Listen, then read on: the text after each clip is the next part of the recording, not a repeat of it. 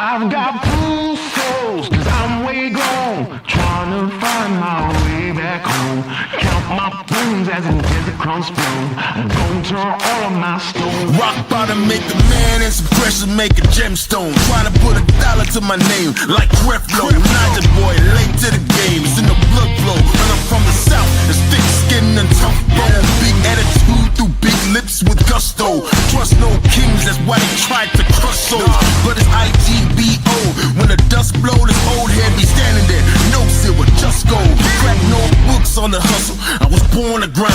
Yo, scared of your potential, I'm adorned with mine. 30 times around the sun, man, of course I shine. My legacy will not dwarf with time. And in my daughter's eyes, it's basic, I must not say quit. Every day sees a present like a Rob St. Nick. Walk a fine line between tenacious and patient. I can't slip, I'm fighting clocks and they can't win. I've got bruised souls, cause I'm way gone, trying to find my way back home.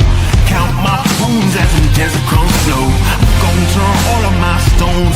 I've got bruised souls, cause I'm way gone, trying to find my way back home. Who that soldier in the mirror, oh oh. I'm gonna turn all of my stones. Impeccably I flow, hardest raps you know, breaking status quo, reaping what I sow, artistry like Van Gogh.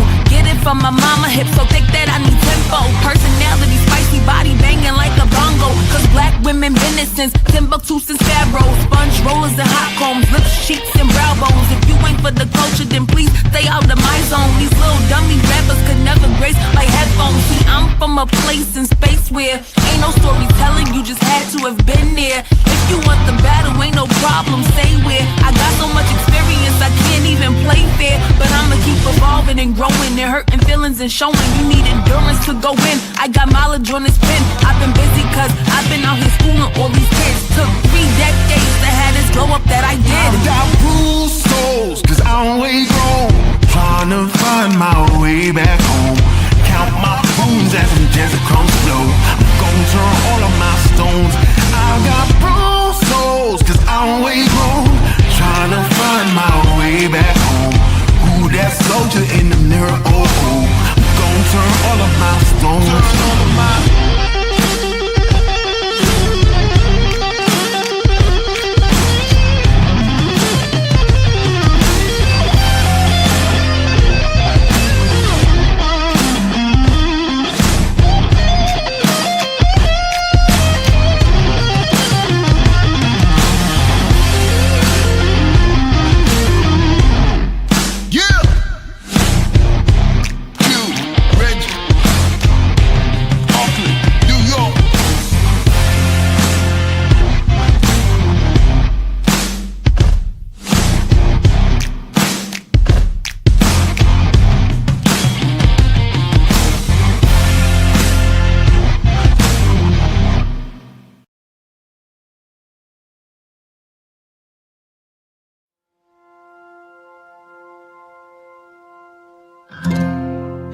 Little boy, you should be in your father's arms tonight. Little boy, today the darkness stole your light. And oh, little boy, this never should have happened to a boy.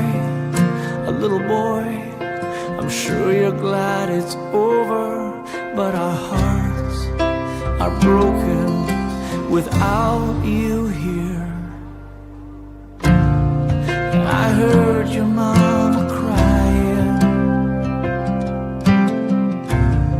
and I heard the wings of 20 angels flying. There ain't nothing that I can say.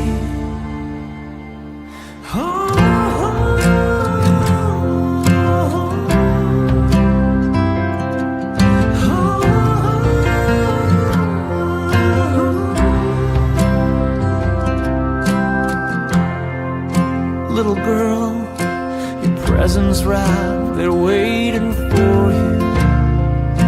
Little girl, this house so still, so sad without you. Little girl, this never should have happened to a girl. A little girl, you need to know we're sorry and our hearts are broken without you here. Today a nation's crying, and I heard the wings of 20 angels flying. Are there any words to say?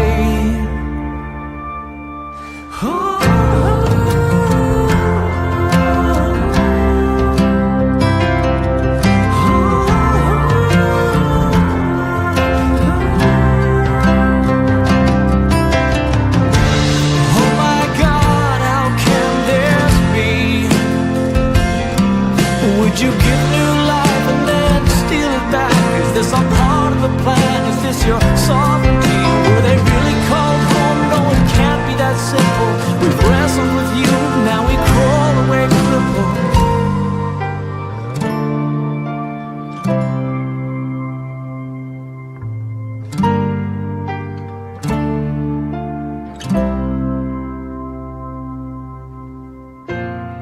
And I heard our Father crying, and I heard the wings of 20 angels flying.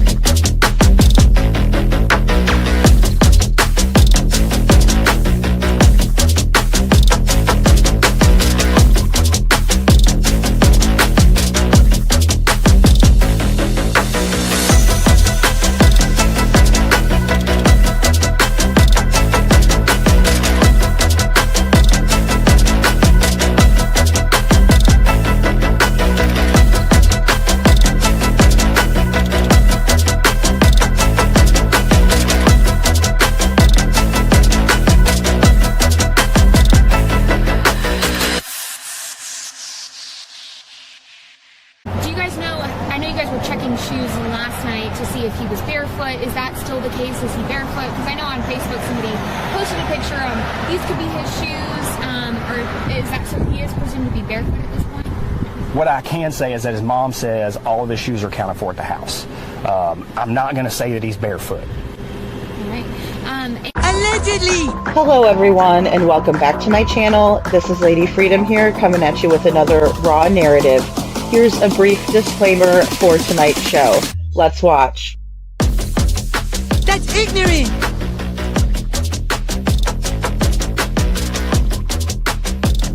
Allegedly, that's ignorant! Ignorant.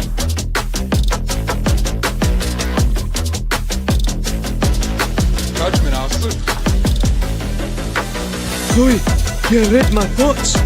You've got the shinin. You mean shining? Shh! You wanna get sued? Judgment, Aslı. You just use that shin of yours to call me and I'll come a-running. But don't be reading my mind between 4 and 5. That's Willie's time. Hey, yo, boss. I love him when he does that.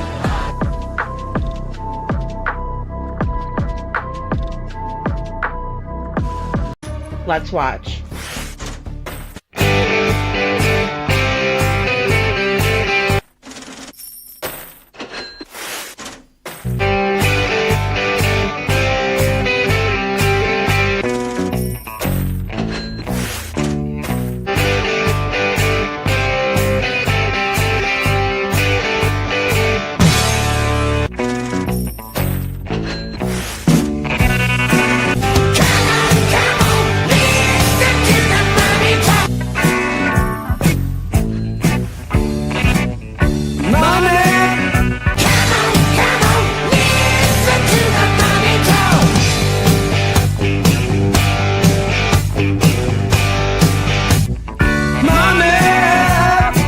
Don't get me back to good bullshit.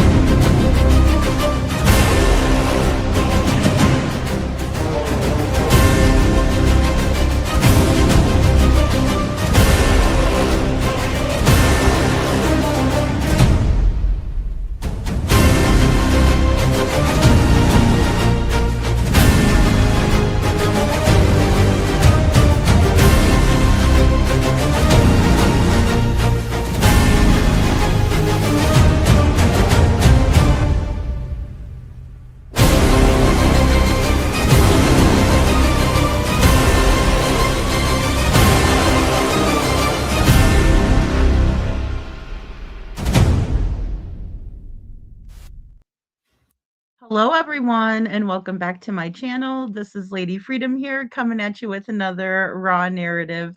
And it's so good to see all of you guys. Hey Holly S, good to see you blessed in Florida. So good to see you. And Lori is here. So good to see you, Lori.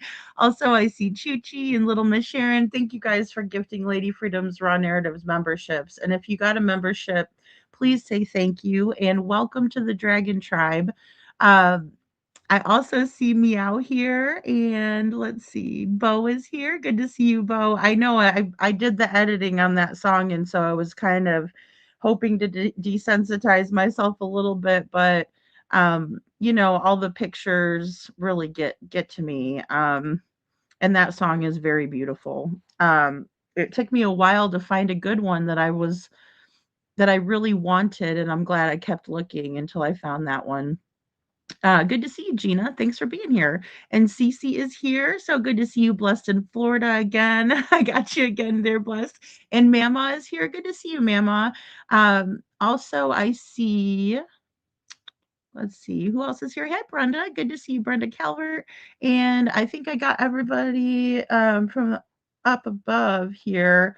The chat was moving fast today, and thank you guys so much. I'm gonna start posting some goals. Hey, Nancy Fleming. Um, because hey, Babs, I want to start crowdfunding for the gathering of voices for Sebastian Rogers. So let me quick grab that flyer so I can show it to you guys. And I encourage everyone that can make this event, which it's a couple of days of an event. Um, I encourage people to go. Um, I think that's the biggest impact that we can make in terms of I just love that. Gosh, Smiley.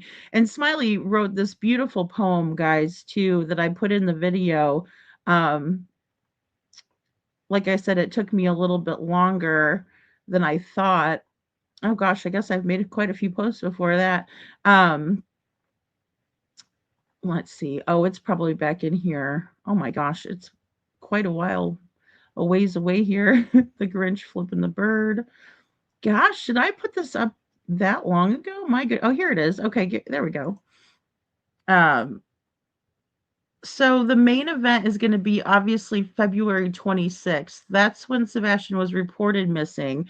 But I think it's the best way to show support to Sebastian. If there are people that are really diehard thinking that the police are not doing their job here, this would be a very great opportunity for you to get some of that misplaced hate out of your heart and show up for Sebastian, right? Um, Guys, it's been uh kind of a ridiculous.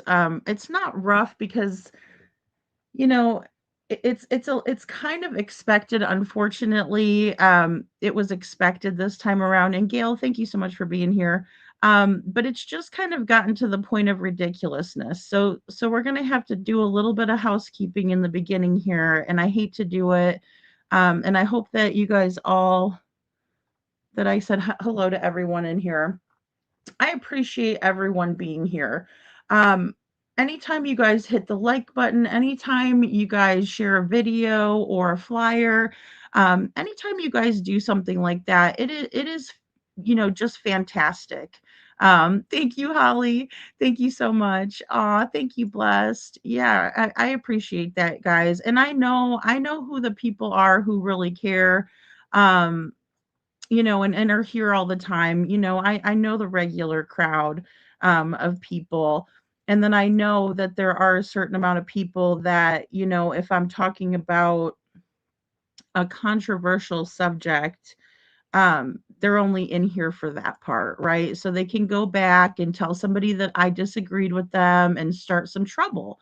And in my opinion, that is just causing division. So if you're only here, if you could just sit on your hands or, you know, um, just listen with an earbud and put your phone somewhere else. So then that way you're not, you don't have to resist the urge to be a troll.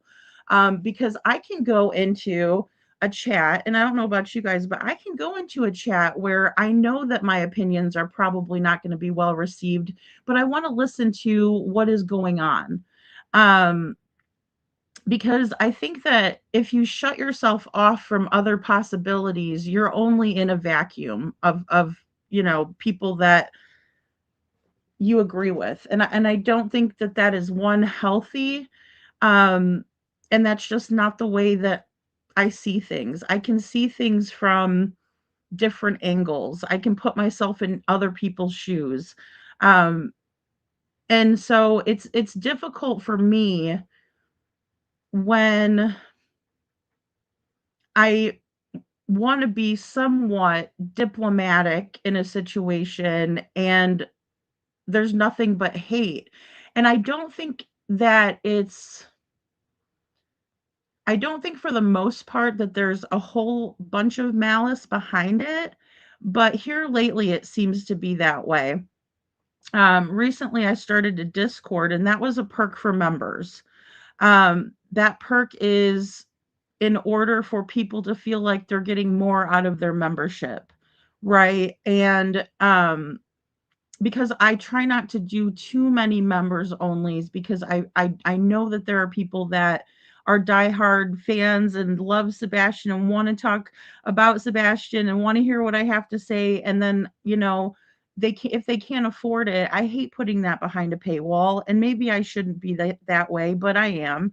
And so, hey Andrea, and so I decided that that might be a cool perk that people would, if they're paying for it, why would they come in there to troll or cause trouble?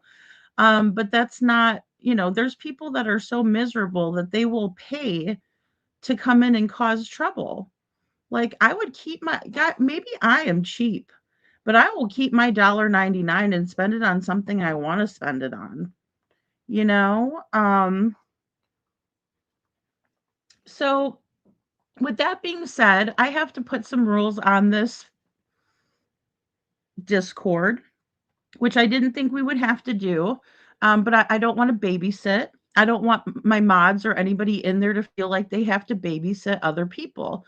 So if you say something rude, especially if you're being rude directly to me, I'm going to time you out for a week and I'll give somebody a second chance. Hey, Wendy, I'll give somebody a second chance.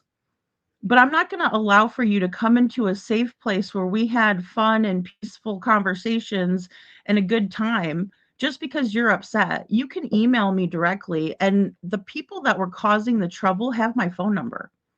That's the damnedest thing, right? So if you're so upset about my opposition, I guess, or my difference of opinion to what is being said about Sebastian being buried in the cemetery, I am sorry that you do not appreciate my point of view.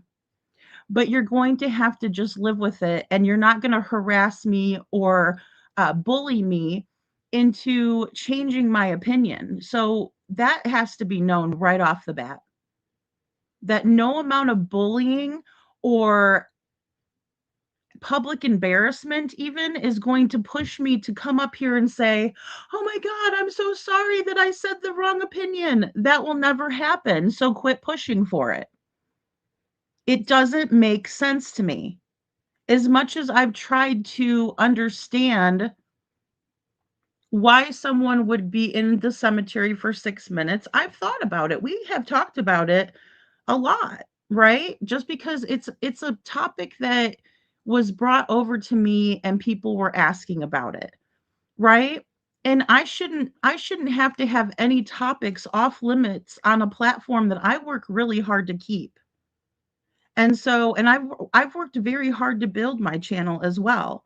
Even if people don't think that that's true, even if people think there's people that are working harder than I am, that's fine. But you cannot expect me to stop talking about what I want to talk about on my channel. If you don't like it, then don't listen to it. Please don't upset yourself. Life is too short, right? Life is way too short for all that mess, right? But one thing that we can focus on would be to find Sebastian, to stand with Seth, and to let Sumner County sheriffs know that the way that this case was handled is improper. And Sebastian deserves better.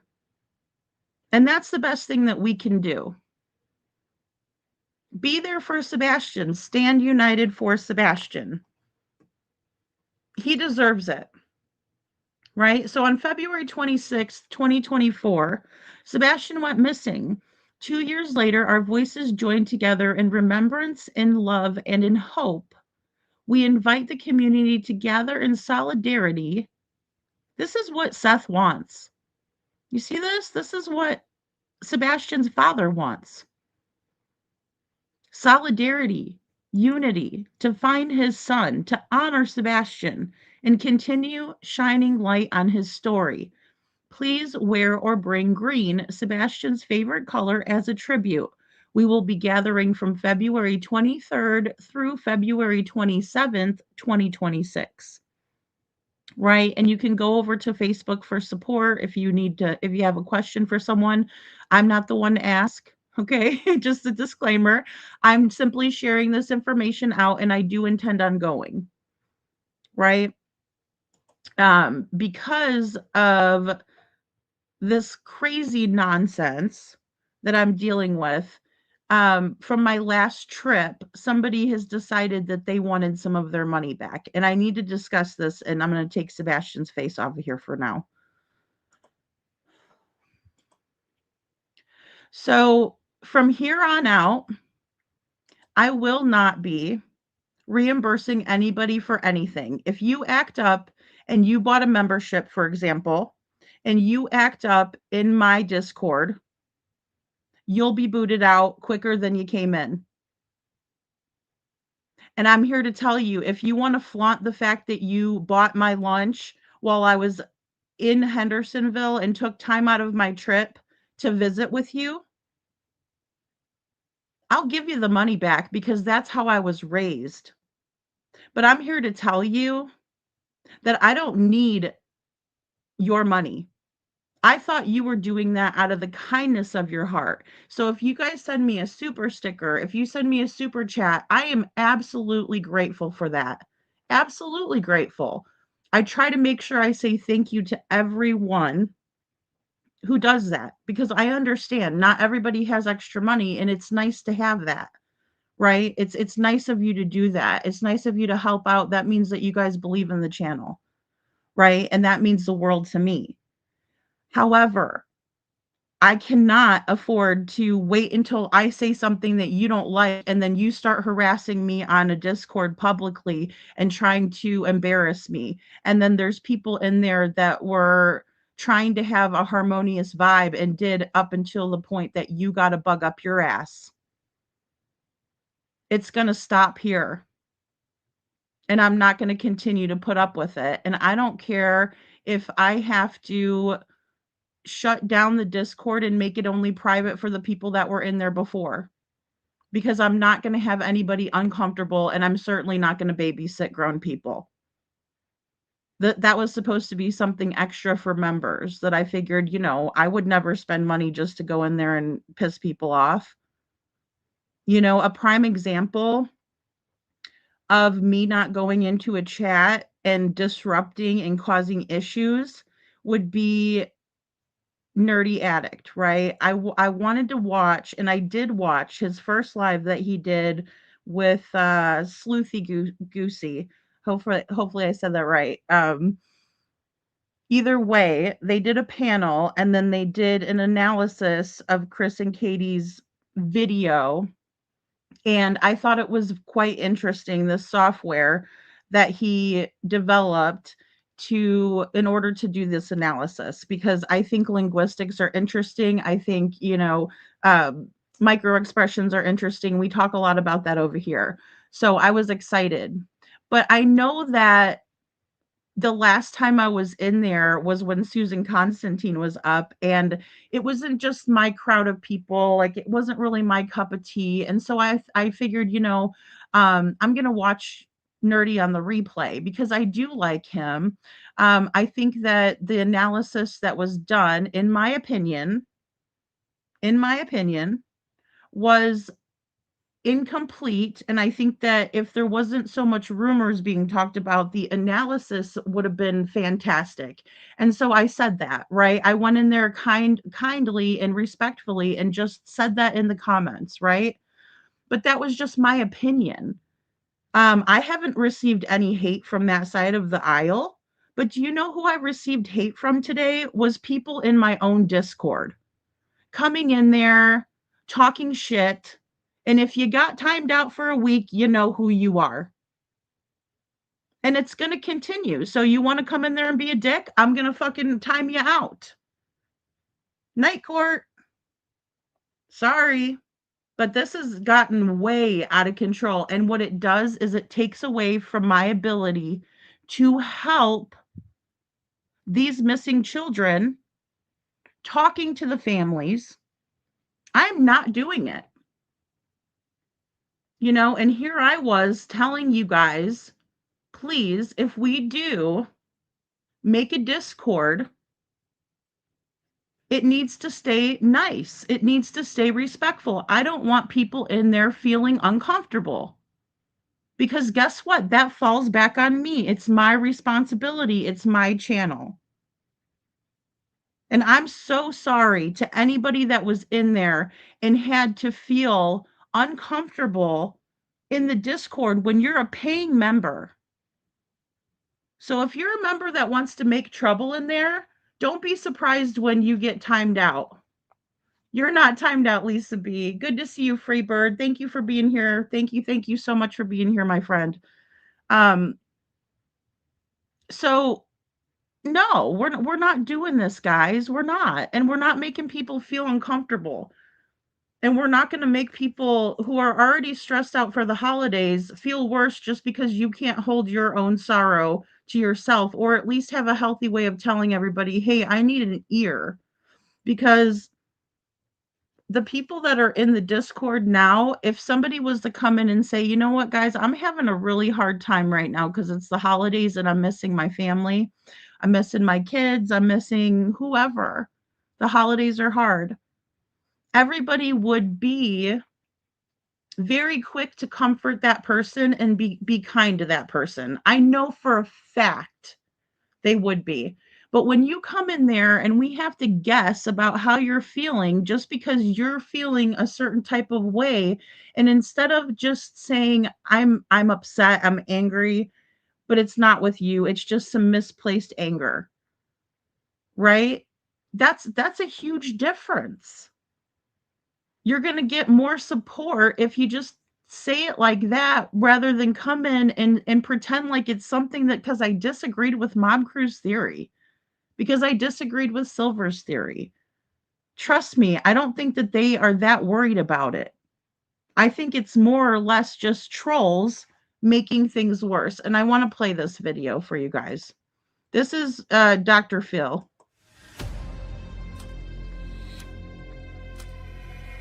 These are the people that actually are so sick, they feel good about themselves for inflicting pain. And it's something called the dark triad. They have narcissism, Machiavellianism, and psychopathy. And there's something called Schadenfreude, and it's when joy is derived by someone from another person's misfortune. Yes. So it's this dark triad. These are people you don't want to meet in real life. No. They're ugly people, and they will go virtual to real world sometimes, so you've got to be careful. You're not. Mm-hmm. And there's been a lot of actual psychological research into these people. These trolls post inflammatory, off-topic, insincere messages to hurt, provoke others, and they typically hide behind fake names or phony accounts. Yeah. And it's really interesting that their makeup is antisocial and sadistic.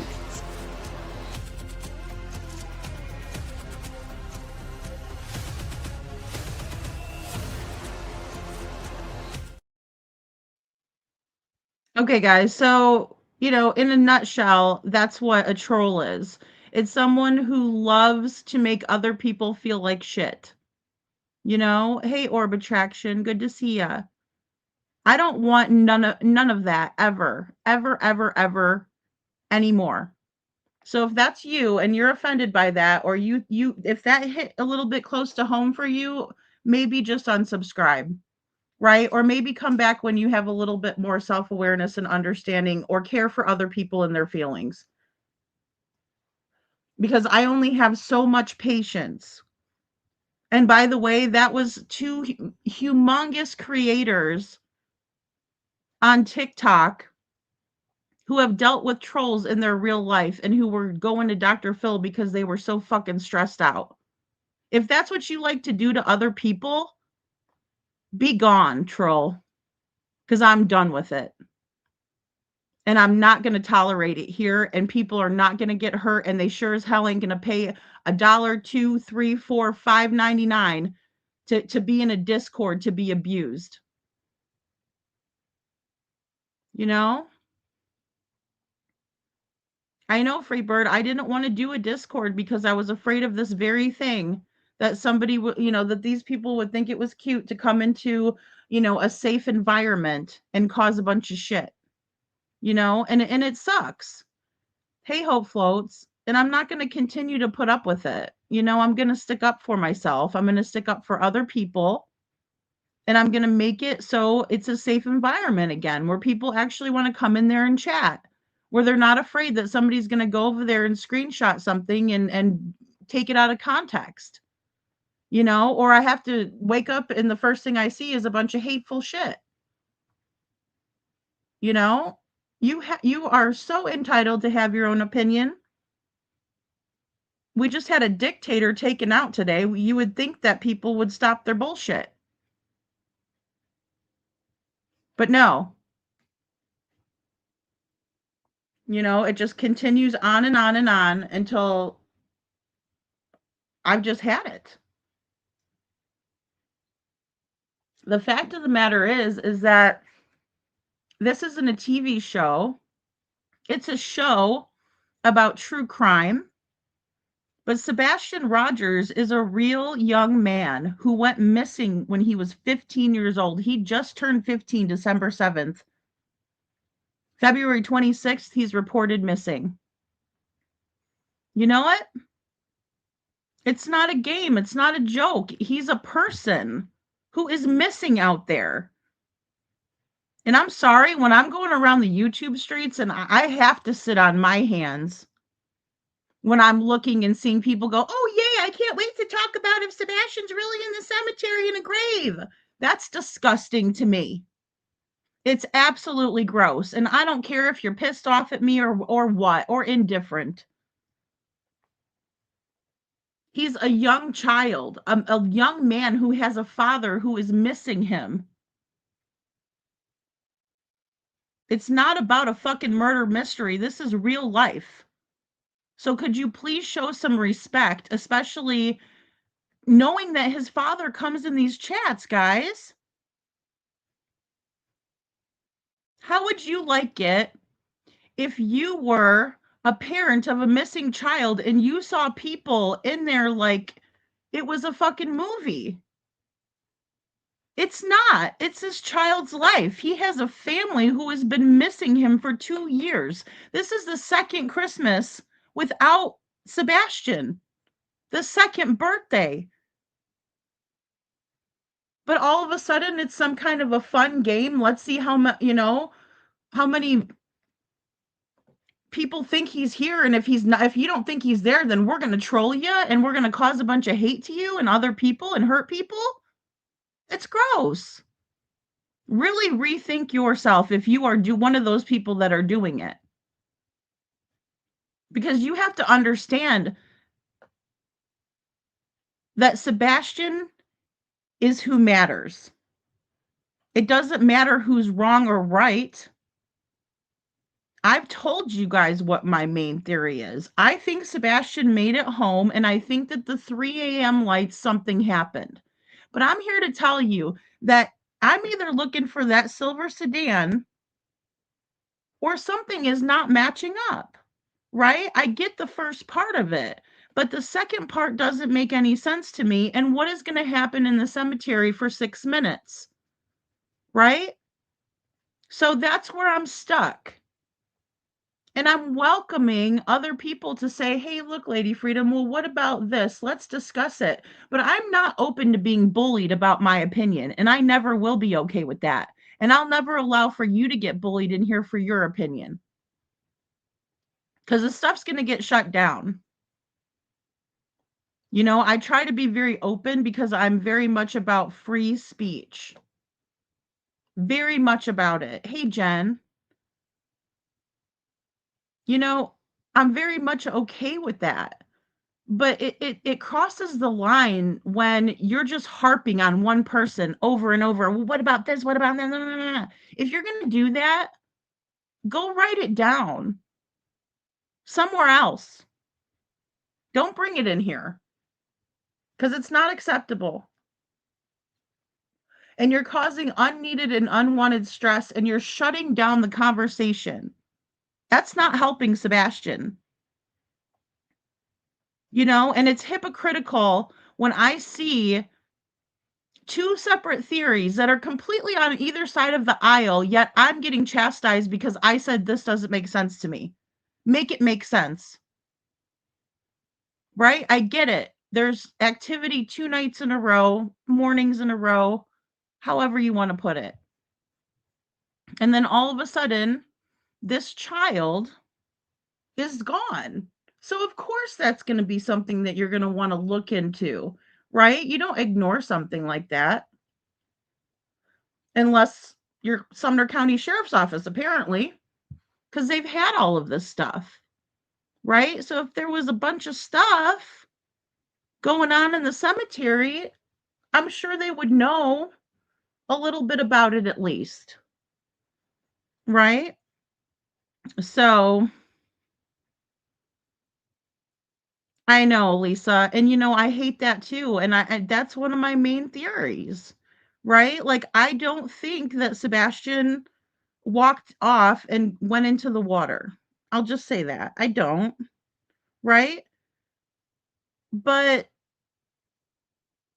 when you take a stance, because I even saw a comment earlier that was like, well, thanks for not picking sides. It's not about picking sides. It's about the logical reasoning behind your conclusion. If it falls on either side of the aisle, that's one thing. If you find something new out, you might change your way of thinking a bit, or it might solidify what you were thinking to begin with. You know? Exactly. And Jen's like, hey, I don't believe that Sebastian made it home. We all have opinions.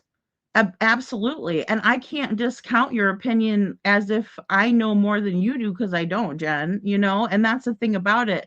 And that's the thing that I would say, like, okay, why do you think that he didn't make it home? And I'm meaning that like a genuine question. So what do what do you think about Sebastian not making it home? How come you think like that?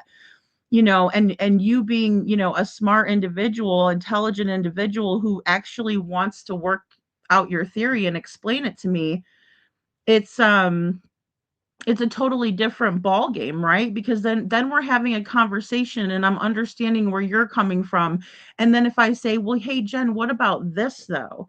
And then you're like, hey, that's a good point. Or you can be like, yeah, but what about this? That's a productive conversation. Just because you're better at cutting someone else down doesn't mean that you won the conversation. What you did was you shut the conversation down. And it's piss poor, grow up. Right? Going chat to chat and causing issues, grow up. You know? So, yeah, I think people need to respect the parents for sure. Astrology for Mystics with Jen. Yeah, you know? Hey, Seth says my son didn't walk off into the water. The look. Well, and I mean, before I did think that, Seth. Well, that was something initially I was thinking, like, did he get drawn to the water? Because a lot of kids on the spectrum do get drawn to water. But then we learned about Sebastian, and we're like, no, he doesn't do that. He doesn't like. I mean, even the picture with the flamingo, he's wearing water shoes. And so I just can't. Um, I can't come to that conclusion. Hey, 601K. So that's my thing, hey, Jenny. That's where my way of thinking, once I figured that piece of information out, okay, all the parents are saying that Sebastian doesn't like to get dirty, that he doesn't like to swim in lakes and ponds and creeks and rivers, whatever you want to call them. Then I was like, oh, okay. Shifted my thinking, right? Yeah, he's a good swimmer. Thank you, Freebird. Right. And that's another thing, but it was so cold that night. Exactly. Why go out in the winter and swim?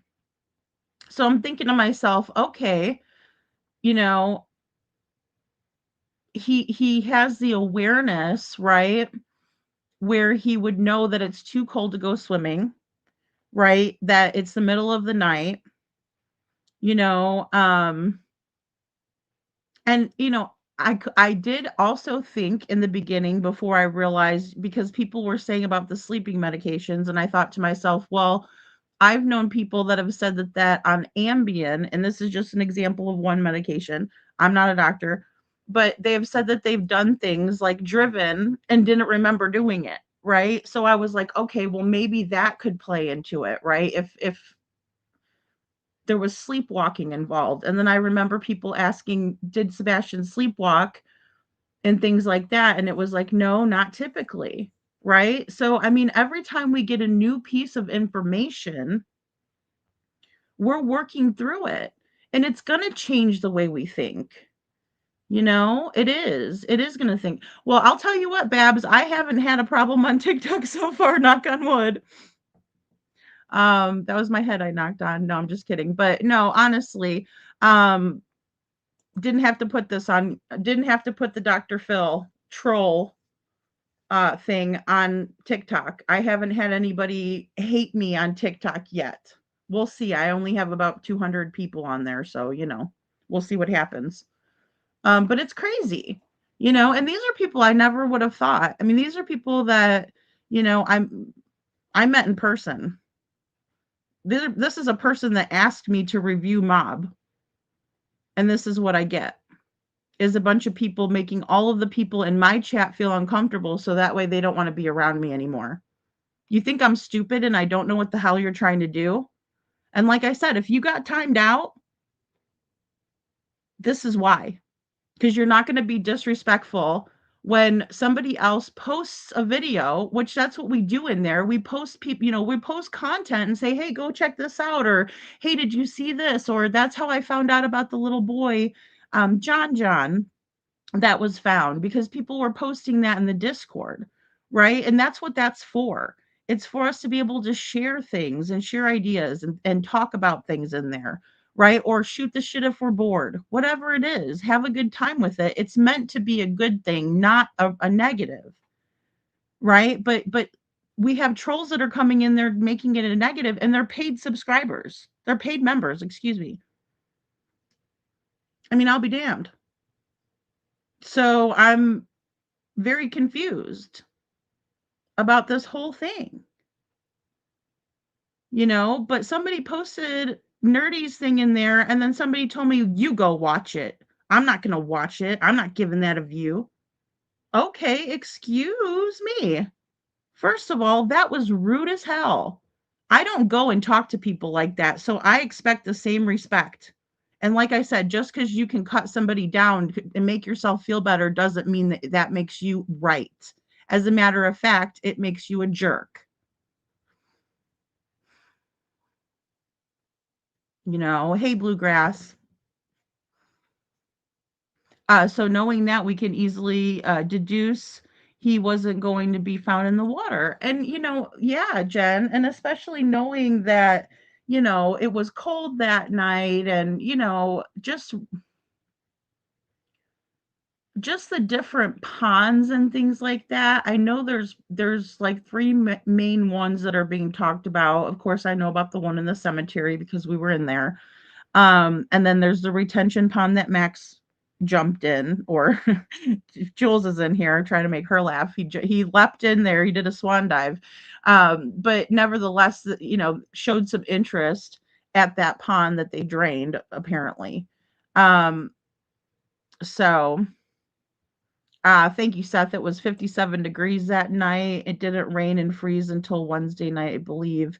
Yeah, so I remember Ken Widener. I believe it was like the third day. Yeah, that sounds about right. Or maybe it was Tuesday night.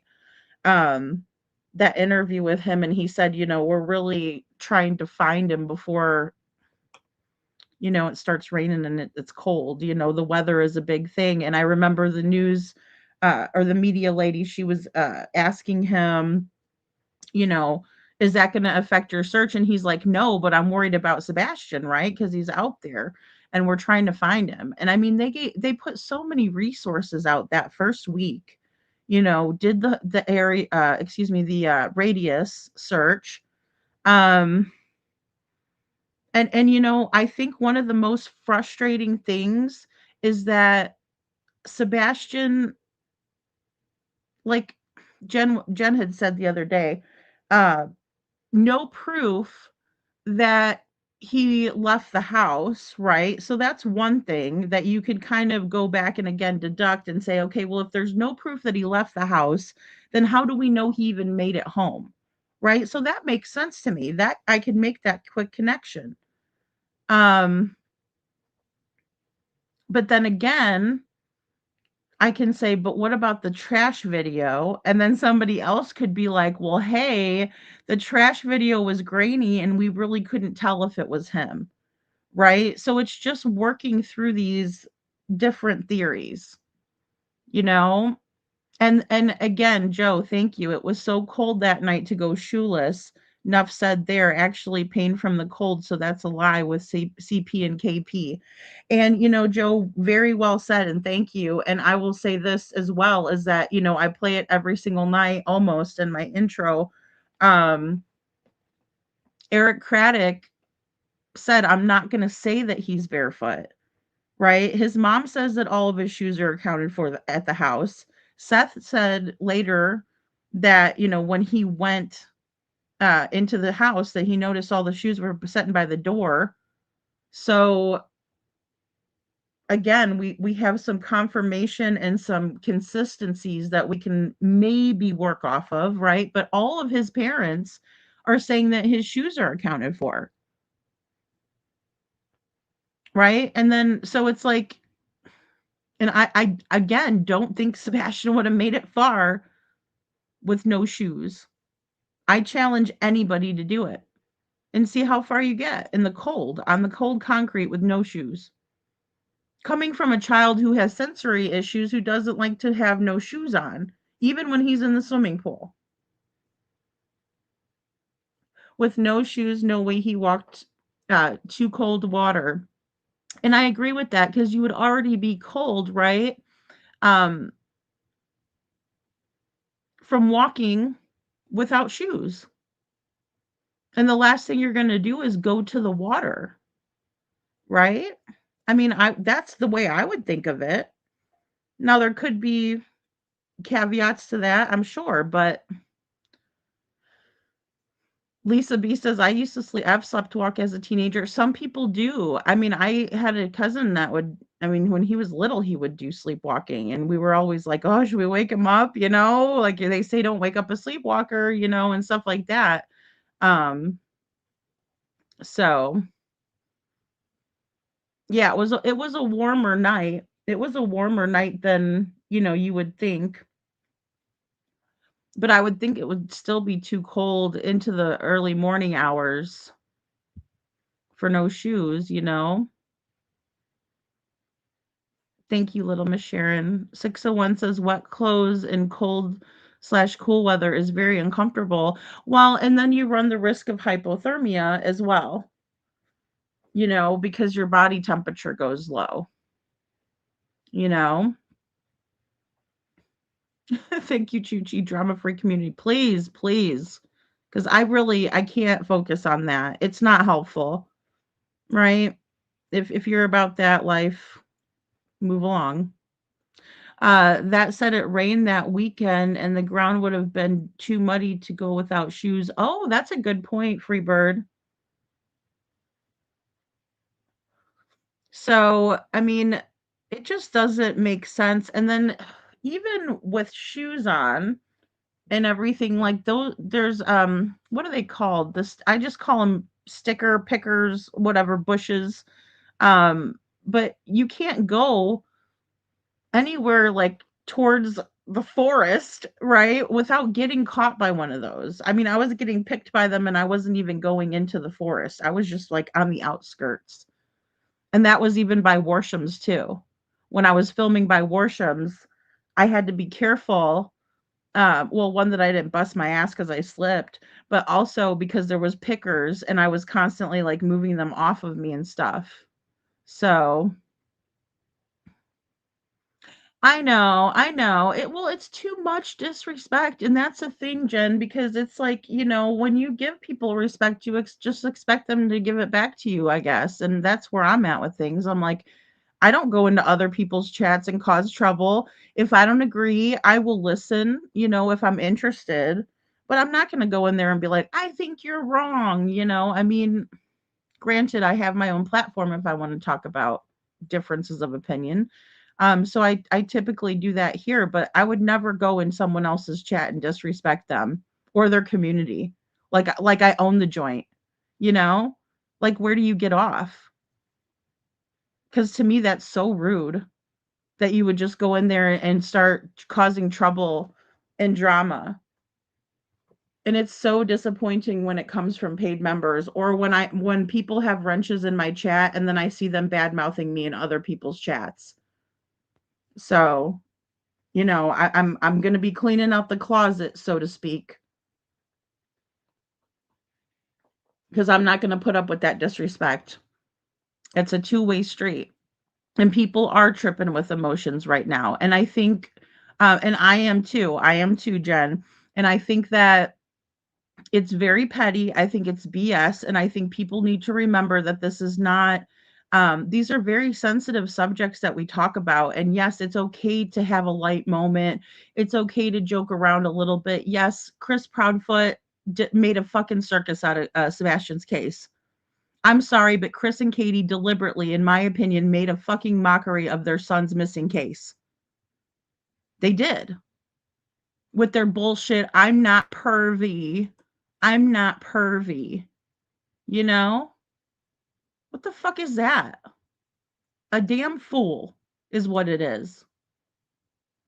Bottom line, Sebastian wouldn't have left the house without shoes, his phone, a jacket, nor without letting his dad know he was planning to leave. In my opinion, I mean, I'm thinking the same thing, Babs. I mean, I'm right there with you. I just think look at how attentive Sebastian was to his mom. Even though we've heard, where Sebastian was thinking, "Hey, I really don't know if my mom really likes me that much," right? But I mean, we can see that in the Texas Roadhouse video.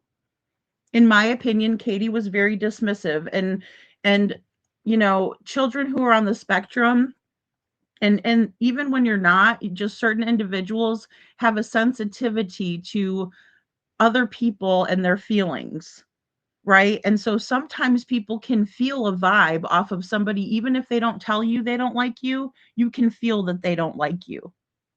It's in what they're doing, their actions. It's the way that you feel from their energy. And it's like it's hard to explain when you don't know what that's like.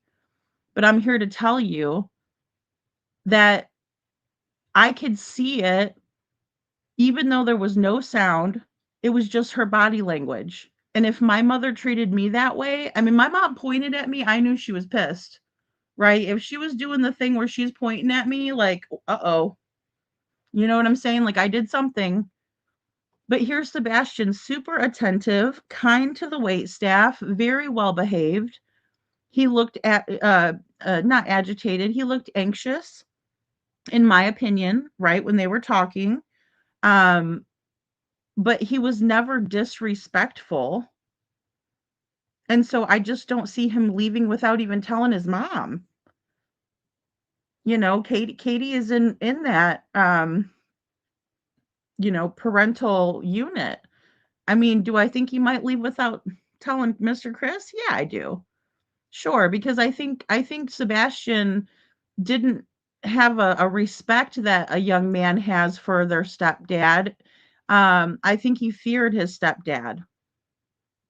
Right? It's one thing to respect someone and to understand that they're the adult in the household, but it's a whole nother ball game to deal with someone that you fear and that you show respect for because you're scared of them.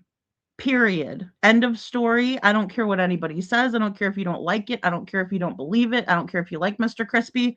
I don't care. Right? But Sebastian felt safe when he was at his father's house, in my opinion. Right? He had a little bit more time to breathe there.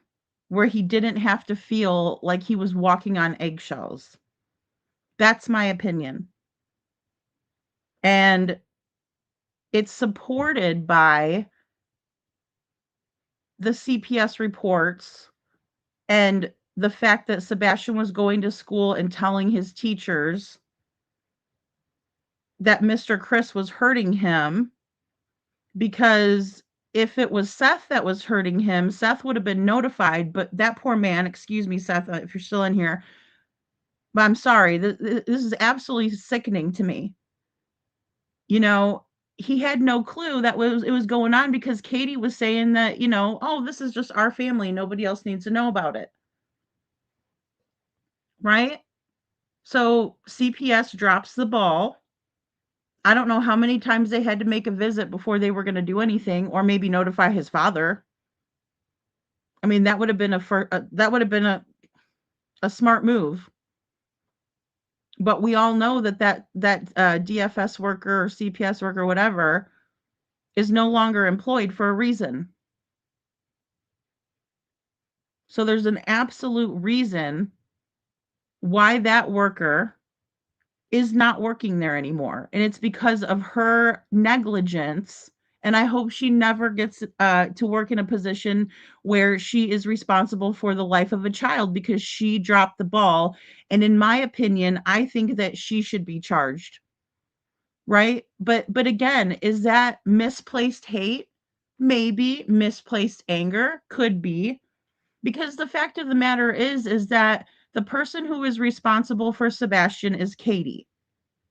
Mr. Chris was long gone. Apparently he was gone the whole month, right? Let's just for argument's sake say that he wasn't there.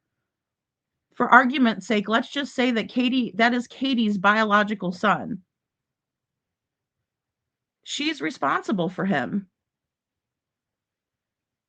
And she's just left to, do whatever she wants, live her best life, drive all around anywhere she wants, go on vacations, whoever, go to Disney.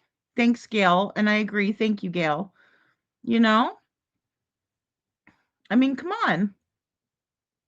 Common sense is not common. And they think that if they insult or act like act crazy enough, that it'll just, it'll prove their point.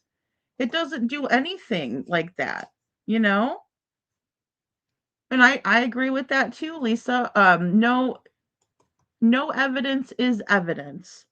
And we've talked about this a lot, and I always use a steering wheel as an example. If my car doesn't have my fingerprints on the steering wheel, then there's a good indication that I clean the fingerprints off of it, right? So the fact that there's no evidence means that I probably got rid of the evidence, but I just feel like Sumner County has not done their due diligence, right? Because they were operating off of the assumption that Sebastian walked off. And everybody knows that that's the wrong assumption, right? We know that now. Before, we didn't know in the beginning. Of course we didn't. Hindsight's always going to be 2020. But we have to think logically. We have to think logically, and as new information comes in, we can't dig our heels in and be like, no offense, but Sumner County Sheriff's Office. Nope, he walked off. Nope. Nope. We're not looking at anything. Closed-minded. There's no reason for that. That's not going to help. And if it doesn't make sense, then it's okay to ask questions, I think.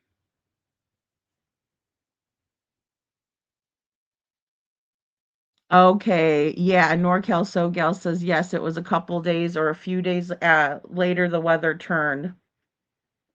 And then LE expressed more of a concern. Yeah, because, at that point, then, well, especially when people were being told that Sebastian would hide in their outbuildings and things like that.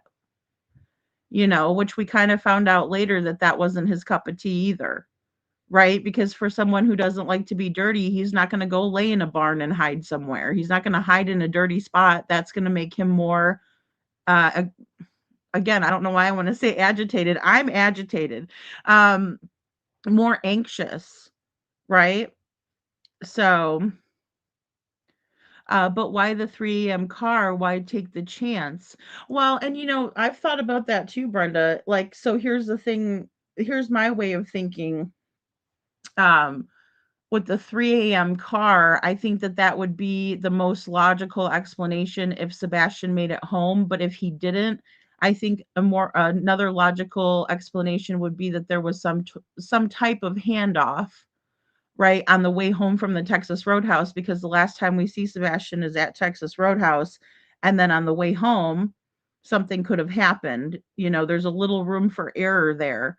I don't think it was 40 minutes. I've heard that. I have no proof of that whatsoever. And, until I get proof of that, I'm not going to jump on the bandwagon again, especially at this stage of the game.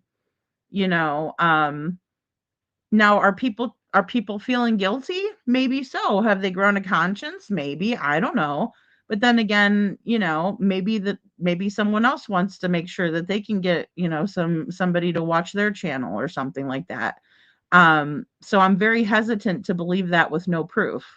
Now, if the neighbor across the street, for instance, who had a Ring camera that was pointing directly to Sebastian's house, was to come out and say, "Look, y'all, I got this footage and I'm finally okay to share this," and somebody puts it out there and we can physically see something to that effect, then yeah, I'll believe it.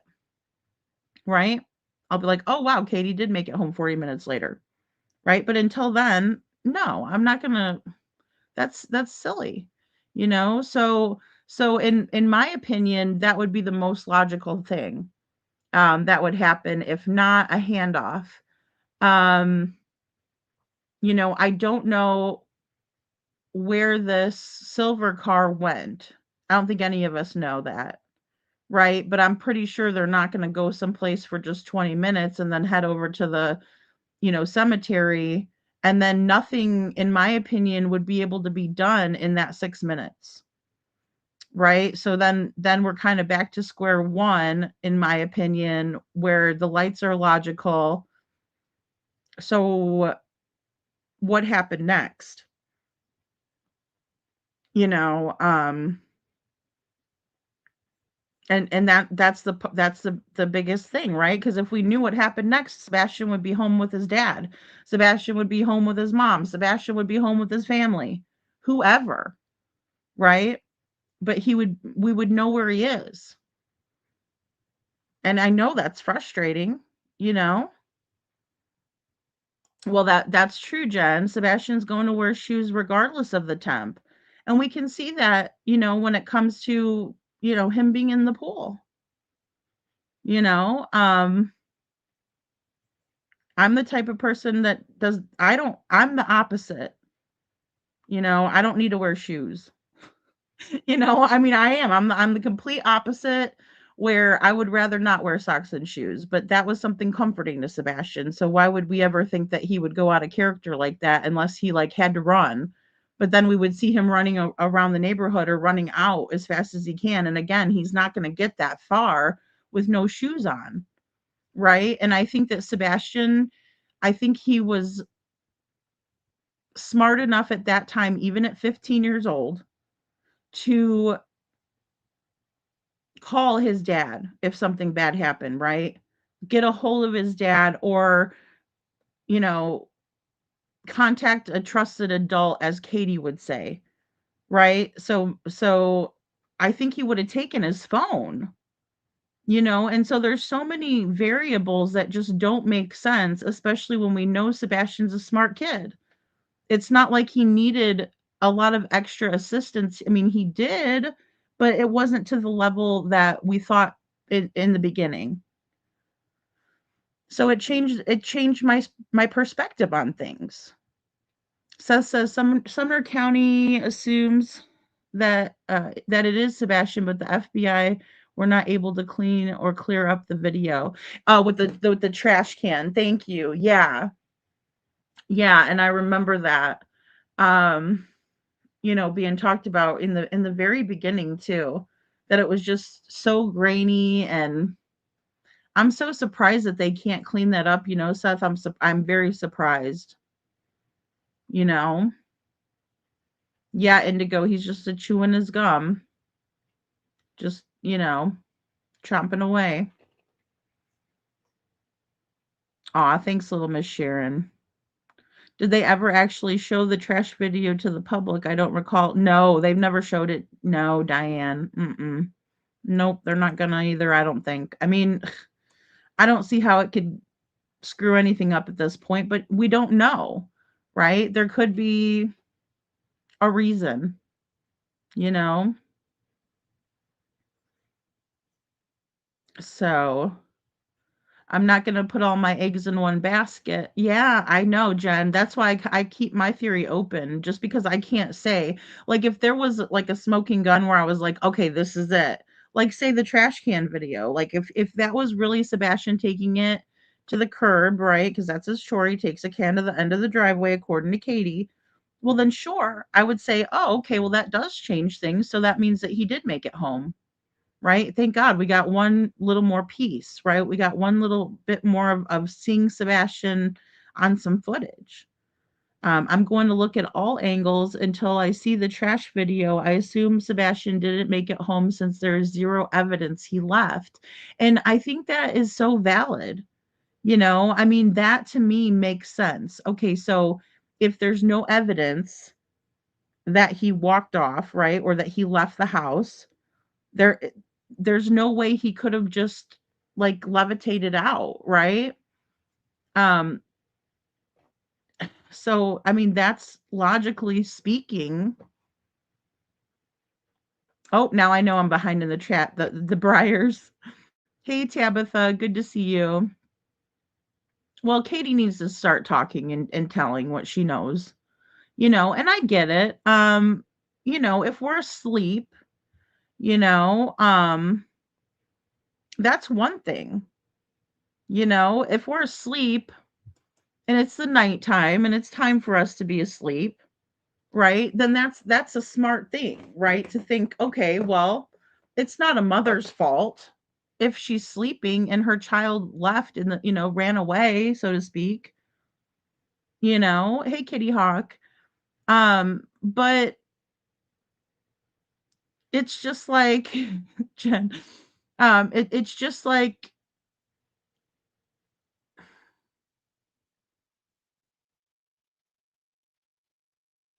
there's just no way to know for sure. Like I said, if I could identify Sebastian in that video, right? Um, that would be one thing. Oh, okay. Kitty says Eric Craddock refused to put forth Sebastian was barefoot. So maybe with Sebastian in Fox only, was there actually another pair of shoes that no one knew about? I mean, I've thought about it, like where maybe there was an old pair in his closet, or something. Well, Holly, I just wish it would have been the analysis, and I'd like to just go over that part and show you guys some things that I noticed on there. But again, when we have to be afraid as creators that people are going to turn on us and there's going to be like a mob formed, kill the beast, like, I mean, who's going to tell the truth? Then people are just pleasing for their audience instead of doing like that analysis. I was so excited for that, and then it was more or less like about silly things that are is not true, and I don't know, I guess Nerdy thinks, or his subscribers have told him that Seth is I can't believe I'm gonna say it. Oh Lord, they're saying he's like the Ron Jeremy of YouTube over here. So it's like, come on. Come on, let's be real here, So that was a topic, and I was just like, no, I want to see like the analysis part, right? I was super excited.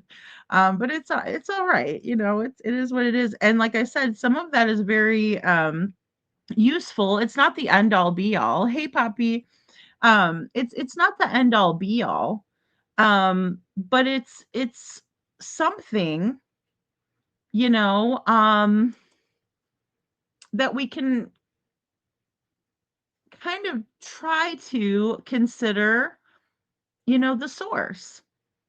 So, Holly, but I mean, yeah, Seth is the Papi Chulo of YouTube, so everybody knows, according to new developments. No, I'm just kidding. No, you're right, NorCal SoGal. LE never mentioned if Sebastian had his glasses. They never have. They put it on the missing flyer, I believe. Hey, Jackie T. You know, um, where's the bond? Hey, Sam. Sam says, where's the bond located? I don't know. Katie told Nancy Grace there was a bond, but she never said exactly where. Um, he is wearing glasses at the Texas Roadhouse. Yeah. He sure is. Yeah. You know. Aw, thanks, Kelly Holcomb. I'm sorry, guys. I got a little bit behind in chat.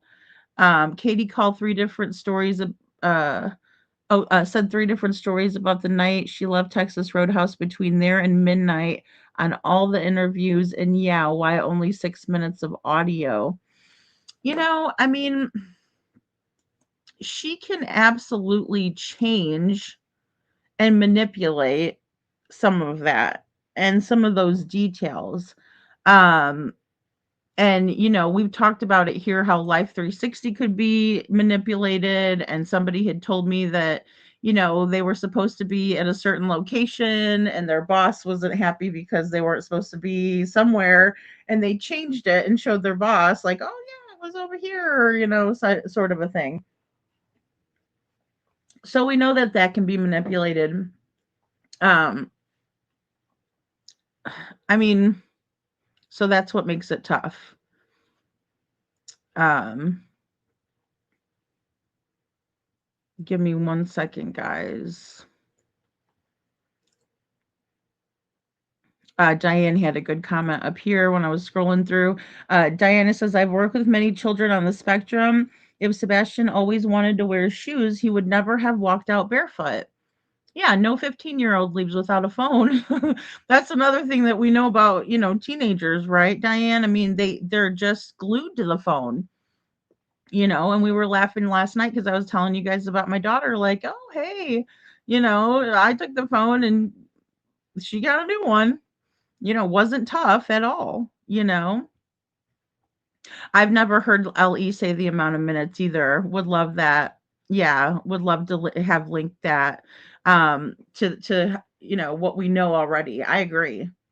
I know because well, we know it takes about 15 minutes at tops, I think, Jen, if I'm remembering correctly. I mean, everything's so close. Like even where they were during the day.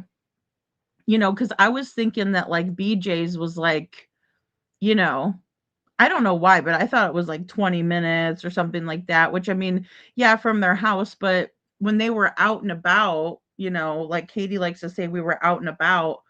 I mean, yeah, that's everything's close. It's not like they had to drive, you know, an hour away and, everything's close. Thank you. 10 minutes. Thanks, Jen. I was afraid to like say 10 minutes because I was thinking, okay, maybe 15, but yeah, like 10 minutes. It's so close. I mean, and especially there's that back way. That's kind of like, I mean, it's like a shortcut because you could take one way, you could take the highway one way, you could take, I think there's 3 routes because I want to say JLR did 3 routes. Um, but either way, I mean, it really they should have been home by at least 7. I think I remember somebody saying, either Chris or Katie, I think. I mean, she would know. That's the whole thing. Katie would know. There's no reason for her to hide that.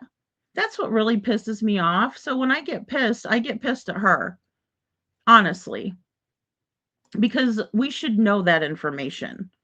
Like, hey, we got home at this time. Why would that cause any type of an issue unless she doesn't want us speculating on what could have happened next? I mean, but either way, that would be something that she can come out with and that's transparent, and it's not like she's impeding the investigation or telling anything that's going to ruin the integrity of the investigation. So I just don't. I don't know. Thank you. We took the quickest route. Yeah, and I would think anybody would take the quickest route. You know, that lives there, that would know. Um Kitty Hawk says, "Yeah, I did a little research and I think it was 10 minutes also, but then they said there was 6 minutes of audio from the dash cam. And so there's 4 minutes where no conversation between Katie and Sebastian."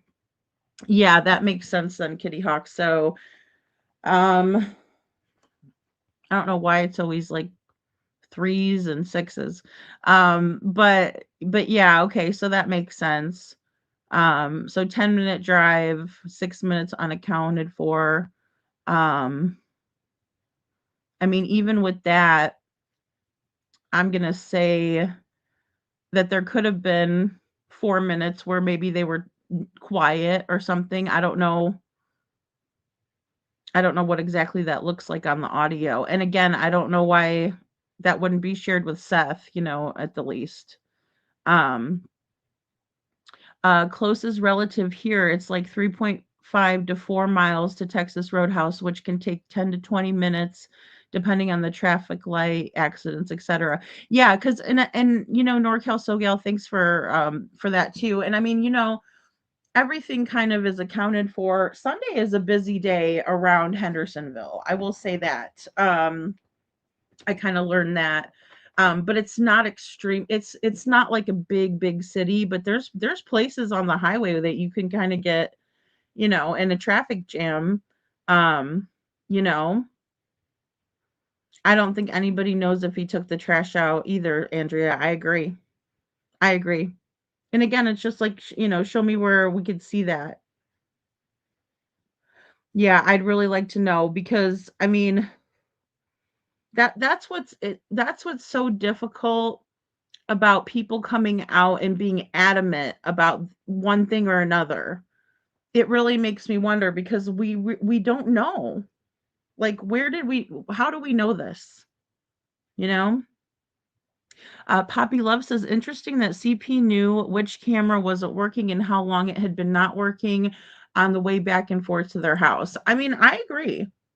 And the thing is too is I can't put a whole lot of weight into what Chris and Katie are saying because the last time someone did an analysis on their interview where they were telling the story of what happened, they got a 52% honesty, right, on it. So that's telling me that they're telling half truths. So some of it is true, which makes the story more believable.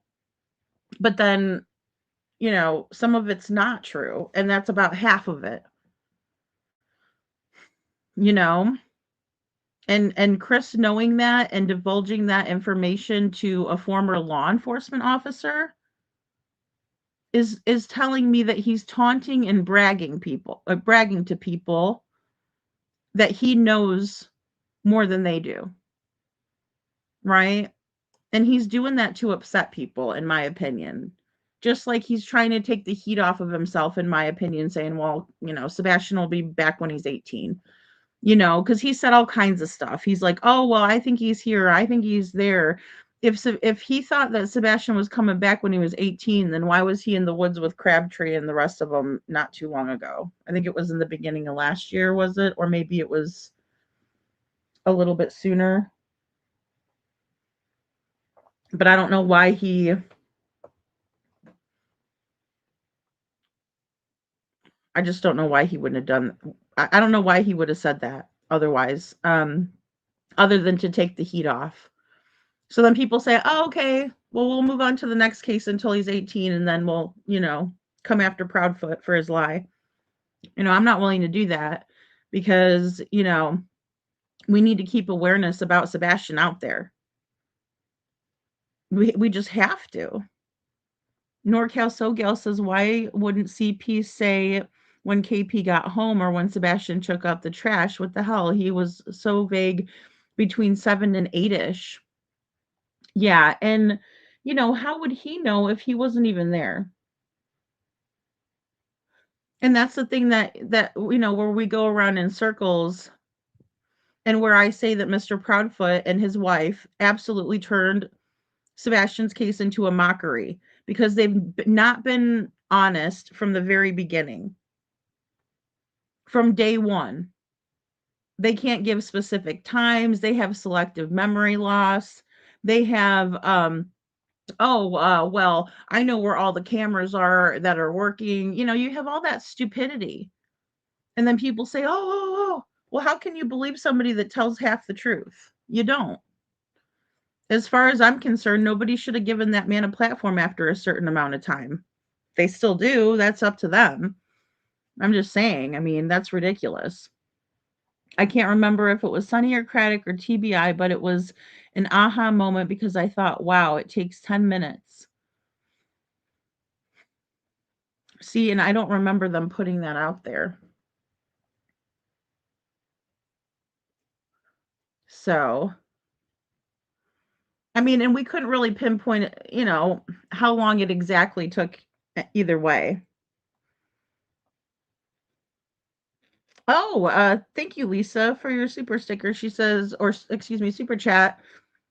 Thoughts, excuse me, thoughts on mileage for the work van this past year. So, what I think about the work van mileage is I find it to be very interesting that allegedly Katie was in California for 3 months and she only used about 38 to 40 miles. I forget what the exact calculation was that we did. But then over the course of another 3.5 months, she puts 25,000 miles, just say to round, on her vehicle. I find it to be very interesting that Katie was taking on new addresses. And I think that there could be a couple of reasons why she's done that. I think one could be that she was working, right? And they relocated her for a time. And it might have been because people were being psychotic, right? Let's just be honest. I mean, I'm just being honest. And calling her work and doing this, and that could be one thing. But I also think that Katie could be scouting out a place to run. I also think that Katie could have Sebastian somewhere over there, in that area, you know. And I think just knowing that says a lot because that's something that we can prove. That's not, a car that's, 2 football fields away. That's not, that to me was something that's important, but then I would also stress the importance of making sure that we don't draw too much attention and let someone who we think might have done something bad to Sebastian know what our hand is, right? We need to keep a poker face. And so I think that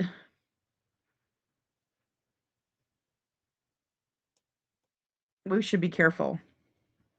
We were driving a busy hour on the weekend. Yeah, true. Maybe a Saturday they left on a Sunday shouldn't take 20 minutes.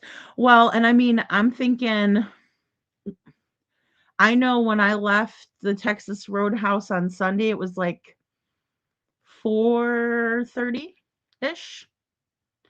And there wasn't a large amount of traffic that would impede the drive time, right? Like it was pretty, and again, that's a couple hours before. Um, so yeah, I don't know because I think that would have been. Holly says I thought Seth said something about it took Katie a while to produce the video in the first place. I mean, I'm guessing it would have came from um I'm guessing it would have came from the neighbor's footage across the street. If you're talking about like the trash can video, Holly, I think you're talking about that. Um, I might not have, Sam. I might not have. Can you repeat it? I'm sorry. It's probably up in the chat. And then Chris said something like it's not a dash cam. It seems like this is. Oh, okay. The audio. I gotcha. Okay. It seems like this is what they want to do, just cause the chaos. Well, and that's the thing. They've been doing that. They've been doing it from the beginning, right? Because they came out, they told us all, oh, we have a great co-parenting relationship. And Chris Proudfoot was so transparent. Oh, well, I'm almost in contact with him almost daily, speaking of Seth, right? And oh, we're great. And then Duchess was like, oh, see everybody? Nothing to see here. Everything's great. From the very beginning. We were lied to by the Proud Feet. They were trying to make themselves look better than they actually are. And some people might say, well, that's because they're embarrassed because they lost their child and they don't know where their child is. It was under their care. So they're excuse me. So maybe they're not going to be as honest because they're afraid that people are going to look badly upon them. There's a lot of reasons why people lie, and it's not always because they're a murderer, right? But in my opinion, it's logical to think that there's a reason why they're lying.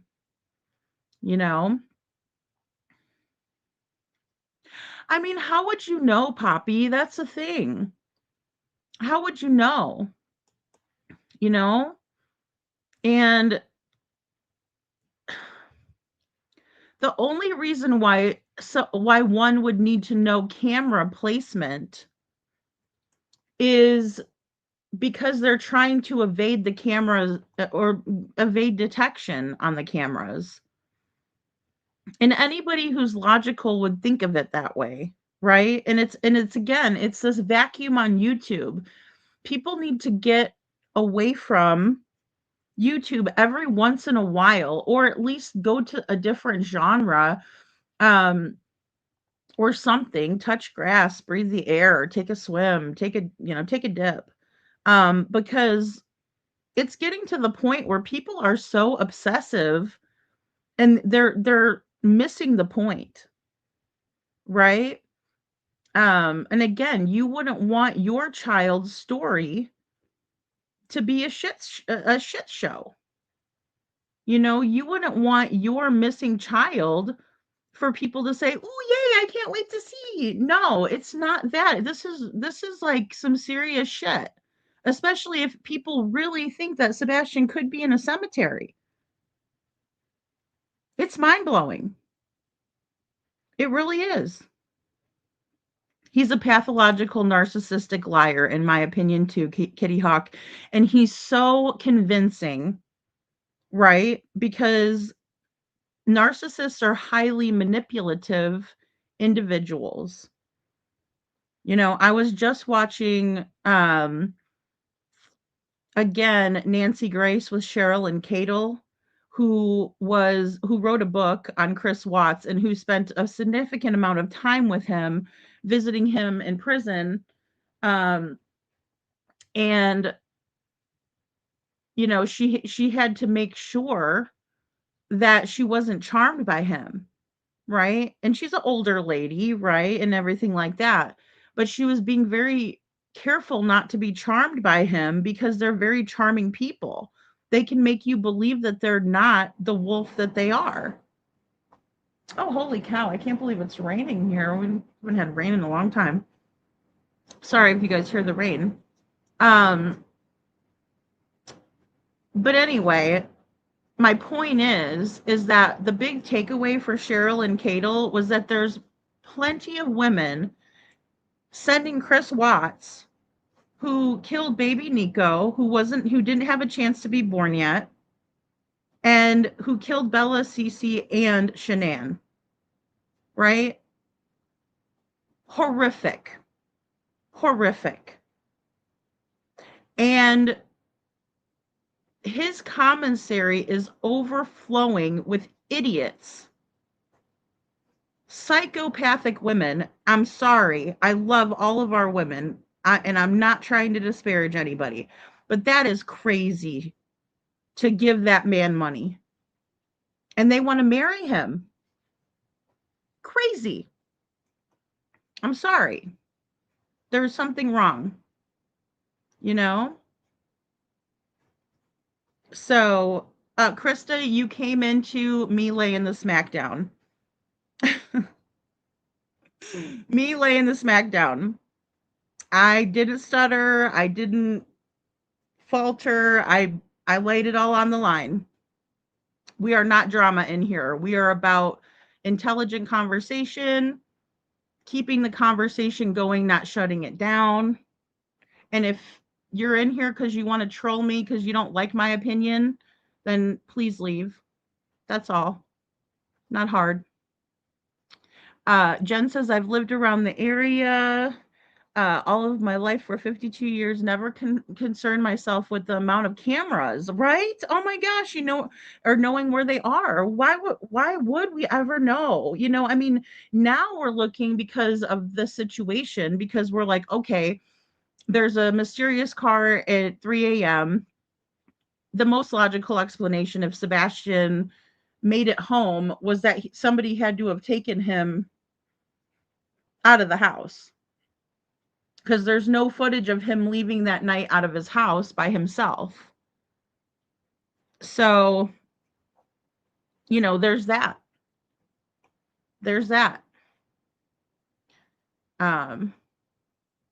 Hey, Michael, thanks for being here. So, I mean, we just have to think of it logically. And again, if I'm looking for a silver sedan, which I think that's a viable option, then,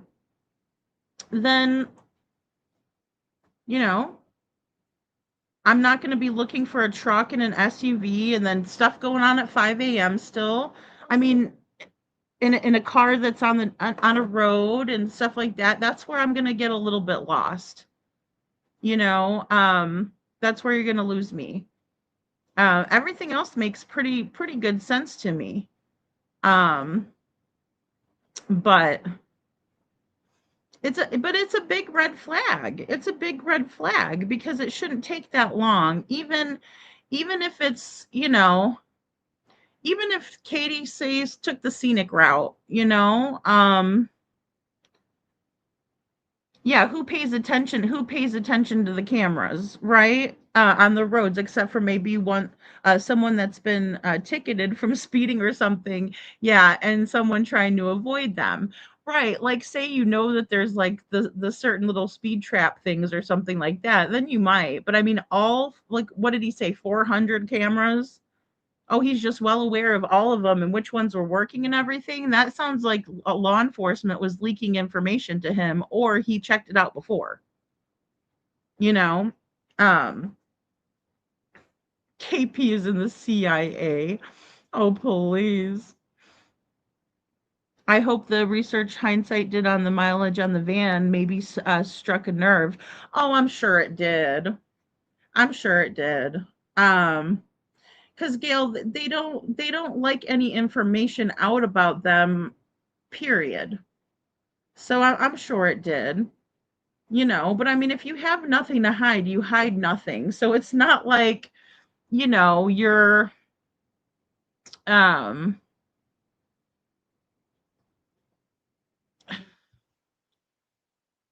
I mean, and they're lying about the dumbest stuff, you know? It's weird. Like I said, there's no reason not to show that Sebastian made it home, for instance. Right? If he didn't make it home, okay, fine. But I mean, I'm just saying, if you're adamant that Sebastian was with you when you got home, there's no reason to hide that. I would be showing people. Yeah, Crystal, that or Black Krista, sorry, Krista. Yeah, that's the thing. I just wanted people to understand that once they're blocked, I'm not going to give them their membership back. If they're a member and they're acting crazy in here, I just need people to rethink it unless they want to be banned for life, because I'm not going to go back and forth and let people in that are acting like jerks.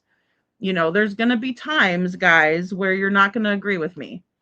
Point blank period. You will not agree with me. We're not going to be on the same page, right? And that's okay. It's because we're both individuals and we have our own brains that God gave us. I think they had to serve a warrant to get that cam from her Infinity for that night, the 25th. Oh, I don't know. I don't know which warrants were served, Kitty. I don't even know about that one. Well, I guess we do know a little bit about one that was, played over the speaker. Oh, thank you, Chuchi. Yeah, Anaheim and El Cajon. Anaheim and El Cajon. So I doubt if anyone is watching Katie, she won't be making the same moves. She was tipped off. See, and I see, Jen, and that's so well said. Thank you. That's exactly what I was kind of going for when I said we got to kind of be more careful about stuff. But I think Katie was definitely busted out and not realizing that all her shit's public. I'll just say that, and I mean, if I was trying to conceal my, whereabouts, then I'd be pissed too, of course. I mean, anybody would be. If you got found out, you're busted, but the thing is that, it'd be nice to let her go on about her business and, so, but it was only a matter of time, I guess, if it's all public. I know that when I looked into Chris, I think it was already the El Cajon address. It was this one right here, 315 Brambraham, way down in Alabama. So yeah, I kind of showed that, but I think that was the one that now there was a new one, that was listed. One in Roanoke, that one's Roanoke, number 35. Right? And then we have the other Brabham Street. Sorry. So I kind of showed you guys that, and that was just pulled off of public records. And, I mean, if you have any questions, it's Chris's phone number. No, I'm just kidding. I'm teasing. I don't know what the hell his phone number is, nor do I care. I think they had to serve. Oh, sorry. Read that one already. And if they don't get a judge to sign off on the warrant searching, then nothing is admissible in court. Everything needs to be done by the book. I agree with that, Kitty. Yep. Yep. Yeah.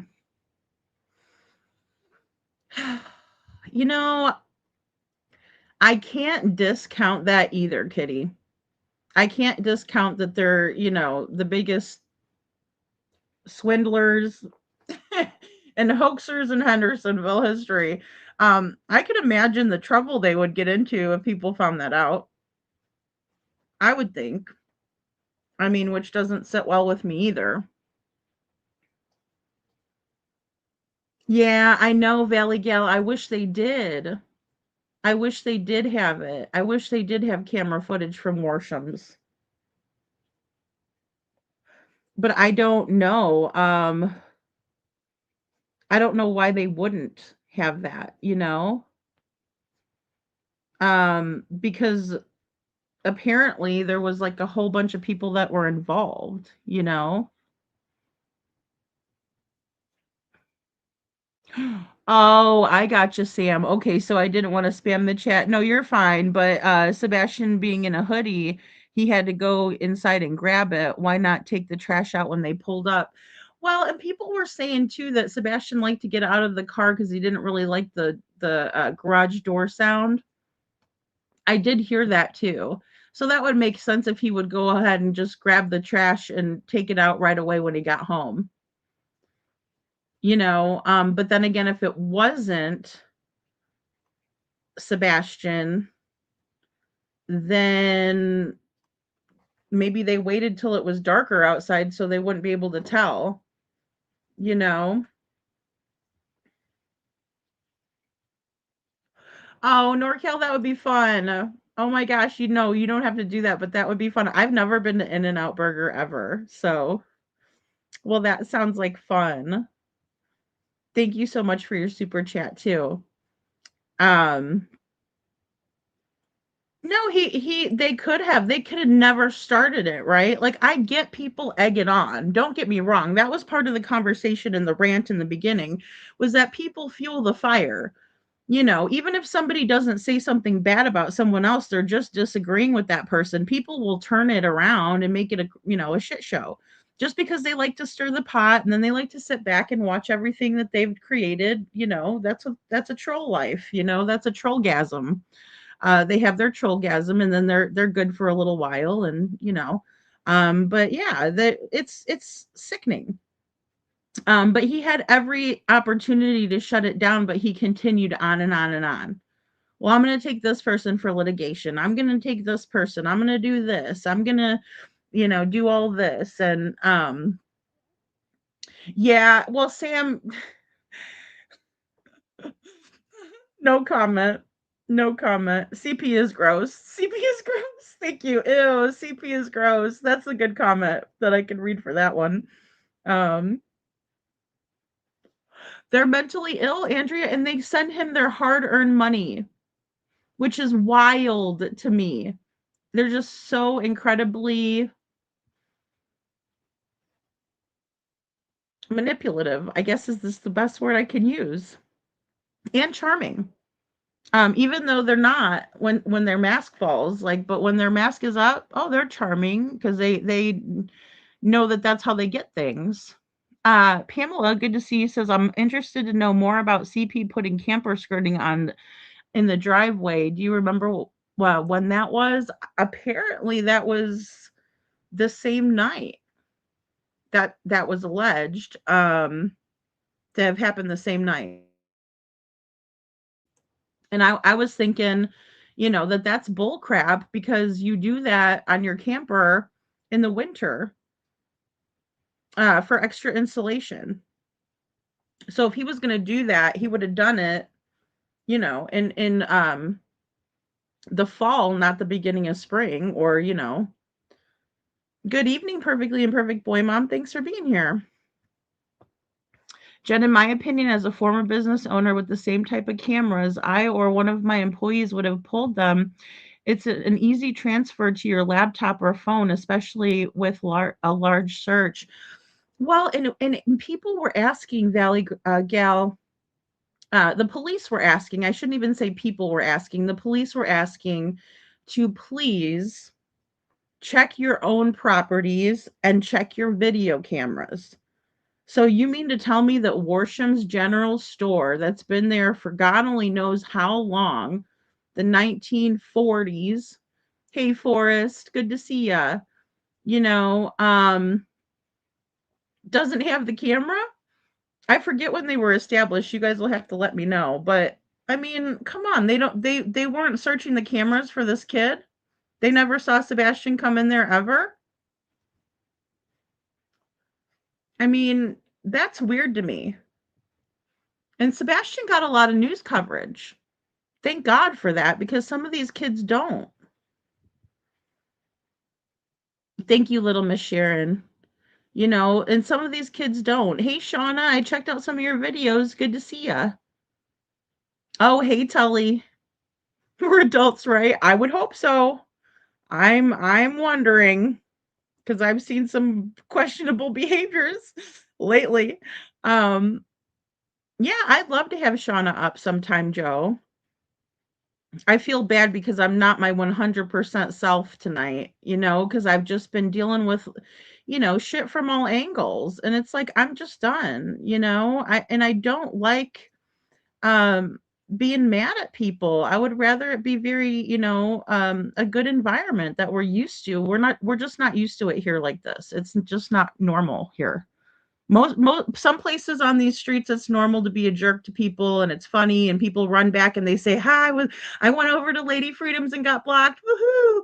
And then everybody pats them on the back and gives them a fucking treat, and they go on their merry little way because they fucked up someone's day. We don't do that here, and we will never do that here, ever, because it's not nice. First of all, it's not necessary, and again, it's not going to help find Sebastian. It's causing a divide. So if you're here to cause a divide within a community who has already been broken because of these two assholes who don't want to tell the truth, then please, by all means, there's plenty of places for you out on the streets. This is not one of them. And like I said, if you're a mod, be respectful. Just because I look at my mods as being, some of the best out there. And I trust my mods. And if I've upset you, just email me and say, and put wrench in the subject line, and I'll know that you want me to take your wrench. But other than that, be respectful. And you guys know how to act. I'm not I'm not here to tell you how to act, because I know you know how. We're all adults. Well, I heard that he wore a hoodie. Whoever took the trash out, Sam, is what I heard. And now I don't know how true this is. Again, this is speculation and rumor and, all the whole nine yards. Whoever took the trash out was said to have been wearing a hoodie. Oh, Gina, you know it. I know I'm a little behind in chat, but you know it. That's one thing I just love to eat, guys, especially when I go to new places. Batgirl says, I'm confused on the friend Lori. When was she there? I'm pretty sure Seth said that she was there at KP's house when he got there, and I have heard she was there the night when he went missing. Can you clarify this? Thanks, Batgirl, for your question. I am not 100% when Lori arrived with Katie, what the arrangements were. Like if Lori in fact stayed overnight, or if I've heard also that Lori had like an RV herself, or travel trailer, whatever you want to call it, fifth wheel, that she was staying in. From my personal experience, having friends that have come to visit me from out of state, we would either do like an Airbnb, or they would stay over at my house, like depending on how many of us were getting together. Um, so I don't know. I find it curious that Lori was supposed to have been there with her son, hanging out with Katie, and then all of a sudden, we have Katie making extra stops. Like I said, none of the timeline is true in my opinion. It's all scripted. It's all supposed to confuse. It's all supposed to, like Holly was saying earlier, cause chaos. No clarity, only chaos. Right? But that's how they control the narrative, is by keeping us all fighting with each other, and they sit back and think it's a big joke. You know, we need to cuff the culprits, Tony Fire. Exactly. Thanks for being here. Exactly. You know, we need hey Sammy, we need to get the real people. We need to focus on I mean, not only Sebastian, but who could have done something to him, right? Means, motive, opportunity. Who had the means to do it?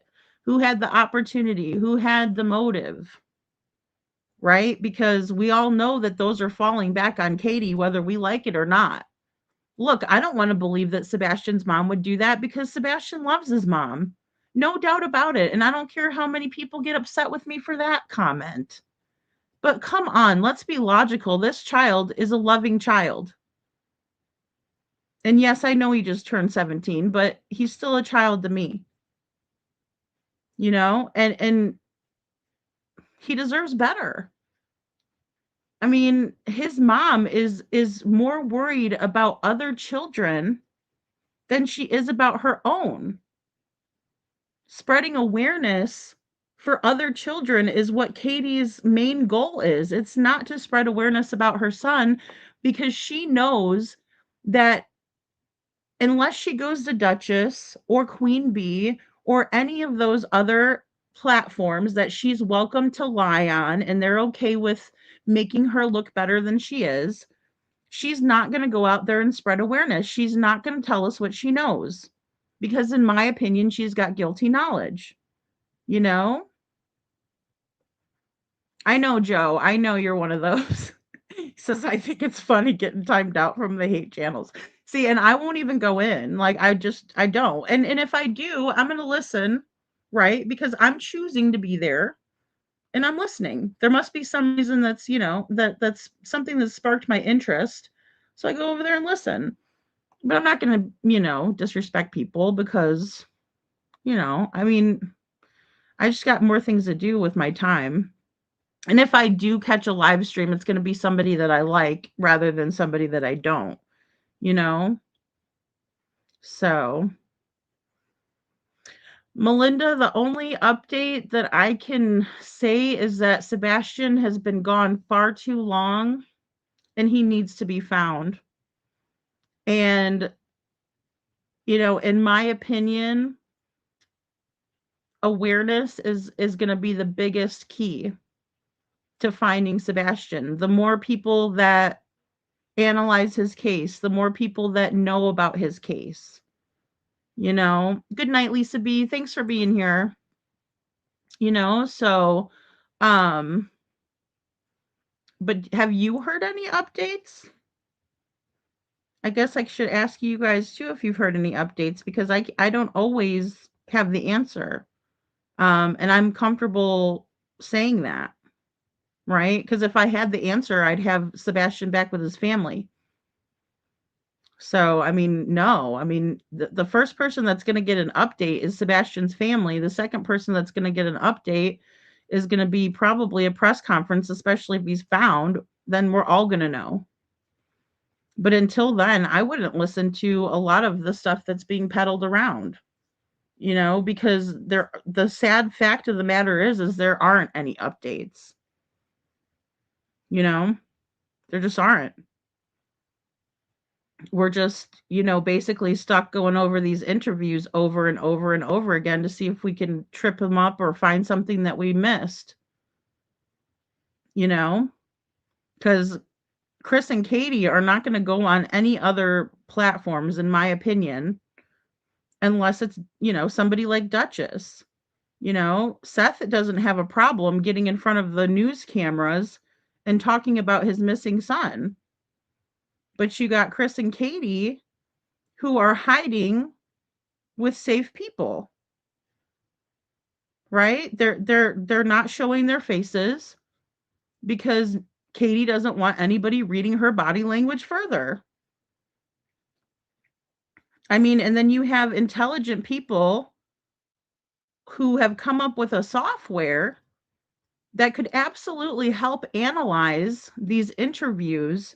But again, there's so much division and so much fuckery and so much you know, fear of picking one side or the other when it's literally a computer that's doing the thinking for us. How is that someone picking one side or the other? It's not. It's not. but let's talk about rumors and who thinks this person did something wrong and their son's missing. No, let's analyze it. So I was disappointed, but I think that was duly noted. Um, and I didn't have to go over there and be like, well, your show is stupid and I don't know what, no, I just went over there and said, I really wish there was more of the analysis and less of like the rumor talk. Right. But if you head out here to look for Devlin, you best stop in Phoenix to meet my piggies. Oh, geez, Joe, your little guinea pigs. Um, you know, um,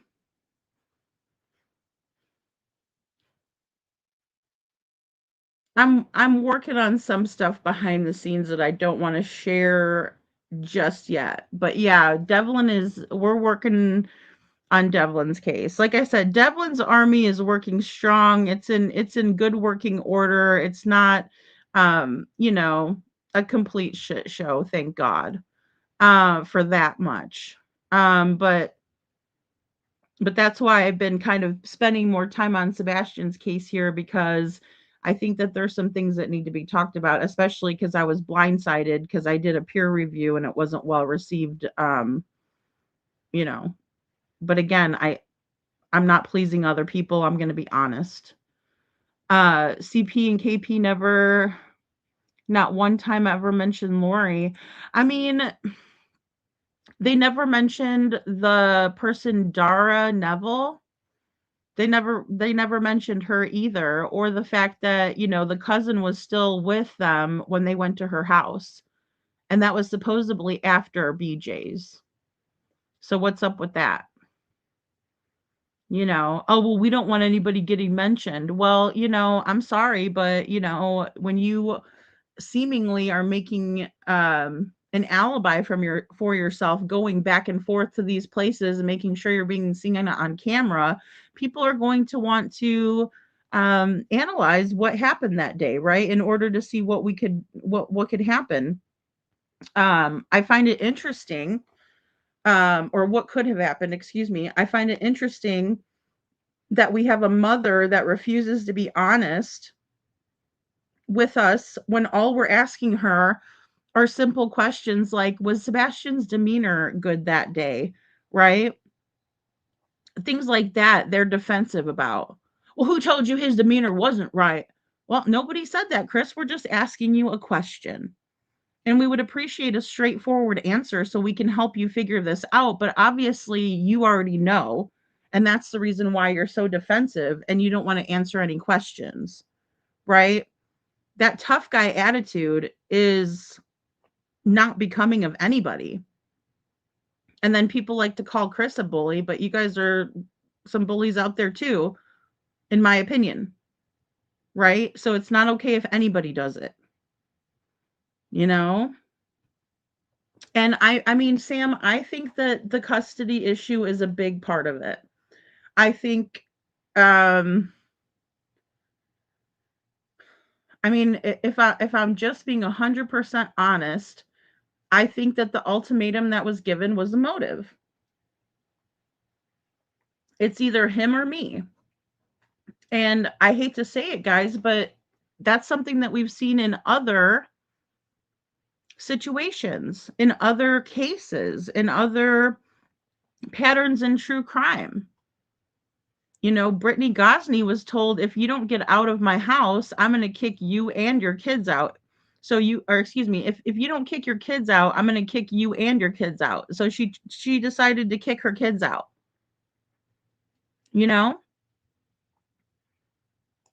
So, I mean, and she wasn't even properly questioned, in my opinion. I agree. And what gets me is CP. Oh, and I also want to say this too. I think that all of them were improperly questioned. No offense to Seth or anything, but I think he feels the same way, if I'm not mistaken.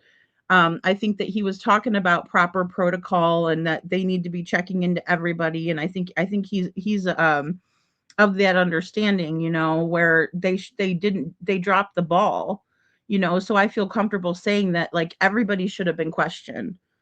Not this casual, like, oh, Sebastian just walked off. No, you don't just operate only off of one assumption. Or what Jen was saying, don't put all of your eggs in one basket. That's setting yourself up for failure.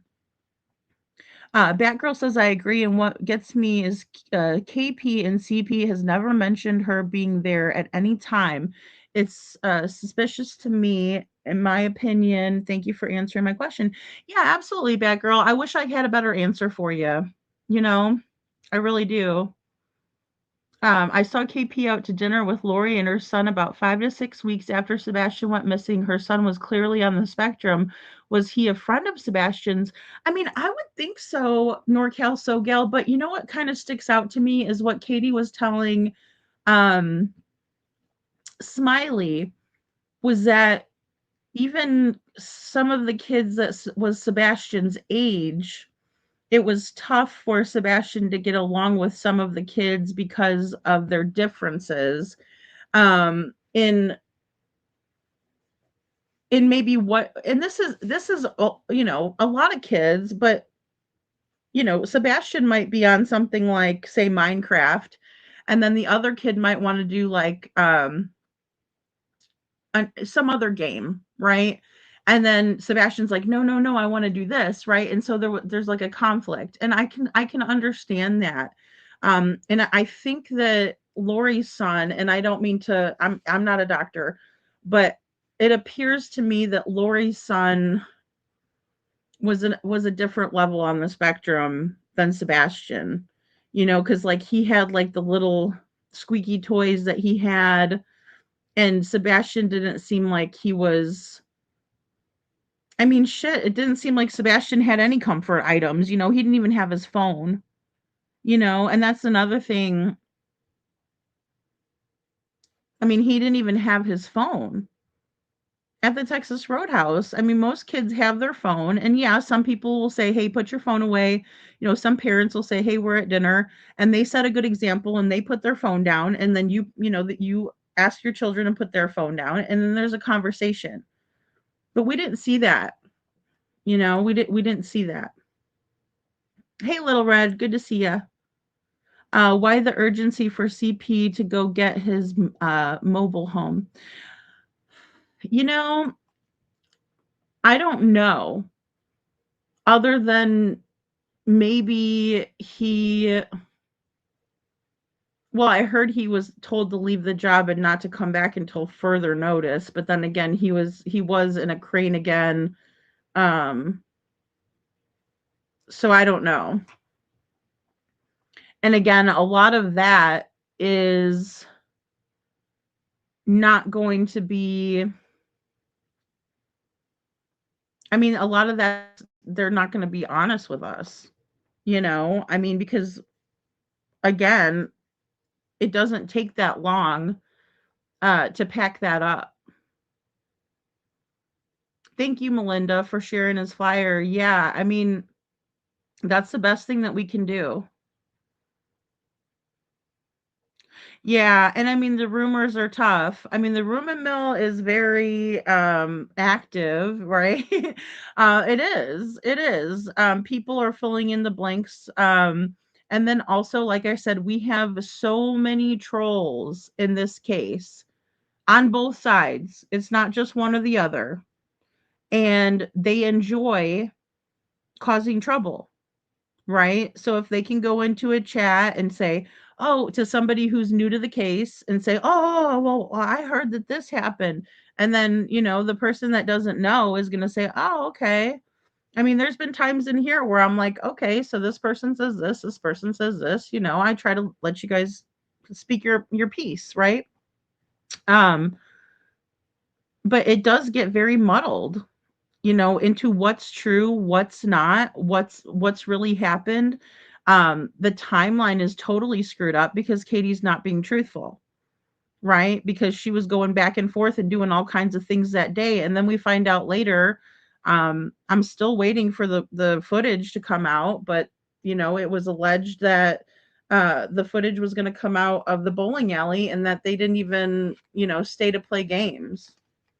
right? But then again, that's just a rumor as well. And again, that was something that was said, I think, or excuse me, it's not, I think, that was something that was said by At Night. They said, oh, yeah, we got this footage and we're about to show it. And then they never showed it. We got a picture of Sebastian and Katie at the counter, but nothing else. Pamela says, I believe there's footage of Lisa's car along with another, Lori's car, maybe. Sorry, with another parked in front of the foot home that morning. I do remember seeing it on the aerial view, Pam. I do. Yeah. Oh, that's cool, Shauna. I didn't know that you had buttons. That's really cool. You know? Thanks, Lil Red. I don't, so, I mean, it's like it's never ending for this poor kid. It's very frustrating, you know? Hey, Detroit, good to see you. Oh, great. Wonderful, wonderful. Oh, I'm so glad. I'm glad to hear that, Detroit. Aw. Yes, I love the AI answers. It is fascinating. I'm interested in what Betty uses. She has some, well, and I know there's like the Chat GPT. I'm not as good with AI. I'm like, with AI, I'm a little iffy. But that doesn't mean I'm, that it's wrong. It's a damn computer, it's smarter than me.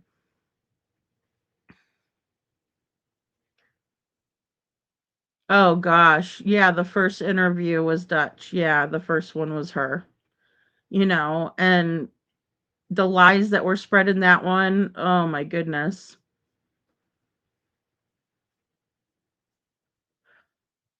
Ah, hey, women's warrior, I'll tell you what, it's just been crazy, and it's my fault for voicing that I wanted a safe environment because the first thing a troll will do is come in and make you feel unsafe.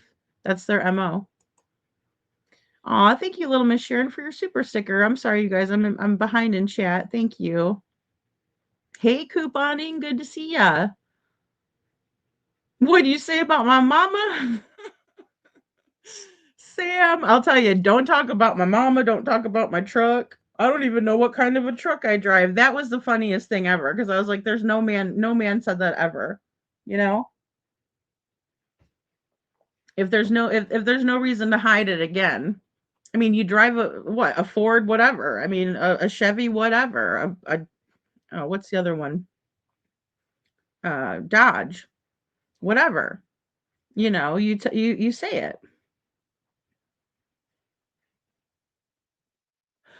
Well, Krista, that's the sad part is that law enforcement has better tools than we do and better resources than the public web crawlers. We talked about that too, on how, information or data is pulled in, that associates itself with one person or another. And I mean, they should know this. They should be watching Katie, in my opinion. Right? But it's just kinda like, "Oh, well, I need my office redid, and, I'm not doing much around here besides chilling," you know? So, yeah, and day 8 is right around the time that they did, well, day 8 was when they did the first interview, I believe.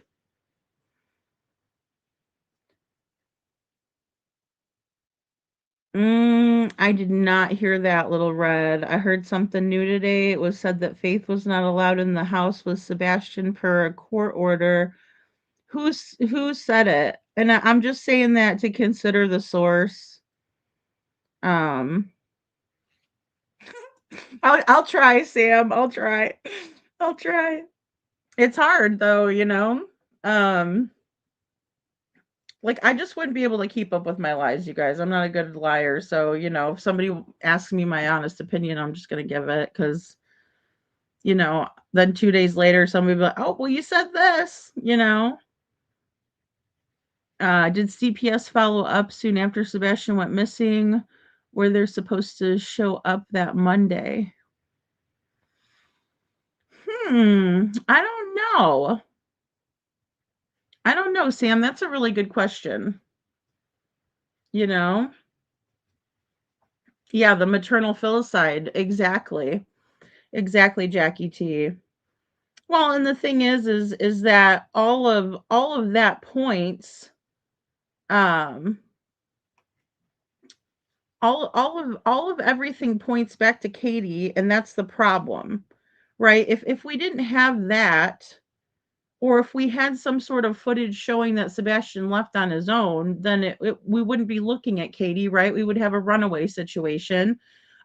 Still endangered missing, right? Still a child who would have wandered off, so to speak, right? So we would still have this, we'd be in the same boat, except for, we would have a mother that was trying to tell her side of the story, that was trying to help out with the building of a timeline, that would be desperately trying to find out where her son went. We do not have that. And that's a huge red flag, you know? Well, Melinda, he said that he was going to take his polygraph with the TBI instead.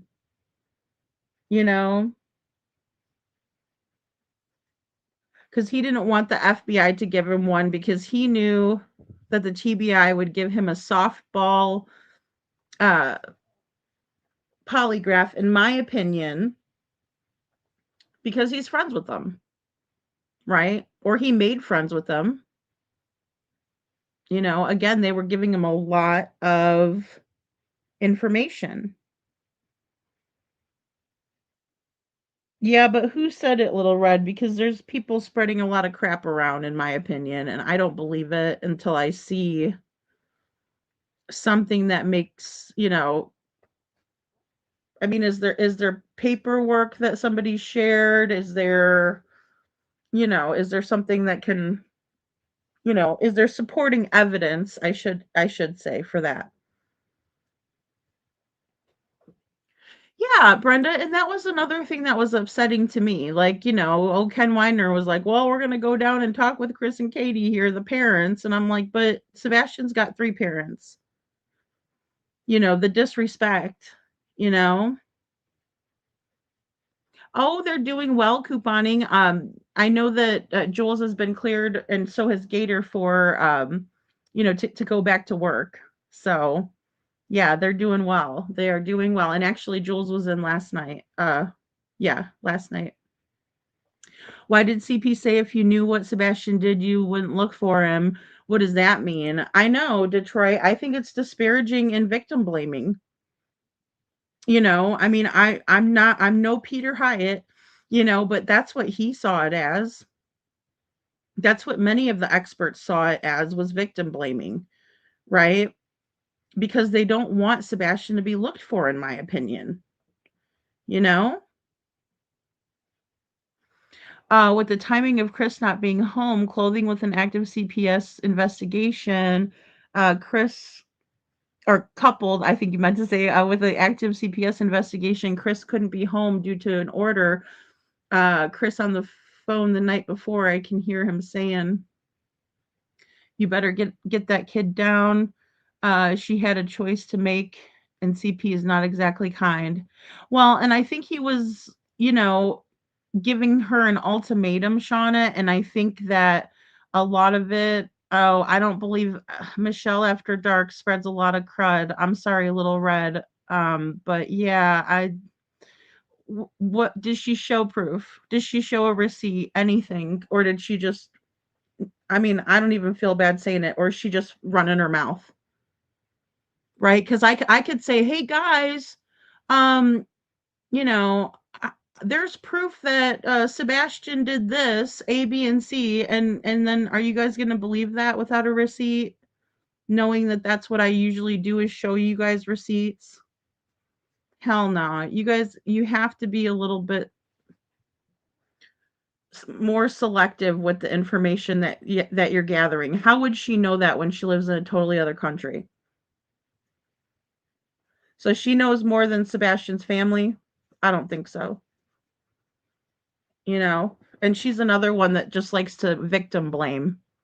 She's another one in that group that likes to you know, say that we shouldn't look for Sebastian and this is why. You know? Melinda, it's loud as hell at the Texas Roadhouse. It is very loud. The music, there's speakers all around the building. Because I can see Sebastian being at the window wanting to play and being told God knows what. Poor Sebastian. Yeah, yeah, Norcal. And I mean that with all respect for that young man. I do. Um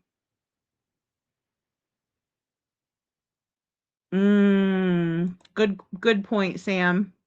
Yeah, to be honest, maybe Sebastian didn't want to play with any other children after KP freaking allowed someone to play that shouldn't have been playing with him, right? Like that shouldn't have been around. I agree with that, Sam. I wouldn't trust her. If I was Sebastian, that would give me some trust issues for my mom and my stepdad if they allowed for that shit to go down. You know? But that's a problem is that, a lot of these people don't ever want to think about how Sebastian was feeling or how it must have felt to be Sebastian. Right? Because when something like that happens to you, it completely changes the way you look at and think about other people and the world around you. And for someone to put that onto Sebastian, that nasty old Michelle After Dark, she can kiss my ass. I've had it. With that crap too. Oh, it's Sebastian's fault. Oh, it's his fault. No way. Thank you, Lori. Yeah, that's got to be one of the most disgusting things I've heard today, and I've heard a lot of shit today. I'm sorry, Little Red, not to go at you, but it's about Michelle. Oh, thank you. Oh, she had a picture. Thank you. I'll look. I'm sorry, I didn't see your comment before. Hold on.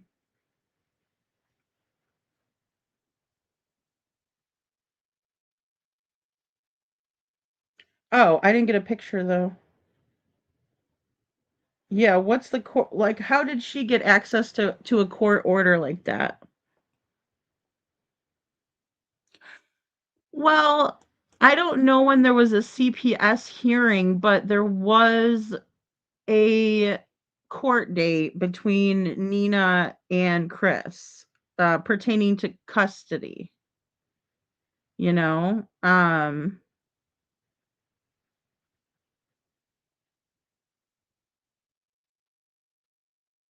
yeah, they all dropped the ball from day one. Yeah.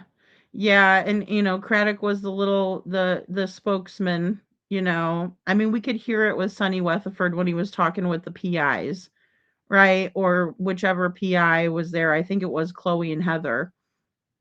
And he's going, "Well, I don't know. I'll have to ask I'm gonna have to go ask old boy over here." And I forget what his stupid name is, Brandon Carter. I gotta go ask old boy over here what's going on. Well, you're the sheriff, you know?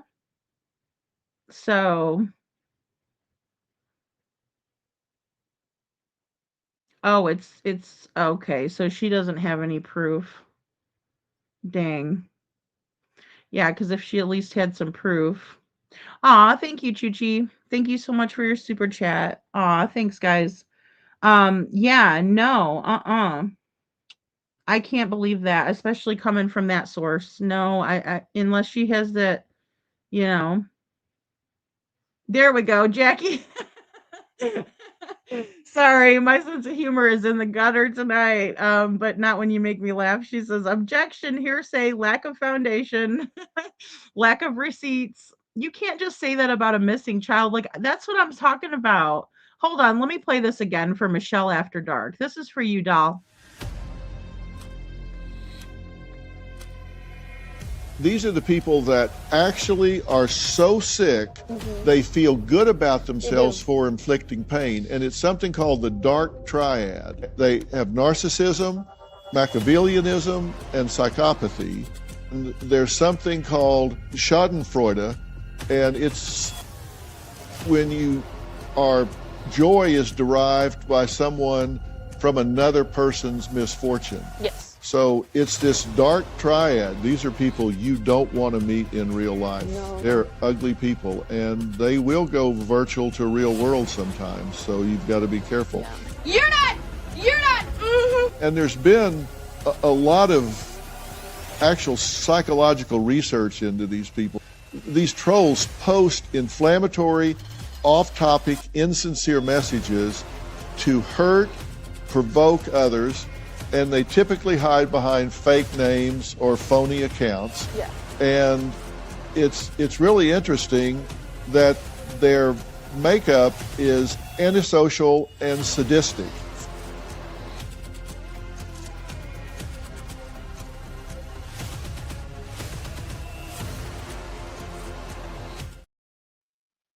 All right, guys. So that sums it up. I can't do it any better. I'm not a doctor. I don't really even think Phil is a doctor either. But either way, well said. Shauna, thank you so much for your super sticker. She says, I want to hear what a day in the life was for Sebastian. Same here. I would love to know that, right? I would love for him to be able to tell us. You know, thank you, little Miss Sharon. Little Red says, I'm telling you, I think CP started that. I'm sure he did, because they were trying to do that in the very beginning. They were saying, oh, Sebastian, you know, like somebody had said earlier, I'm sorry, I forgot who, but, you know, Sebastian, if you knew who he really was or what he did, you'd never look for him. You know, that was something that all of them started over there at the hate channels, you know, no hashtag no dark triad, right? They're sadistic. It's sadism to take this beautiful child, Sebastian Rogers, and to put something horrible on him like that. You know, she has no business. She really doesn't. I don't care if CP started it or not. She has no business to spread that shit around about a child. I hate to see what kind of karma that's going to bring back. Shauna says, feel free to screen grab from my shorts or channels. I also grabbed all of their public info before it got around Nina's, Rachel, and Chris. Oh, okay. Thanks, Shauna. Yeah, I need to go back over that. And that's another thing, you know, that is upsetting to me when I have to handle this crap, right? And I feel like I have to because it's getting so out of control and out of hand.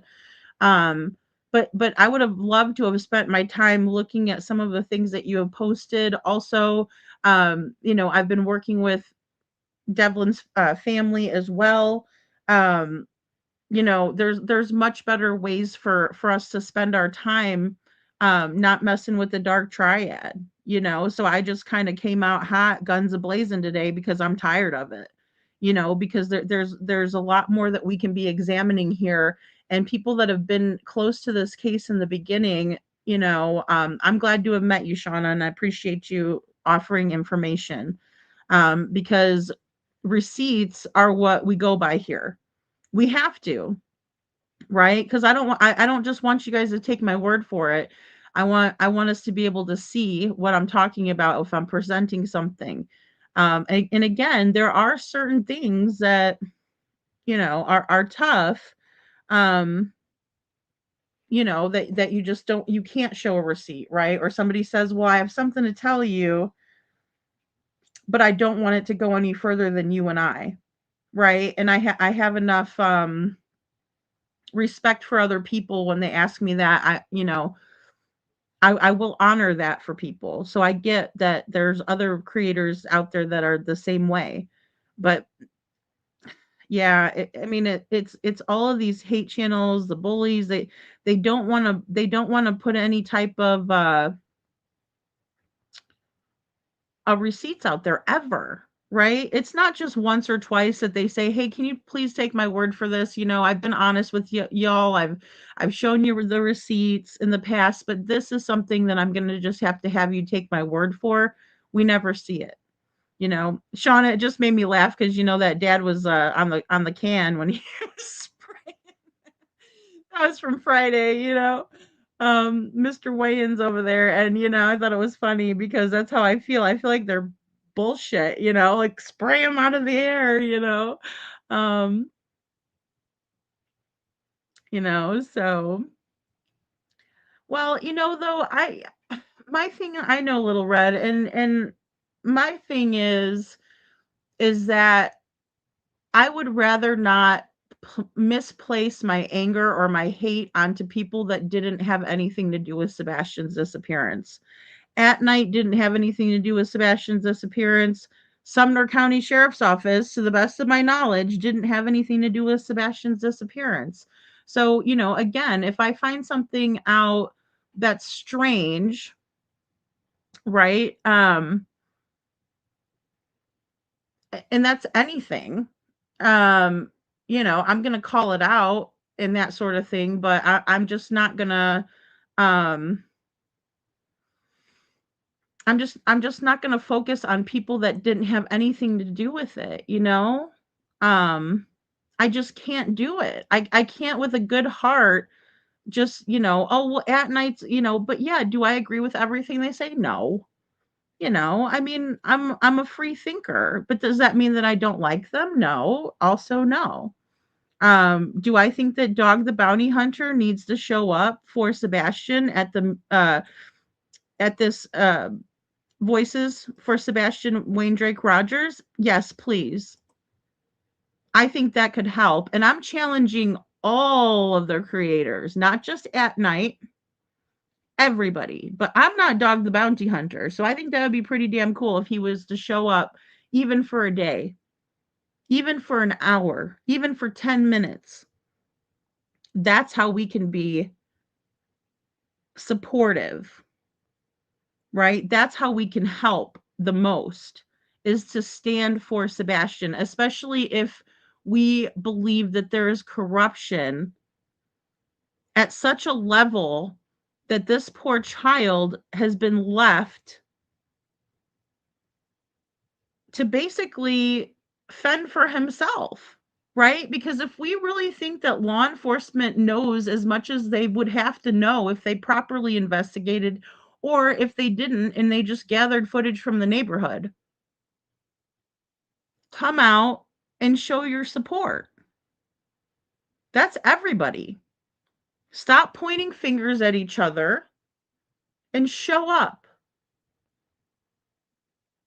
Because I'm here to tell you, I was the only creator, well, Jen too, but Jen's local, but she still had to drive and stuff to get, you know, and everything. Um, show up, right? Because everybody started all this crap and they couldn't wait for shit to pop off as long as they weren't involved in Pigfest. Where was everybody? Because I was there. I didn't meet another single creator besides Jen.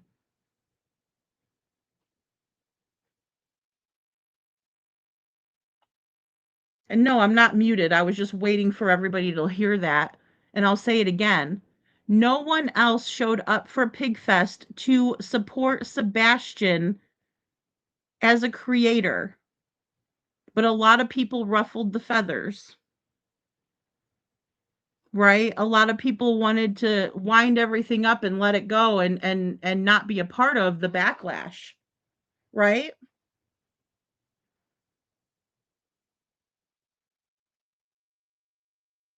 So I'm asking, if you are a creator, please show up for the gathering of voices. You have a whole from the 23rd of February through the 27th of February to show up. Or are we going to have a lot of excuses and a lot of reasons why you can't make it? Come on. Put your money where your mouth is. or stop, because I don't think it's fair otherwise.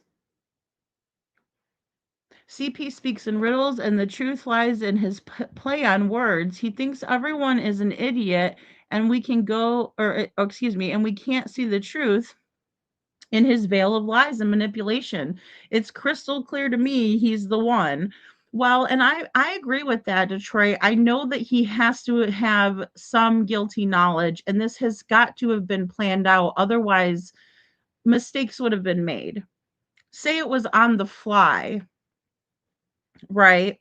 No, Little Red, it didn't happen over here. It's people that decided to go into the Discord and start a problem in a peaceful environment that they're no longer welcome in. So that was part of what we discussed earlier. Um, so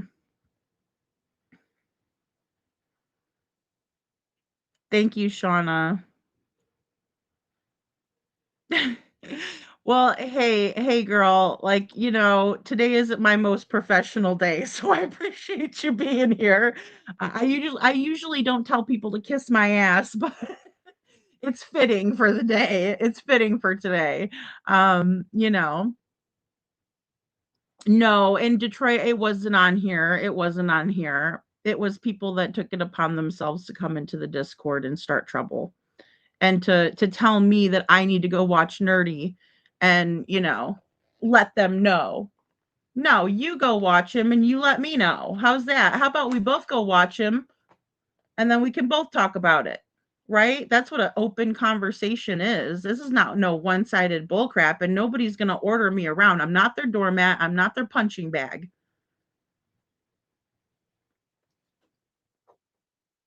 It's not going to happen. I'm not going to put up with the disrespect in the community. It's not right. You want to be in here, we have respect and boundaries, and we're not trolls. You like to get off on other people's misery? Go elsewhere. There's plenty of places for you. Jackie says, Lady Freedom, you have done the right thing, speaking out clearly, not tolerating the BS, setting boundaries, etc. Thank you, Jackie. It's not easy for me to do. It really isn't. But this passive aggressive shit coming in there just because you're mad at me, and you use a disrespectful tone that everybody could tell that you're being disrespectful. And I'm not disrespectful to other people, but by golly, I've been quite disrespectful tonight, but I am matching energies. And you best believe that I'm going to match your energy if you come at me the way that some of these people have. I wonder if Katie known Lori from the Navy days in San Diego, El Cajon duty. Well, I'm wondering too. I would have to look back because I know I did do a little bit of research on that, and then some people had sent me, some things. I'll have to look into that. I know they've been friends for quite a long time. I know that one furry girl, and I forget what her name is, and I'm sure they probably took that live stream down. Maybe they didn't. But she knew Katie and Seth and Sebastian in California. And what she had to say was, very mild, saying, I liked all of them. They were, Sebastian's a cutie pie. I mean, who doesn't love Sebastian? I'm just saying, she was saying, Seth was a good person, Katie's a good person. So it was very neutral. Just the fact that Lori was there that morning is something that bothers me, because especially she lives up in, another state. So cleaning out the closet, Detroit. I mean, yeah. Sorry, little Miss Sharon. That caught me off, but I'm laughing. I'm extremely familiar with dark triads. Unfortunately, me too, Kitty Hawk. Me too. A little too unfortunately, I married a dark triader. And so then I realized, what that entails of, but I was very, very young. Well, we both were. So I'll say that much. Dog needs to be there. Yeah, and you heard it here first. I might as well. If people are being hateful toward me, I mean, that's how I feel. I think that dog needs to be there. I think he should at least make an appearance. I don't have any money to give. I'm having to crowdsource to get my ass there anyway. But can we please? Can we please have someone? I mean, yeah, it's disheartening to say the least.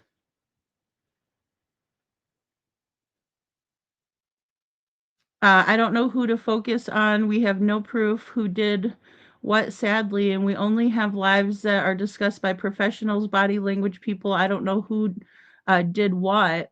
Yeah, I understand that too, Little Red. I do.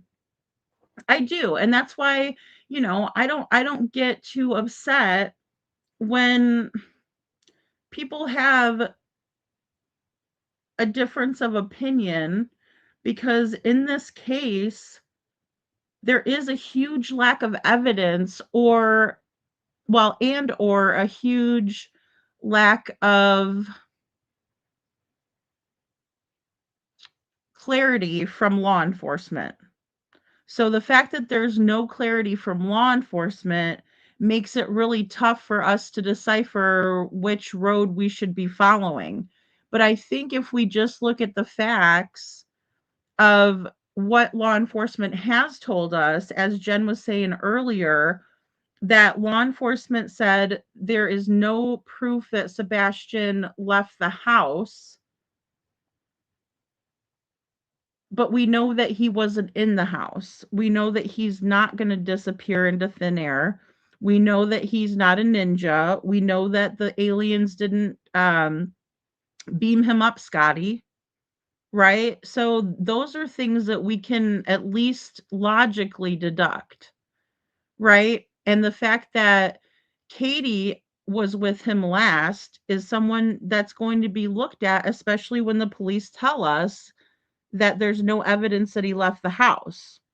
We see him leaving with Katie the last time at the Texas Roadhouse, but after that, there's no proof of him leaving the house.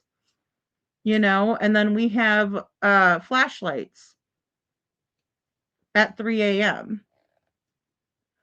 So, in my opinion, we can either deduct that Sebastian was handed off on the way home and he never made it home, or we can say, okay, the lights would have to be the other logical explanation because Sebastian wasn't caught on camera in the neighborhood. And we know physically that if someone was walking in the neighborhood, we would have saw them, just like the guy that was walking his dog.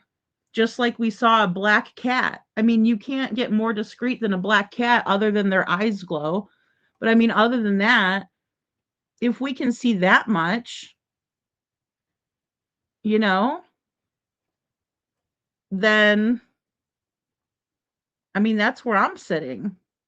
I mean, how come we can see every other scenario happening,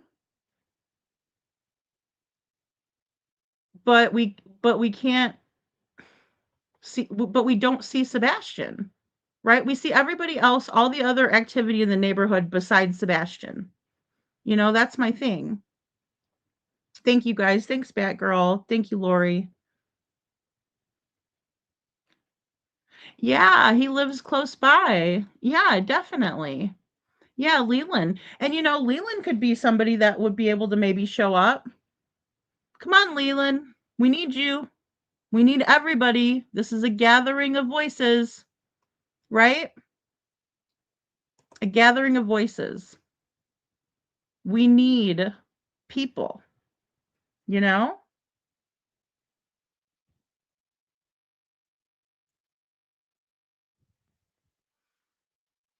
Allegedly, when I know the certain videos that just don't exist. Huh. Well, we gotta stop with the excuses, We gotta stop with that. Yes, and thank you, Shauna. I think Sebastian felt free to be himself at his dad's house totally. Yeah, I think so too. I think so too, Sammy. I think that Sebastian had like at least, a break, you know? So,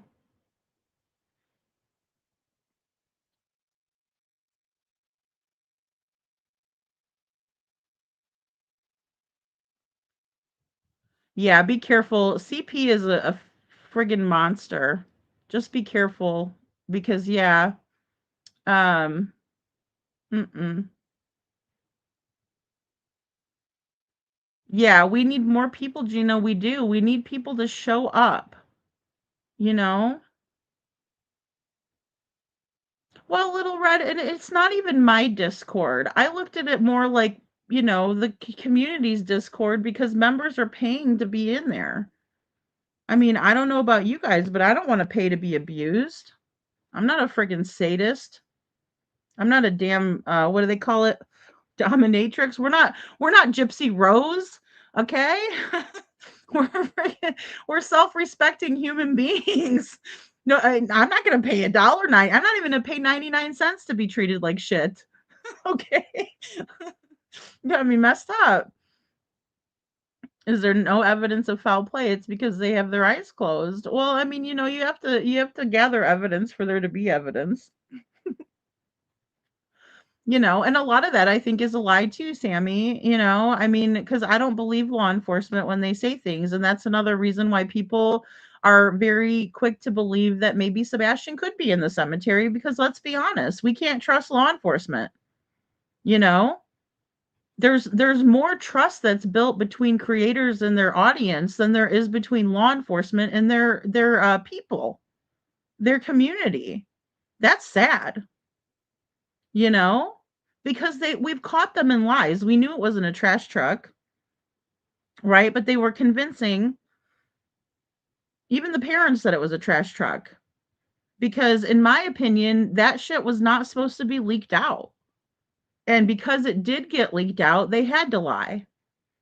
That's my opinion, you know? And then most recently, they came out and said it was from car lights over off of Honeysuckle, I believe it was. And if it was lights on Honeysuckle, if we're looking at even the cemetery lights as a reference, we can tell what that looks like from a distance. So again, I'm not saying that there isn't any value in the lights from the cemetery video. Excuse me. And it's not up to me to tell what other creators should cover or how they should cover it, right, on their channels. I'm complaining about the very same thing. But if we look at that video, we can see what cars look like in the distance that are driving around. It's a big difference. Aw, thank you, little Miss Sharon. Big hugs to Shauna and tons of appreciation for all your hard work. I know. I mean, guys, it takes so many people, and I'm so glad Shauna's here too. Just to remind us that there are people that we don't even know about, right? We can't keep track of everybody. There's so many people out there that really care about Sebastian and want to see something good happen, So, I mean, we just got to keep pressing on. Is it for sure that the yellow raincoat guy had Sebastian's picture on his phone? I think so, NorCal So Gal. I do. I do think so. This is a still that I have still in here.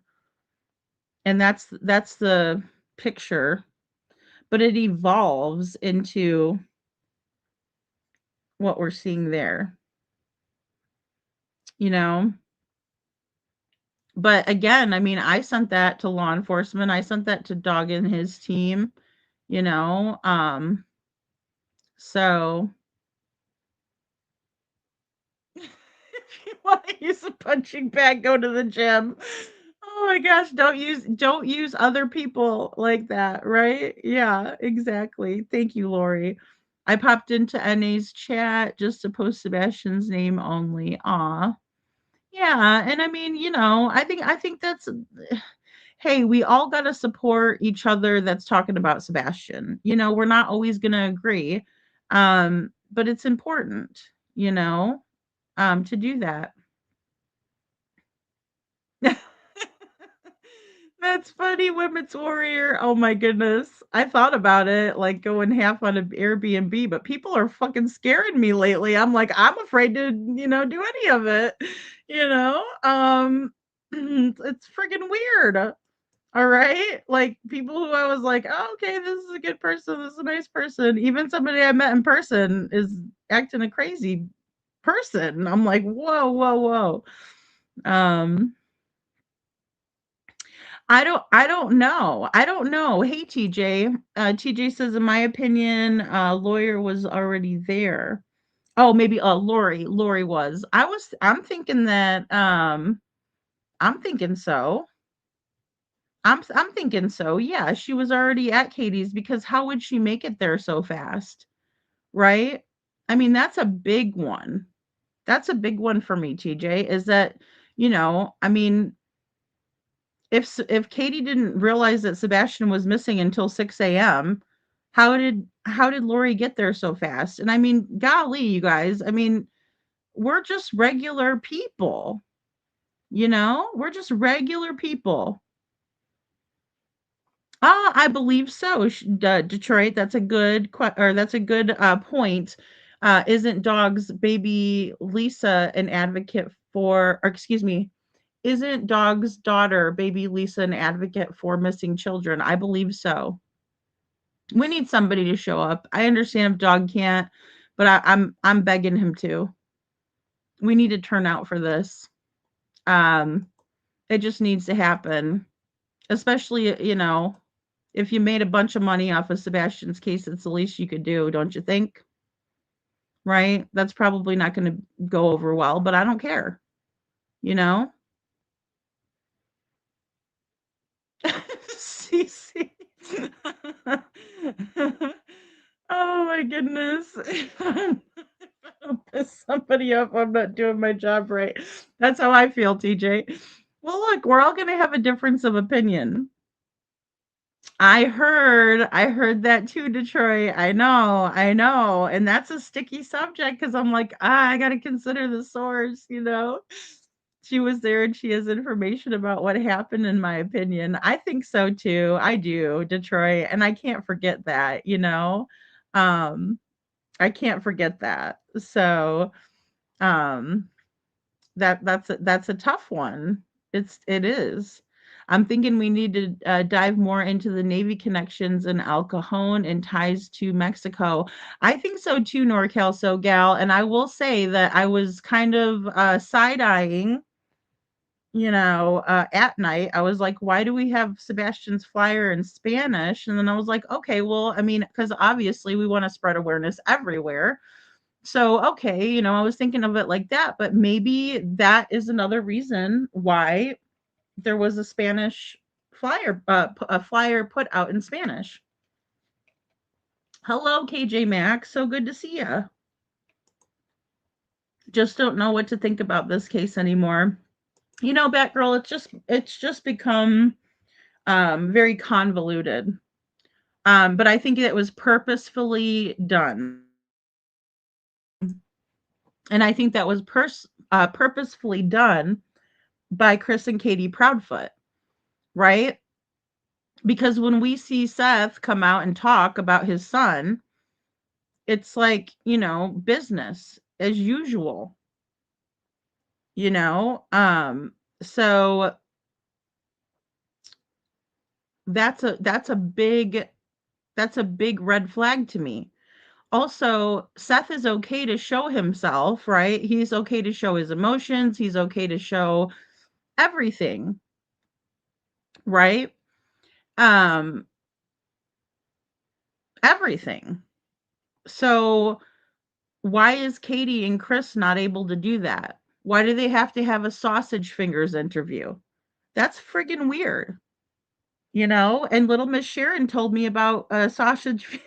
Well, I don't know if they had sausage fingers, but they were. It was an only hands interview, just like the Proudfoots did. You know, just like them. And to me, that's weird. Like typically, you want your child to see you pleading for them, right? Think about if your child was being held, like Katie said, this is her words, not mine, in a basement somewhere. And he's been in that dark basement, cold, hungry, scared for almost 2 years. Wouldn't it be comforting to see your mother's face or your father's face? I think so. I don't care how old you are. Again, I lost my mother in 2006 and I miss her still. I wish she was here to give me advice. I wish she was here so I could tell her about Sebastian. So you mean to tell me that a 15, 16, 17-year-old young man with autism wouldn't feel comforted by seeing his mother's face or hearing her voice? Come on. Get real. Right? But here's Katie. Oh, I have to hold Chris. I have to stroke his arm. Here's our sausage fingers for you. Yeah, that would be nice. Holly Thompson. Gina says Holly Thompson can come down and interview Seth for a change. Well, and Holly Thompson is such a Pollyanna. I just almost can't with her. Well, we're all about keeping hope alive, aren't we? You know? Um, so, and TJ, I have never met Kiki 2025 True Crime in real life.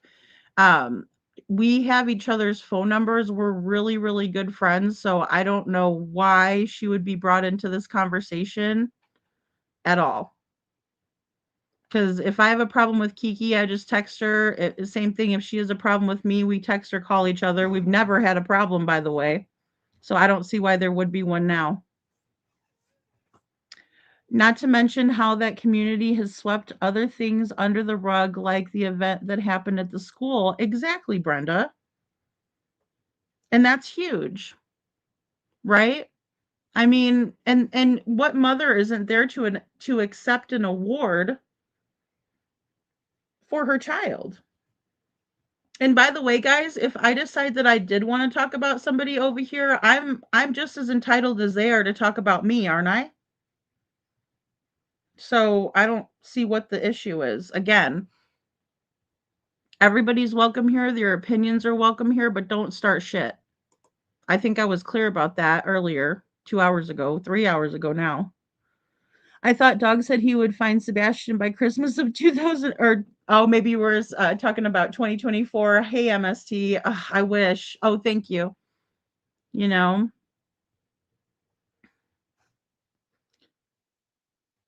no, TJ, no. But that's what people were trying to do, is go around and say that Kiki, a creator, was causing trouble. She wasn't.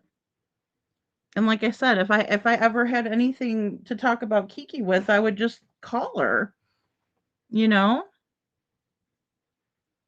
So,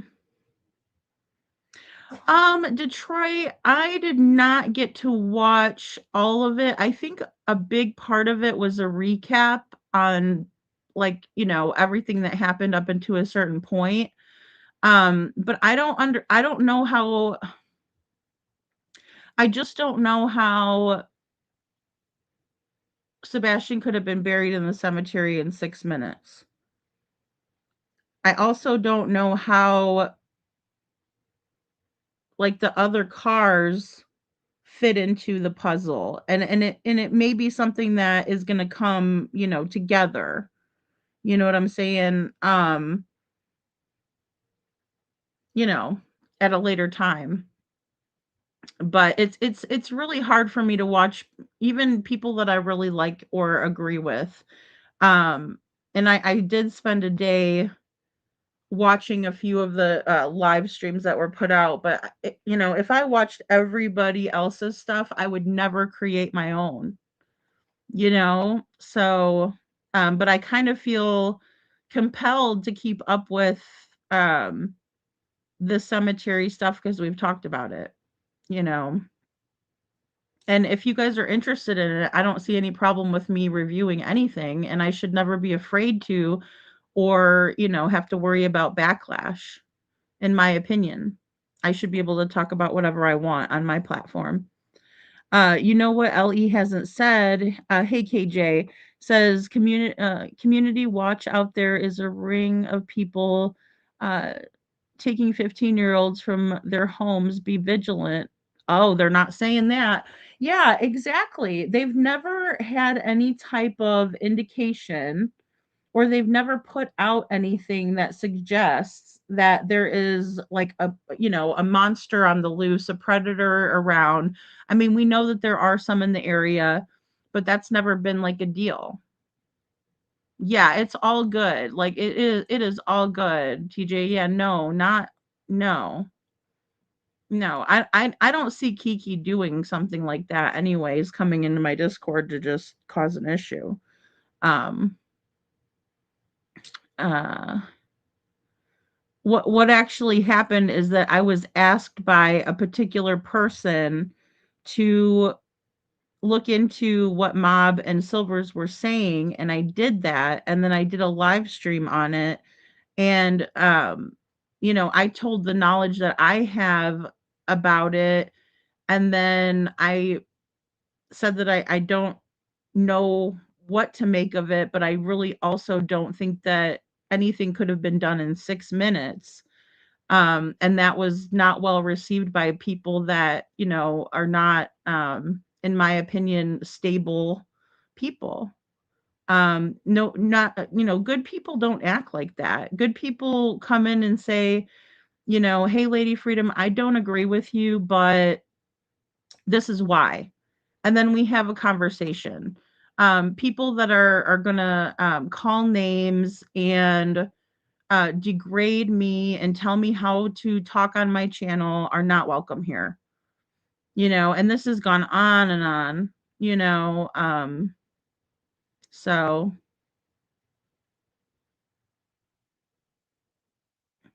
no, she would. I was wondering about her son too. Now I don't know how, like, Lori's son is a big guy though. Like he's much bigger than Sebastian. That's the only reason, because I was thinking about that too. But that was the only thing that kept me from thinking, that it wasn't him. Um, because I was thinking they could tell a child to say, run back like Naruto and we'll give you, your favorite treat or whatever, or, do Sebastian's signature run or something like that. But I think is he taller than Sebastian? Or were they maybe the same size back then? See, that's what's hard. It's so creepy, NorCal So Gallon. What was he doing there? No, honey, and that's why I didn't wanna say anything, Miss Ann, because I don't expect the viewers to do it, but I expect people that are talking about how they're part of Sebastian armies to come to the voices, gathering of voices for Sebastian, right? Come gather, because that's what's gonna make an impact. But no, I understand, hun. I get it, and it's not. It's like we have a responsibility. I think that Dog and At Night have a responsibility to be there. I think all of the people should be there to, especially if it comes to 2 years, right? Which I hate to put it like that, but if it comes to 2 years, you know, we all need to be there. I think he needs to show up, TJ. I do. And I'm not afraid to say it. While I'm pissing people off, I might as well, you know? So Okay, Sammy says short and stubby. See, I was thinking he was taller, Sammy. See, this is what I and I could be wrong. Well, and he's got darker hair. I mean, he's I hate to say it, but he's heftier than Sebastian, you know? Um, yeah, yeah. And you know, I just think that we all need to come together as creators, like no matter what we think. She was staying at the trailer park near them and she was there that whole weekend allegedly. Okay, so they're okay. Thank you, Detroit. I mean, I would think that they would stay together. I mean, you know. Yeah, see, and I think Lori is a good person to question, you know?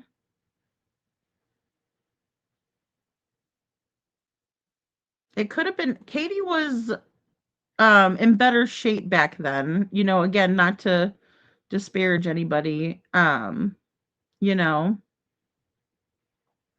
And I just think that we need to pass out the flyers, make awareness,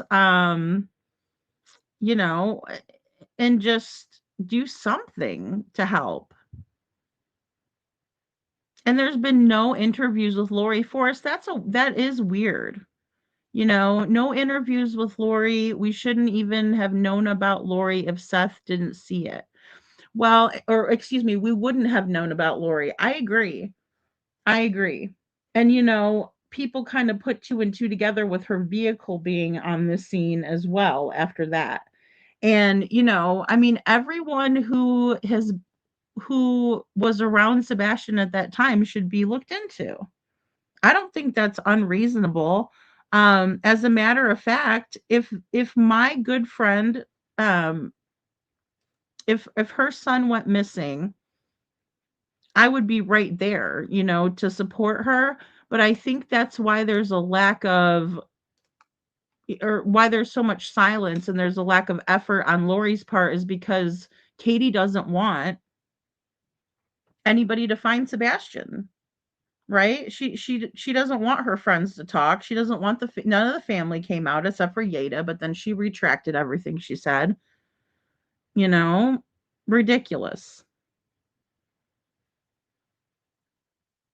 Yeah, they want it to be screwed up and they love when there's a divide, right? They just sit back and laugh because they know we're no longer focusing on Sebastian, we're focusing on each other, which none of us had anything to do with his disappearance. Not one single one of us, you know. So again, I can't be mad at night. I can't be mad at you know, any of the other creators because none of us had anything to do with it. We're just trying our best to put the awareness out of there, you know? So um I mean, yeah, it's misplaced anger and hate, you know? Um because none of us had anything to do with it. They love for the focus to shift on each other. I will not forget when CP said if he was rich when he was refuting the payoff comments, Sebastian would be home by now. What use has money been so far? That is a good question, KJ. Yeah, that is wish I would have known. I remember that on Web Sleuths. Yeah. I remember that on Web Sleuths. I'm behind in chat now because I see Jackie laughing at Sasha's fingers. I talked about that a while ago. Um, yeah, where are you? Where you at, Lori? Where you at? You know, um, where are you at? Yeah, I mean that's what I'm wondering. I mean, what basement would he be in? You know?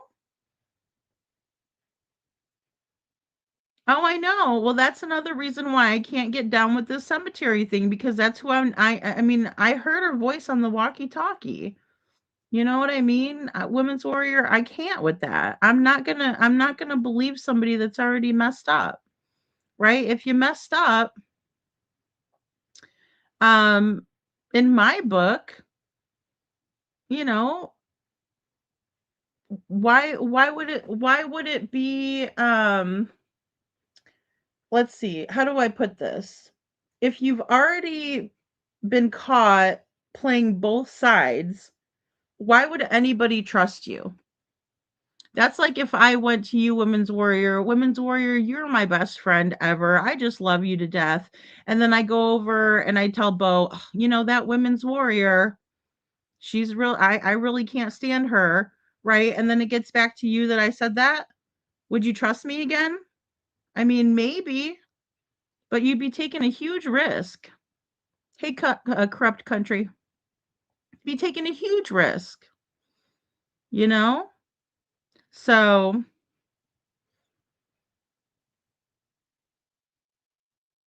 thank you. Thanks, TJ. I'm just trying to hit that home because there's a lot of people that don't understand it.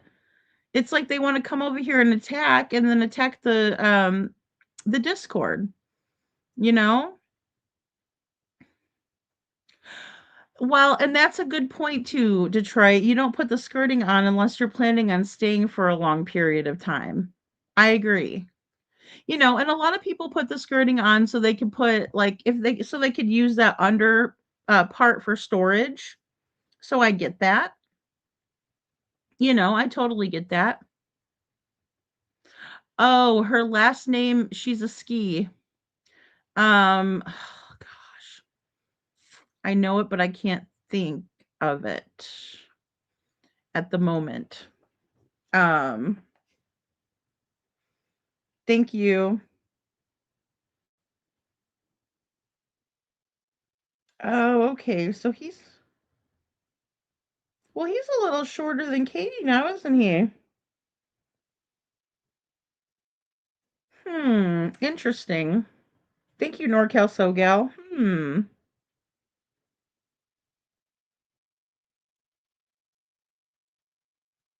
hmm, hmm, hmm.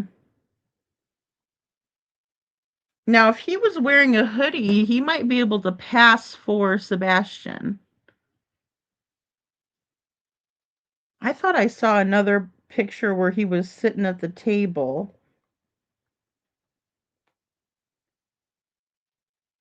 You know what I find to be really sad is that this young man is wearing headphones,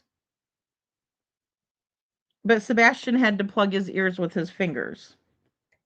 Does Kate, I mean, the fact that Katie actually has a friend whose son is also on the spectrum, whether they be at different levels or what have you, um, one mom is taking care of their child's needs and the other one isn't. That's very apparent to me.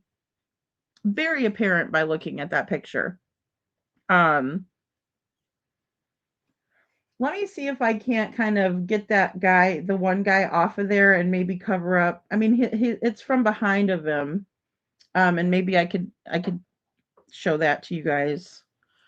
Um, yeah, he's autistic too. Allegedly, that's what I've heard, that he's on the spectrum. Well, and also because the picture that I saw of him, he had like a toy that was for a younger child. So I figured, you know, um, that was kind of my inkling that maybe Sebastian didn't get along with that child, particularly because they were in different levels, right? They were kind of into different things, and I know Katie had talked about that, but I think maybe she was talking about Lori's son, perhaps, without knowing. For sure, I don't know. That's true. Yeah, exactly, TJ. So in cold weather, you put the skirting on so that the pipes don't freeze up too. Yeah, and people will, kind of put insulation. I've seen people put straw under there in the colder climates. And that was my way of thinking too, TJ. If Christopher was going to put that on his camper, he would or his fifth wheel, then he would have done that in February, excuse me, in the fall, not in February. So, you know, um, I mean, that's my way of thinking. Does that RV or did the RV have a winter package on it? The installation and pipe placements vary for winter. Uh, s- Yep, prepped RVs. We needed that for a cooler climate.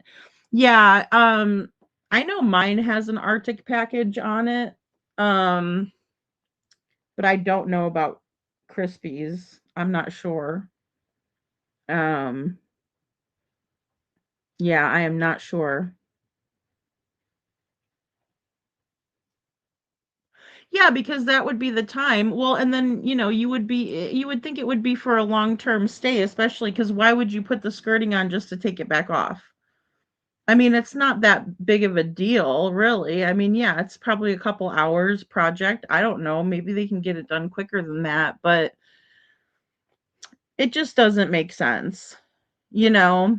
And it's all of these other little details that they want us to believe that don't make any sense at all.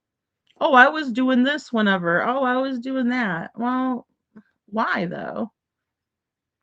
He might be a stockier build, but not taller than Sebastian. He wore headphones and played on his phone the whole dinner and played with that whale bath toy.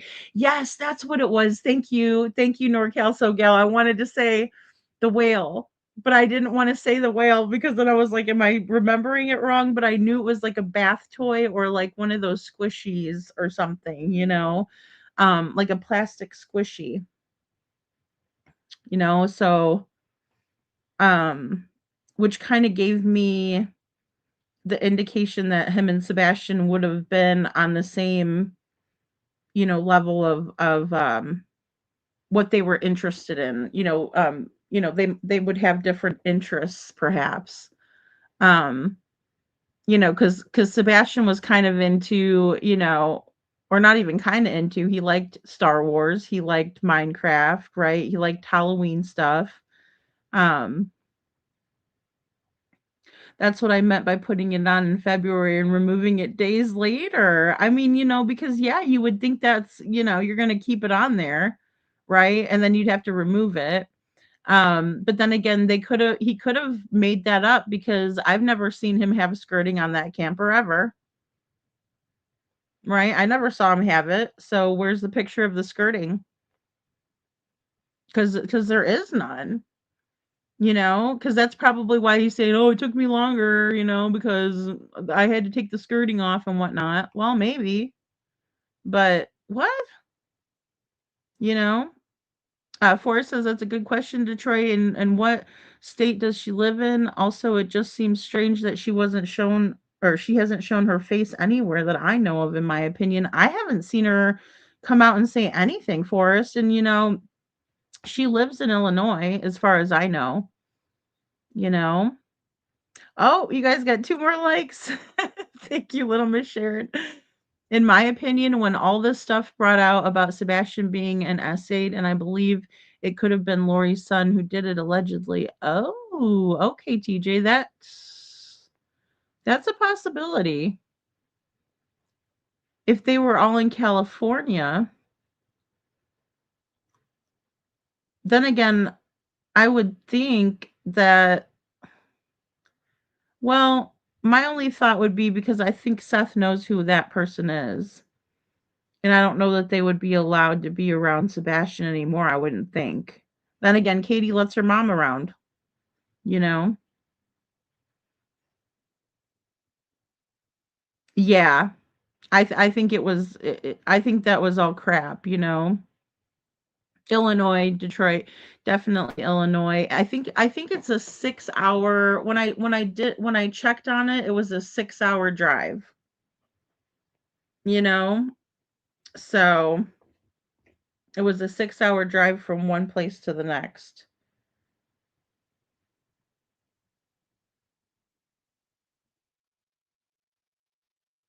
Oh, yeah, I didn't think about that, NorCal.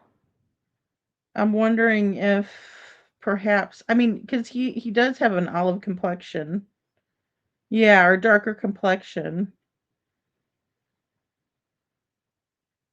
I mean, it's got to be scary for these other kids that are around Katie, don't you think? I mean, I just had that thought cross my brain. It's got to be kind of creepy for these other children to be around knowing that Sebastian is out there missing. Didn't come home, didn't or excuse me, was went poof out of the house, you know. It was a little bit older boy. Yeah, that's what I was thinking, Lori. Yeah, thank you. Aw, thanks, Detroit. Oh, he is a little older than Sebastian. Remember, KP said all of that SABS, lots of minimizing and contempt on that statement. Well, I mean, my thing is that why why if Katie has no idea where her son is, would she minimize any of that stuff? Because you wouldn't know, so you would be desperate for answers, you know? You'd be totally desperate for answers, in my opinion, and you would be like, "Well, could that be? All right, let's look into it. If not, okay, let's check that off the list." But I hate to say it, guys, a lot of these parents are not doing what they're supposed to be doing. They're just not. Look at Devlin's mom. Could you reach out to this resource? And we give her the exact thing to reach out to, and she just like, "Oh, no big deal." Thank you guys. Thank you for hitting 100. I have to put a party back in there for us. I erased it out of there because I ran out of room. Um, but if I remember correctly, it was that the California boy was 12. And that was back when they were when they were California. That's yeah.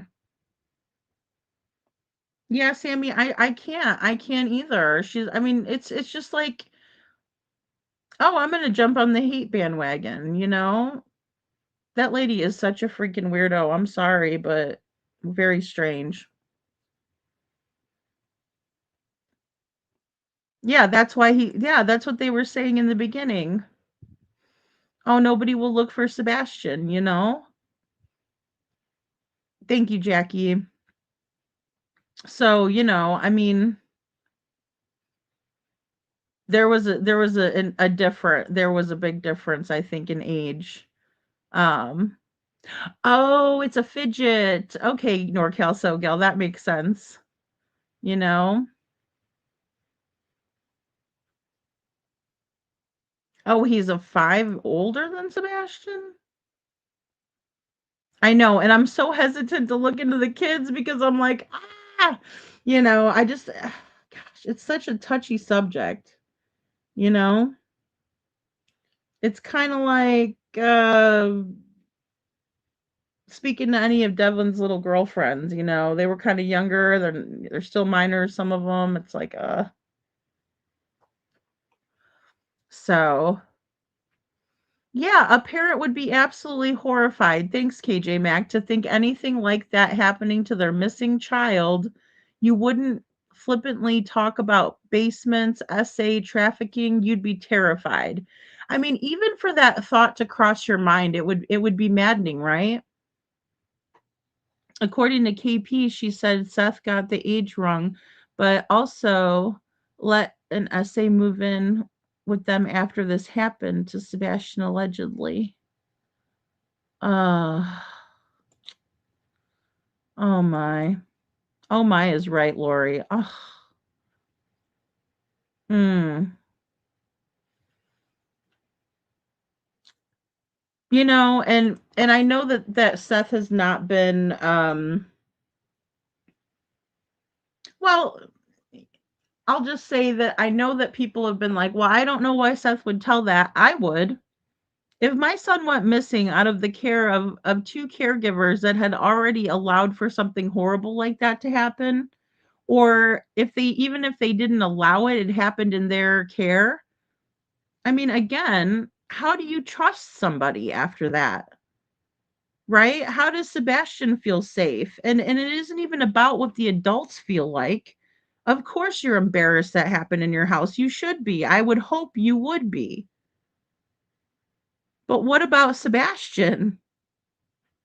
Does nobody think about how Sebastian would have felt?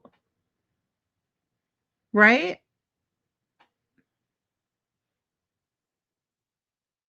They don't.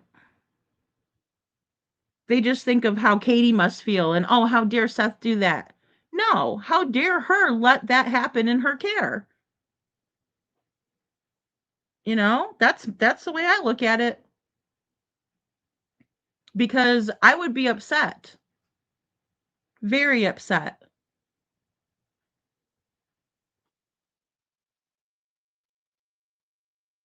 You know, and that's all I really want to say.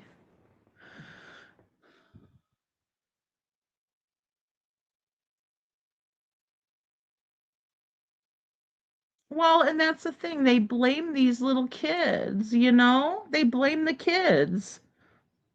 You know, and then Katie and Chris were upset, Kitty Hawk, to even have anybody know about Katie's mom, right?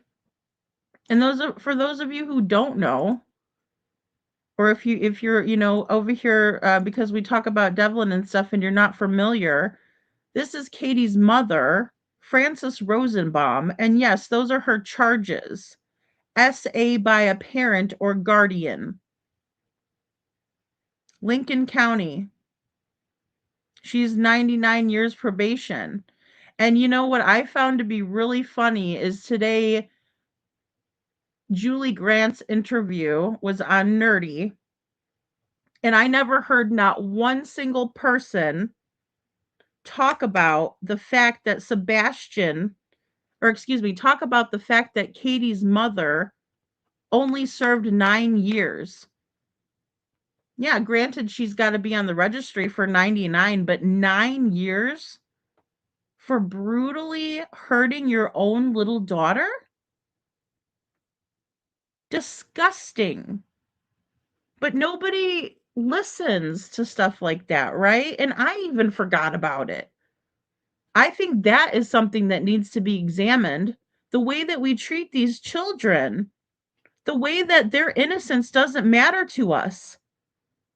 And now we see this situation where Sebastian's missing, and this happened under Katie's watch. You would think she would be hyper vigilant in protecting Sebastian, but no, she was not. Because Seth had to do a well check on Sebastian because he was left in the care of Katie and Katie's aunt and mother while she went out to eat with her father. If somebody did that to me, you couldn't pay me to let them ever lay eyes on my child. Yet we know that Katie allegedly allowed her mother to FaceTime Sebastian.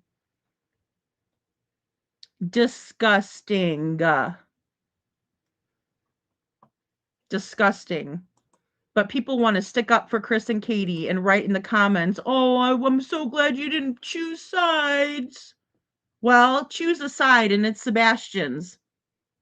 Did you hear 9 years? That's all that woman got, and she's around that young man?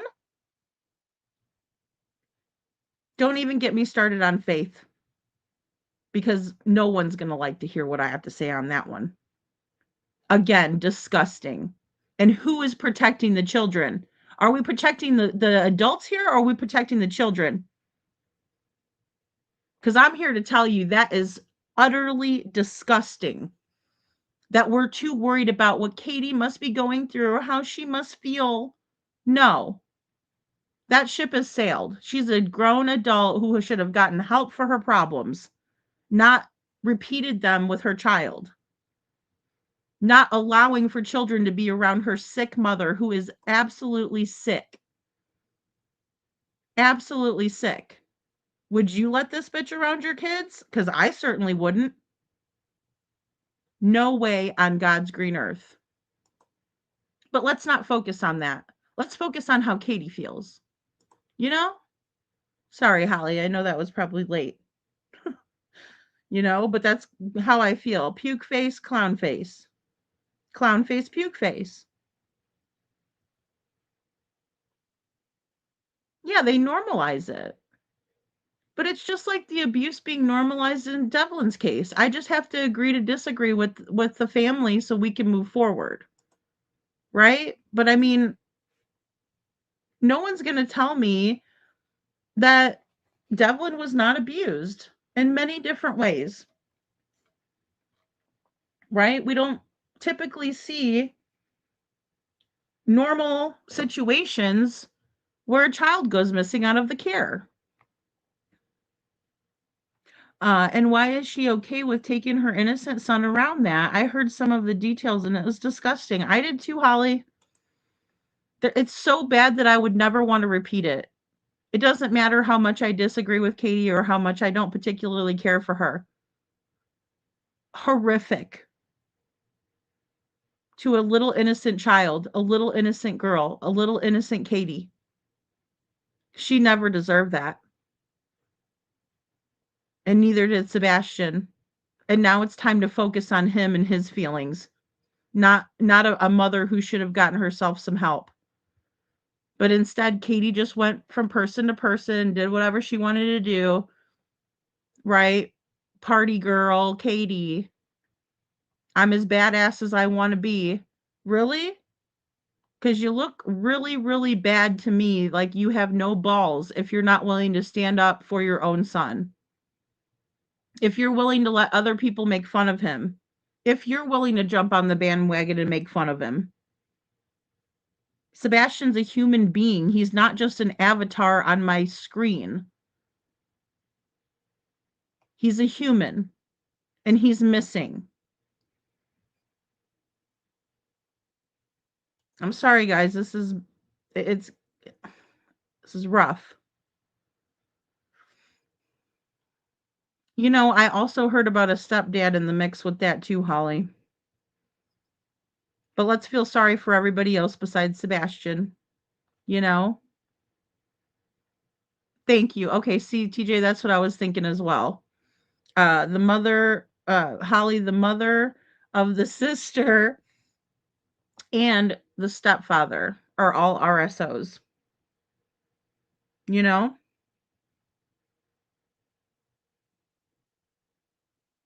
Oh, I know. Oh, they make it out to be like, oh, she's just this great person, and how dare you say anything because, and that's why I don't participate in there because I know it's not, I mean, I'm either going to get kicked out or I'm going to have to be a complete asshole the whole entire time I'm in there. And I don't really quite enjoy being an asshole. So I just don't go in there. I'll watch it on the replay because I think what was being done over there was very valuable, but I think it was overshadowed by a whole bunch of dumbasses who want to just stick up for Katie and, oh, what if your child went missing? Well, if they went missing out of my care, I would be beating myself up worse than any of you guys could ever beat me up, right? I'd be upset with myself for losing my child. I would take all of that guilt on even if my child ran away because I would be thinking to myself, did I do something to make him want to leave? That's legitimate. That's genuine. That's real. When we don't have that, there's something majorly wrong. When we have them making excuses for themselves, not thinking about Sebastian. But in America, we have a problem when a mother can get off easy of 9 years. And then, the state of Virginia thinks it's just fine to just let her do whatever she wants. And we see the aftermath. There's something that needs to be done. Whatever needs to be done, we need to do it. We can look at all the other countries all we want as well, but we need to start looking at how we treat our children here in America. And last time I checked, it's okay to go ahead and molest a child because you'll just get a couple of years in prison and then you just go on a registry and then you just go about your business. Right? And then you have morons who will allow to put these children back in harm's way. And not just a random moron, the moron that was hurt by that person. Because I'm sorry, but you allow for your child to be hurt by the same person that you were hurt by? I'm being kind calling you a moron. KJ Max says, well, the focus of the footlings has appeared to be themselves, reputation, management, outrage. Yep, or we are the victim. That's right. And they have a lot of people lining up to be right there with them, KJ. Play the violin for Chris and Katie. Forget about Sebastian. Have they done a gathering of voices? Have they done a single vigil? Have they done anything for Sebastian besides raise money for autism awareness, which doesn't help find him at all? Which Sebastian was late to be diagnosed with autism, and that's not even the first diagnosis that is the most I don't want to say the most familiar, but I mean it's just very out of the ordinary. You know, it's out of the ordinary to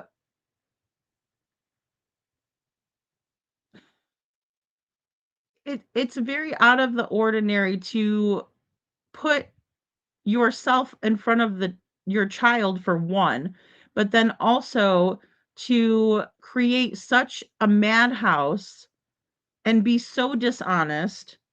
I mean, guys, I know that you didn't like the nerdy interview or whatever, but if or his live stream today, a lot of yous didn't.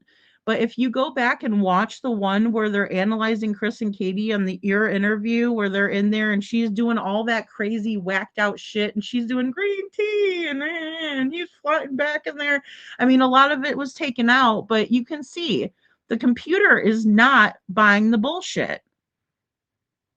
You know, it's flashing red, it's flashing yellow, it's flashing red. There might be a green in there, then there's a flash of red, a flash of yellow, you know?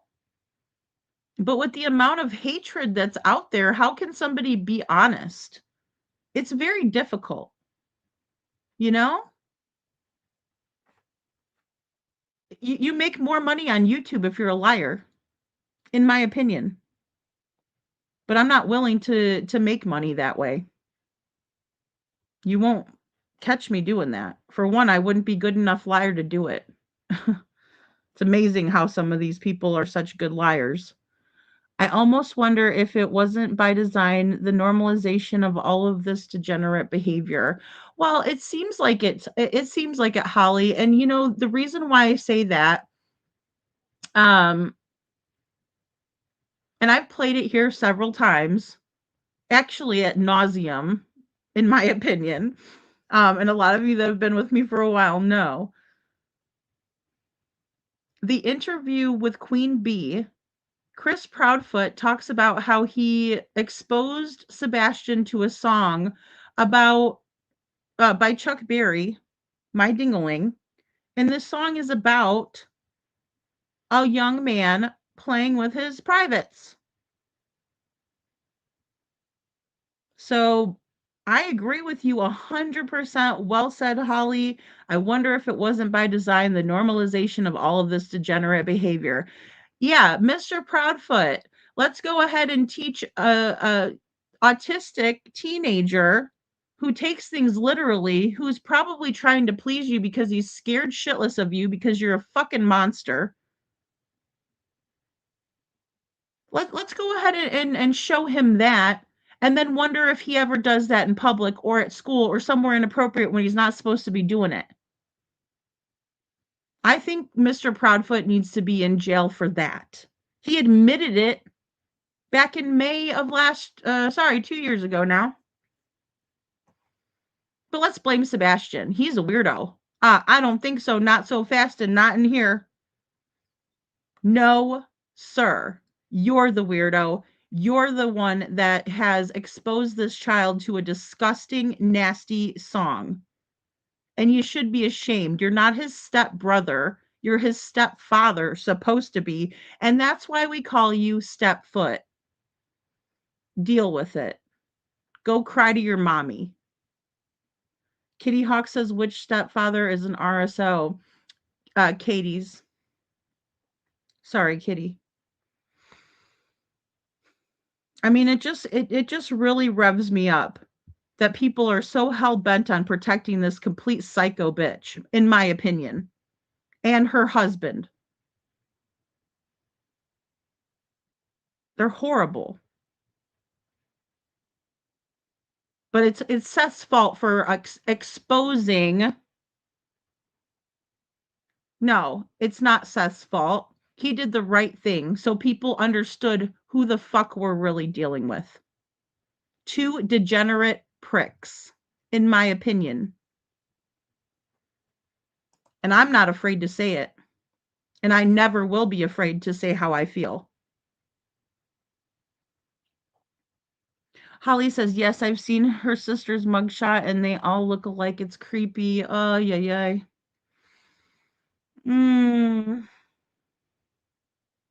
Oh, I'm so not fine, Sammy. Like I said, I'll quote Seth, woke up pissed, stayed pissed, still pissed. Because it's maddening. It's maddening. And it's not that, I can't handle a difference of opinion. I understand.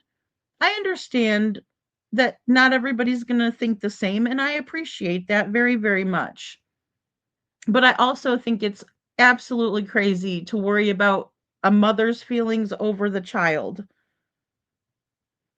Right? Because the children's feelings should come first, especially when they've been abused. That child needs help so that way that doesn't continue. Especially a child who's on the spectrum who already has some emotional and social dysregulation issues, according to his mom. Right? But you have to wonder how much of that came from the SA. And without us knowing that very important piece, we can't understand what happened to Sebastian. And again, I feel zero, I give no fucks and I feel zero sorry for these people. I don't. And no one's ever going to change my mind on that. A good mom, and especially someone who has been through that before, you would think would be seeking out all of the help and guidance that she possibly can to help her son through it because she knows what it's like.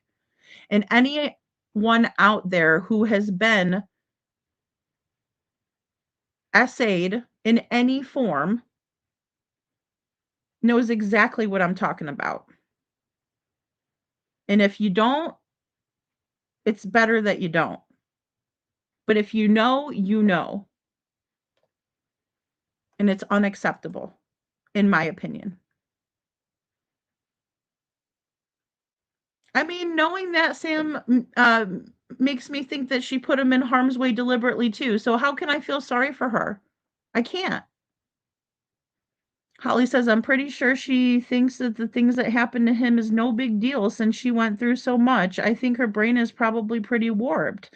I mean, it would have to be, Holly, for someone to come out and be like, well, we never let that happen to our son. No. If something like that happened and then it came out, right, because my son went missing out of my care again, there would be a level of guilt. Katie has to be a complete psycho to have zero guilt about that transpiring under her watch. And then we hear about how they're these Navy people and they're so experienced and they're military and they're this and they're that. Well, then they should be able to surmise that that's on their watch. Because if they were in the military and that happened to somebody in their platoon or in somebody in their company, as the leader of that platoon or company or a higher rank, you would be responsible. No? But yet we want zero accountability because we would rather blame Seth, who was at work. I mean, make it make sense. It doesn't. It's completely insane. It's enough to drive you bonkers. KJ? Totally warped. Yeah, they were allowing her to FaceTime with him, Sam, allegedly. They sure were. Allegedly, in my opinion, yes, they were. You know what? Oh, it's okay. Go ahead and FaceTime with my son, even though you in Katie's own words, that it was horrific, right? It was horrible. It was the worst, right? That's what she wants everybody to feel sorry for her instead of saying, it was horrible and the worst, but I forgave my mother and now we have a relationship. Because that's the truth. Otherwise, you wouldn't have let this creeper be around your son and you wouldn't have left him there alone. And was that before or after that he was essayed already, Katie? That's what I'd like to know. I have a question, Katie. I have a question. But I'm sure there's going to be some Captain Save-A-Ho to come down and save the day for Katie. Forget about Sebastian. Not a chance. Yeah, you would not be leaving town. I know that. I mean, and that's the thing. She just left him. She doesn't care, right? She's been all over. She's all across all the United States allegedly. I mean, I didn't do my own research fully, right, on the subject, but I think that hindsight has proven herself, and so is Coop, to be a reliable source in the matter. And yeah, apparently, Miss Katie's been around, you know? Kitty says she probably allowed to FaceTime or text or be on the phone, but not in person or social media. We need to look at the court papers. Well, and the thing is, I agree, and it's a huge red flag. And, to allow for that is very dangerous. Very dangerous. It's like they play with fire, you know? Good night, Miss Anne. I hope you feel better soon. Like she was minimizing it, even making the perpetrator a victim because she threw that in there that he was mentioned. So fucking what? I know. Well, and that's it, Holly. It's crazy. Like the level of Katie's involvement is so high, but the level of guilt is like non-existent, right? She can't even say, "Hey, I'm sorry that that happened in my care." And that would have been more understandable, but that's not what her statement was. It was like zero accountability. Oh, let's blame Seth because he told. No, that's not how the world works. It takes a lot of guts and courage to do what Seth did. A lot. It takes more than most of us know. And I'll just use Katie's words. I wouldn't wish that on nobody because it's terrible. It's terrible. Terrible, terrible, terrible. And I don't feel sorry for Katie. Thank you. Good night, Jackie. Thanks for being here. Fucking Captain Save-A-Ho. I'm sick of this with Captain Save-A-Ho here. Captain Save. Oh, we got another life preserver going out to another hoe in the abyss, right? Let's reel them in. Fuck the kids. It's no big deal. Totally sick. Totally sick. Well, and that's, Shauna, I said in the beginning, and I know, I know people were probably like, oh gosh, they're rolling their eyes, but I'm like, I don't care who's banging who. And then I'm like, unless, somebody helped out with Sebastian being missing, but I mean, they don't care. They wanted that party life. Katie wanted to be free, in my opinion, to ride the back of her nasty, mullet heads friggin' bike. She doesn't care about where Sebastian is, or she'd be looking for him everywhere. She'd be searching high and low, you know? Yeah. Well, and he had to find out after the fact. Shauna, like, I mean, that would be enough to make anybody so angry, you know? Yeah, I think so. And not only that, Holly, um, I think a lot of it has to do with Katie thinking that the military was like therapy for her, right? Because you do build your confidence there. You do feel better about yourself. So some of those things that can kind of subside once you feel more confident and you're successful and you're doing what you should be doing and you're on the right track. It can sometimes feel like you don't need any help, right? I'm fine. I know that I was hurt when I was little, but it's no big deal. That shit creeps up on you if you don't take care of it. And that's why we have so many mental health issues, because people say, "Oh, I don't need a counselor. I'm fine." Okay. Well, I mean, it's going to creep in. You can't help it then. So, I think that had a lot to do with it too, Katie. I do too. I think or excuse me, Kitty. I think that Katie, sorry, I was mixed that up there. I think that Katie was pleasing Chris no matter what, right? She was just trying to please him. She's just trying to do anything to keep him, right? As much as she could do to keep this man, she's trying to keep him, even though he's not a keeper. He's a catch and release at best, right? But instead, she lets him walk all over her, treat her like crap because she obviously has a low self-esteem about herself. He publicly makes fun of her on different platforms, telling her, "You're not good at music. You suck at it." That shit follows her. It's undeniable. A year later, she's telling Duchess, "Oh, I'm horrible. I'm the worst with music." Okay, well, that's probably because you've been told that a million times and you start believing it. Believe it or not, even the strongest minded person, that's why I shut all this drama down real quick. Because even the strongest minded person, if you're told you're a loser, you're a piece of crap, you're this, you're that, you're the every single day, you're going to start believing it. I don't care who you are. I don't care how strong a mind you are, especially if it's somebody who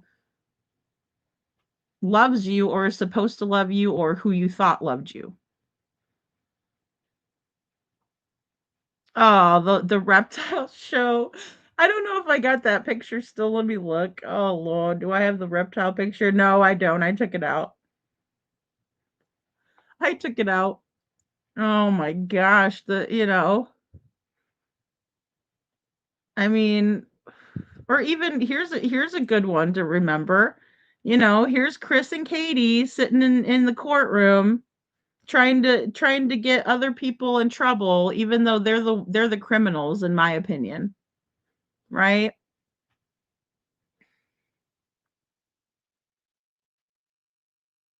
Oh, I'm so sorry, Shauna. Mm.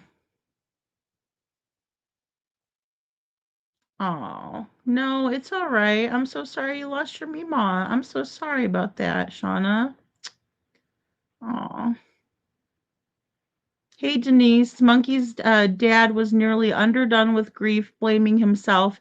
If you can't take accountability, then there is seriously something wrong. My toddler got burned on a hot stove and I cried for days and she's okay. Yeah, and I mean the thing is like there a certain amount of guilt is like healthy in my opinion, right? You don't want to beat yourself up forever, you don't. Because that's not healthy either. All about Chris. But you feel it and you have a certain level of guilt even if it wasn't your fault. You just know that something bad happened to your kiddo and you were there, and then you feel like, man, I could have done something, or I wish I could have done something different, or if I would have done this, then this wouldn't have happened. That's normal. To sit there and dwell on it and to beat yourself against a rock on it is not a good, healthy thing at all. But I mean, it's just like zero guilt at all, you know? Yeah, I think you probably good sense that she has low self-esteem, and why does he always go for single mothers? That's a red flag. I think so too. Big time. Big time. Big time red flag.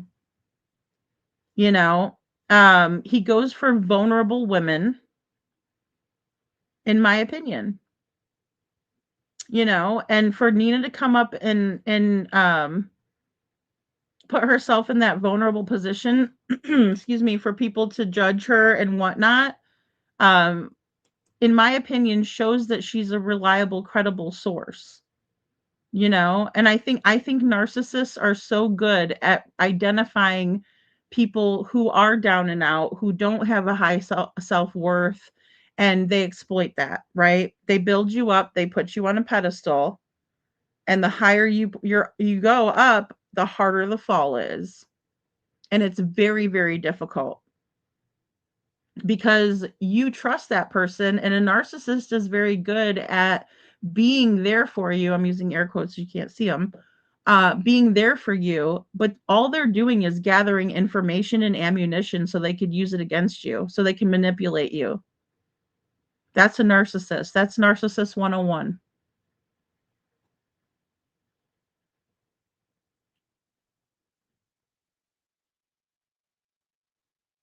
Oh, yeah, yeah. Well, and I'm surprised, Sammy. I'm surprised that, there wasn't more thought put into that, but I think they went into panic mode, and then of course they panic, and then they're oh, what how do I say it? They're not only panicking, but then they're scrambling to give a reason. Oh, I was putting skirting on, or here, tell them this, and Chris has people lying for them. Yeah, TK, or excuse me, TQ Smooth. Yes, that's Molly and Terry Lynn. And Molly had me cracking up. I don't really know Molly very well or anything. But yeah, like you could see Terry Lynn made sure she put herself right behind the feet. But then I heard Molly go on another channel, and she was like, "I was trying to scoot out of the way, and she scooted me off the bench or something." I was cracking up. But yes, it is. Yeah. Uh, Kitty. Thanks, Kitty. I don't think she shares at all as long as Chris is happy. Everything else doesn't matter, it seems. Well, and that's what the narcissist will actually do, right? They instill fear. I've shared this before, but this was in a documentary. I would love to find it. I can't remember which one it was, excuse me. But I would love to find it and play that piece for you guys. One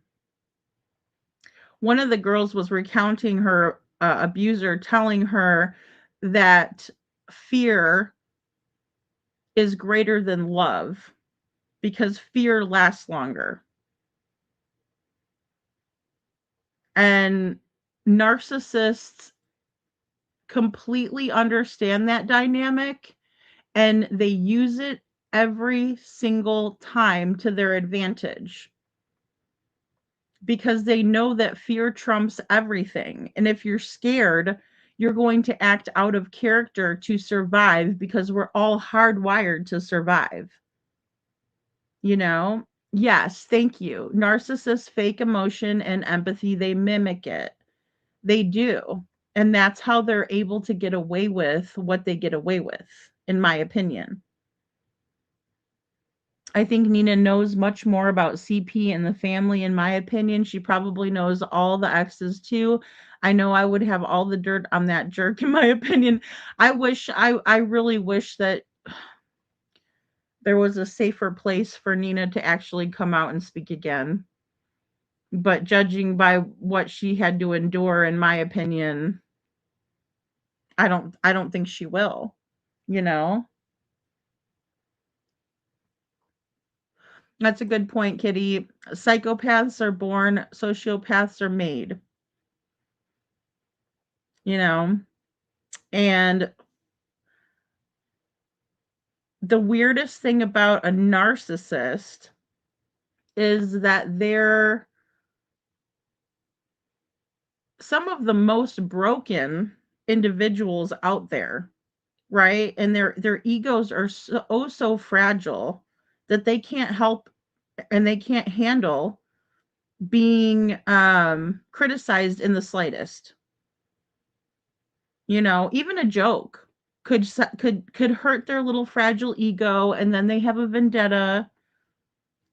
In my opinion, it's quite pathetic, but in the same way, if you think about the way trauma works and the way the brain works, it makes sense for them to uh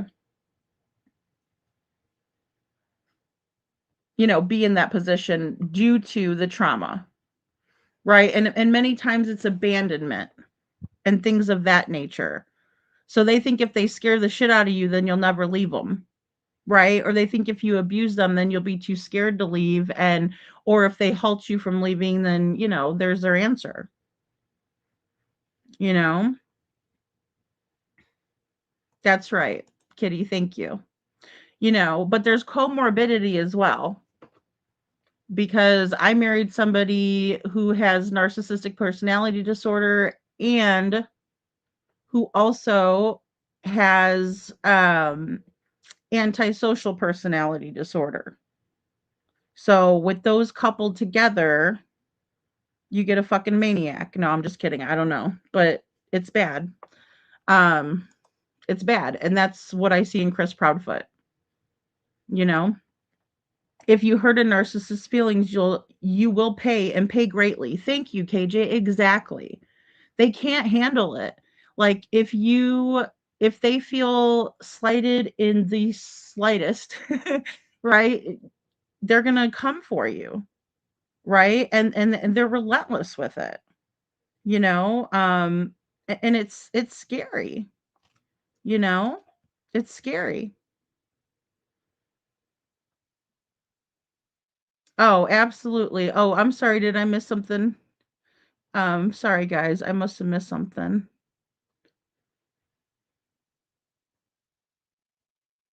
Oh, yes, Chuchi. Yes. Yes, I know. And you shouldn't. You did the exact right thing. And there's things that we all have to do as parents that we're not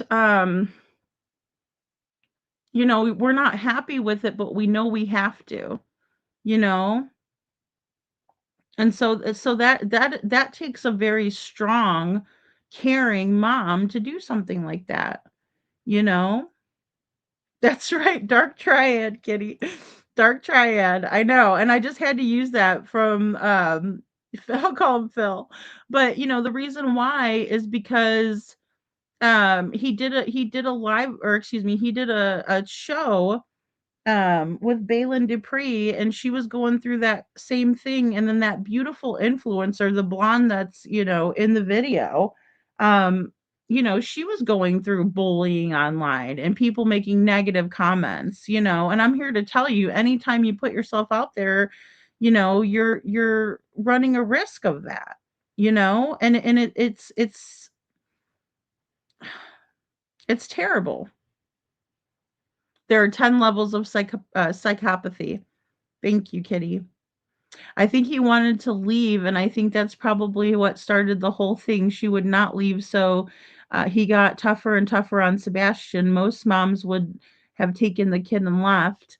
I know, or I mean, at the very least, well, I can't even say at the very least. I mean, because the thing is that Katie was also getting in trouble for going back. Right? Like CPS was putting their foot down and being like, you can't keep going back to this situation. You're putting your son in a dangerous and stressful and abusive situation, even though you yourself are probably also being abused, you know? So I agree. I mean, yeah. Um and Chris, one thing about narcissists too is they will make you leave them, right? By doing horrible things to you instead of them just leaving themselves, right? They'll torture you first. It's weird, and there's different types of narcissists as well. I wonder if she was hoping that it was finally his competence and she felt brave enough to speak. I really feel for her also. That family is like a dark shadow. Yeah, I mean it's horrible because if we look at how Nina was treated, right? And that's the best form of reference that we have, in my opinion, the most recent too. Chris did the same thing to her, brought her to Tennessee, right? Away from everybody that she knew in California, the support system that she had built there, and he isolated her, and then she's stuck with the Foot Clan. But Katie was right there filming stuff and putting it on Facebook Live. I mean, only a sadist does something like that. You know? I mean, I would have left Chris the minute he told me that he wanted me to torture Nina with him. And don't tell me that that wasn't discussed between Chris and Katie. Excuse me, I almost call him Quady. Uh, Chris and Katie. Don't tell me that wasn't discussed with by them or plotted or planned. Come on. I'll never believe otherwise because that's just not how it works. What, Katie took it upon herself to start filming it and putting it on Facebook Live? No. This is something they've all done before to other people to embarrass them. You know? I wonder if she was hoping that was finally his. Oh, sorry, I read that part. How many levels of obnoxiousness, whatever the word. Many, many levels, many levels. She was number 5 and she was afraid. She was afraid, She was afraid that it's like if you can't beat them, join them. 3 levels of obnoxiousness. I wanted to make sure I read that all right. 5th and last according to the CP interview. Oh yeah. Yeah, because if he doesn't say final, she gets mad, right? I mean, gosh. Yes, Holly, and I don't believe he was stepping out and saying they were open and swinging, etc. That's such a common rumor with cheating situations. I do believe. Yeah, no, I get that too. Yeah, she's filming Nina's distress. She was laughing and thought it was funny. Like, those are the type of people that think that they're special until he starts doing that shit to her, right? Like they think, "Oh, it's okay to join in on that because he'd never do that to me." Oh, well, think again, you know? And that's what makes me think that Chris has guilty knowledge because their situation has gotten exponentially worse, I would say, than it was when Sebastian was with them. Right? I mean, now they're one of the most hated people in that town. I'm here to tell you, I guarantee it. Right? But people are too afraid to stand up. That's why we need people to stand up. Stand up. Stand up for Sebastian. Don't just talk about it, be about it. Show up. Stand there. Hold a flyer. Hold a sign that says justice for Sebastian. Do something. If you really think that this whole entire time Sebastian has been in that cemetery, stand up. Because I don't think that's true, but I'm still going to stand up. Because he needs us to do that. That is the only way to be effective is to unify and come together. Not, sit there and, gather and talk crap. Just come out there and show your support.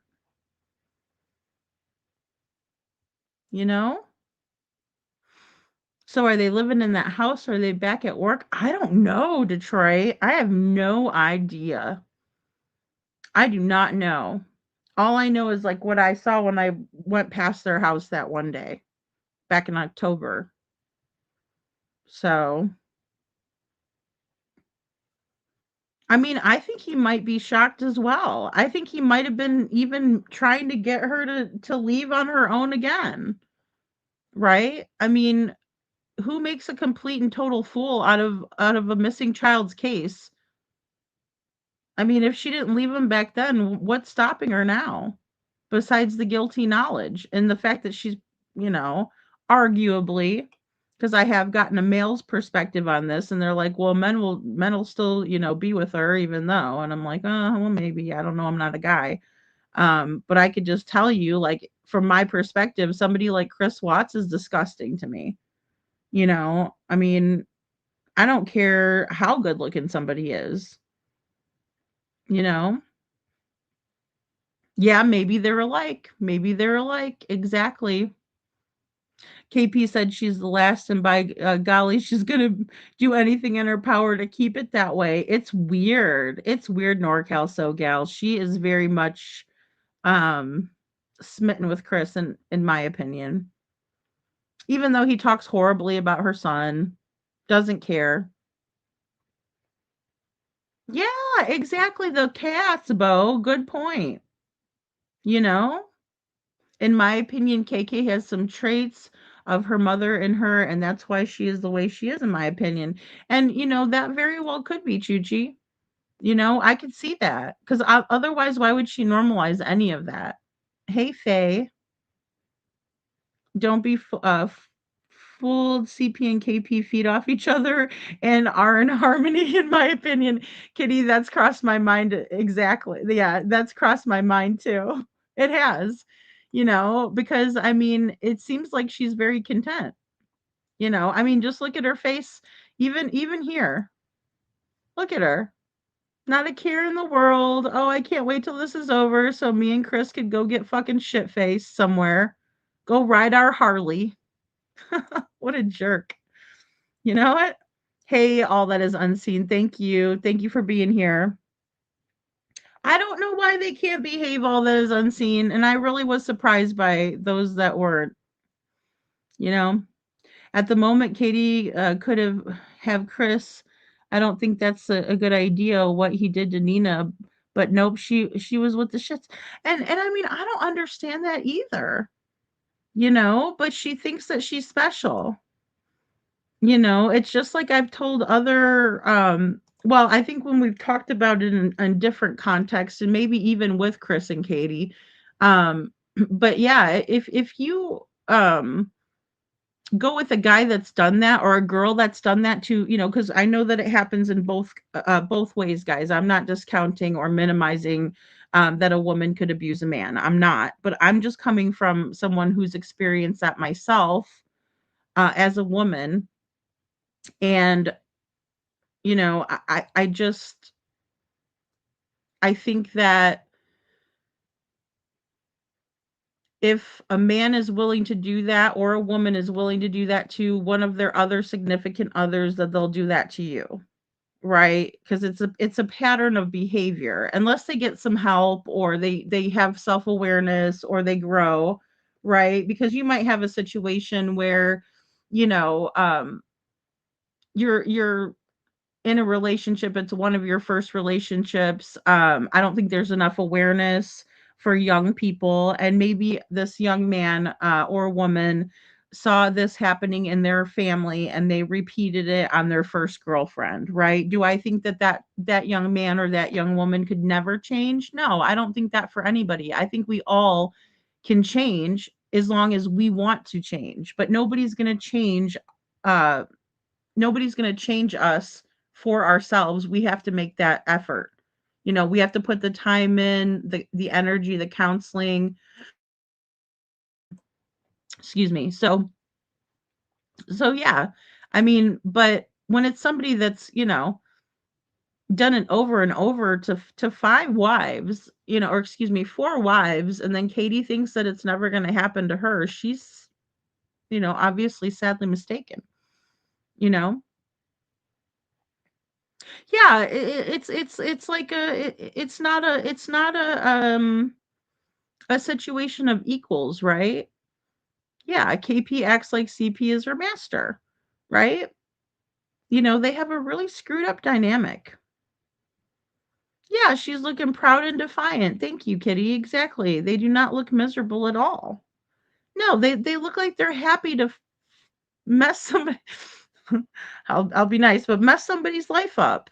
We're here to get Bullhorn Betty for putting up awareness signs in our neighborhood and excuse me, at around the Texas Roadhouse. Okay, well that's weird. Because that shouldn't bother you guys. Because you guys should want Sebastian found.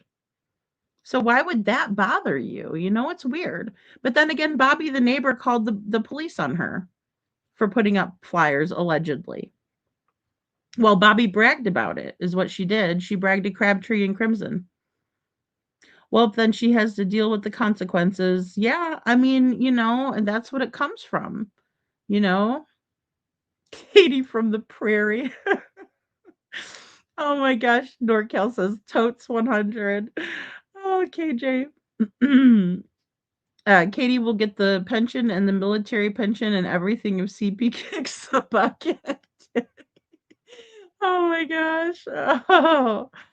Oh man, I think that's how it works. Some states are everything's marital property, type of a thing. Sandwich, if I can remember correct, Katie was filming it and laughing while they were following Nina. Yes, twice. They were Facebook living it when the judge gave custody back of Faith to Nina allegedly. And then when they served her with paperwork at the airport to scare the crap out of her again, Katie was right there filming it again. Again, I have to say, how's that karma working out for you? Because apparently it's not working out too well, and people are hot on their trail. Obviously, hindsight's hot on their trail, and now everybody else should be too. I don't know what law enforcement is waiting for. If citizen sleuths are able to get that much information, what is law enforcement doing in this case? And then I have to point to it's still open and ongoing investigation. So maybe they're being tight-lipped and quiet because they know more and something's about to happen. We just don't know. Poppy Love says the way she acted with Nina at the airport that time with Faith arcing her, or excuse me, treating her mom that way. I feel so bad for Nina and Faith having to go stay with them. Even Disney doesn't make it better. I agree, Poppy. And that was the only thing that I was thinking was at least she didn't have to be in the house. But then again, it doesn't, does it? Because how could you go to a place that, has all these Star Wars, I don't even know what to call it, but I guess it would be events and stuff like that, and then not think about Sebastian. Yep, nose in the air, Sammy, like she's something special. Cuz that's the feeling that she gets with Chris, you know? Bobby the neighbor aka Karen. I'll tell you what. Yeah, I don't trust that one. I never will. I don't trust anybody who thinks that Sebastian's flyer is not important to be posted. And I'm sick and tired of people saying that there should be, green over here in the yards and stuff. Like, that's gross. In my opinion, I lost respect for Bobby for with that, you know. Oh, Sammy says my favorite YouTube psychologist described KP as a yes girl. She's a pleaser, right? And, that was the thing that I was kinda joking about earlier, with a friend of mine. I said, I might not be a recovering, addict, but I am a recovering people pleaser. I really am, Sammy. It took me a long time to realize that if I just sit here and try to, please everybody else, that I'm never gonna please myself. I'll never be true to myself. Um, and, Katie hasn't come to that realization yet. She's worried about what everybody thinks of her. She's worried about what Chris's family is going to think. She has to do these things in order to get validation. You know, it's not working well for her at all, in my opinion. Yep, it's relevant, and it's a big insight into the behavior. No, they, Faye, I can agree with that, and that's why I'm gonna show up for this because I'll tell you, um, there's no reason to do that in Devlin's case because law enforcement in Devlin's case is actually working to find him. But in Sebastian's case, they've done nothing but botch the investigation. And Sebastian deserves better than that. Sebastian deserves justice. Sebastian deserves to be found first and foremost. Hey, Justice for Noog.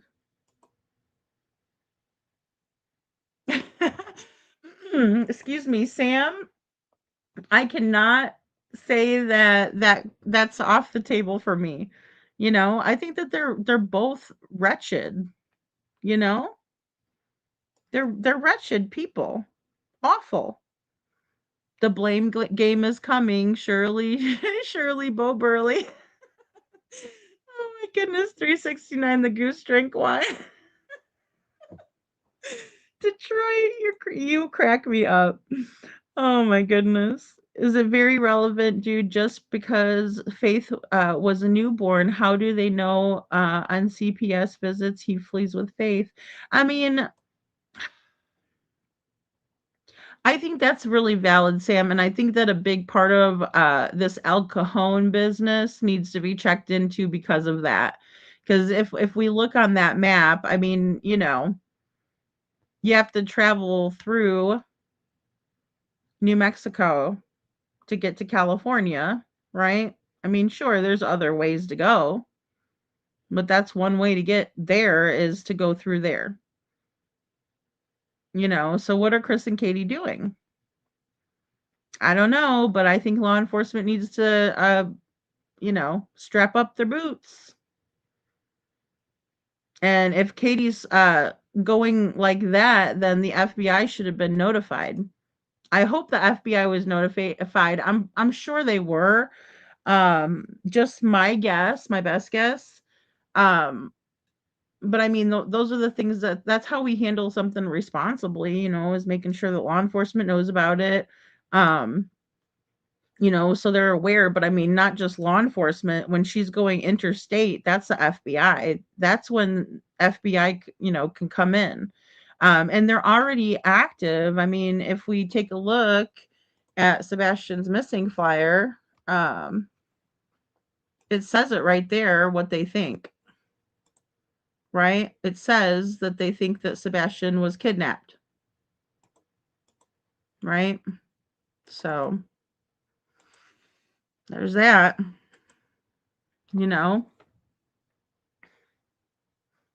Yeah, she needs some more self-realization, that's for sure. Puppy Love says the law needs to change for state to state courts judges to know if CPS reports in other states. The judge shouldn't allow the child's yeah to be. Sorry, I think that's continued. But yeah, Poppy, I agree 100%. But the thing is there was enough going on in Tennessee that Tennessee should be held completely responsible for that because they dropped the ball. Because yeah, California was really, really bad, right?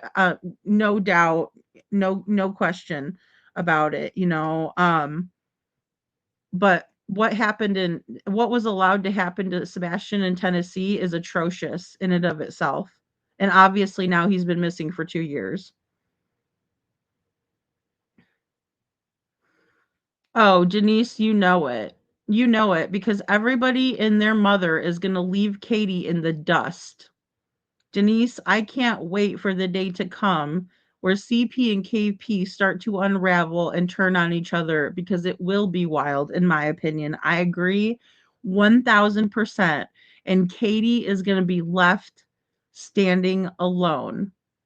No more trips to the salon with her and Clue because we all know where Clue's loyalty lies. And that's with Mr. Chris.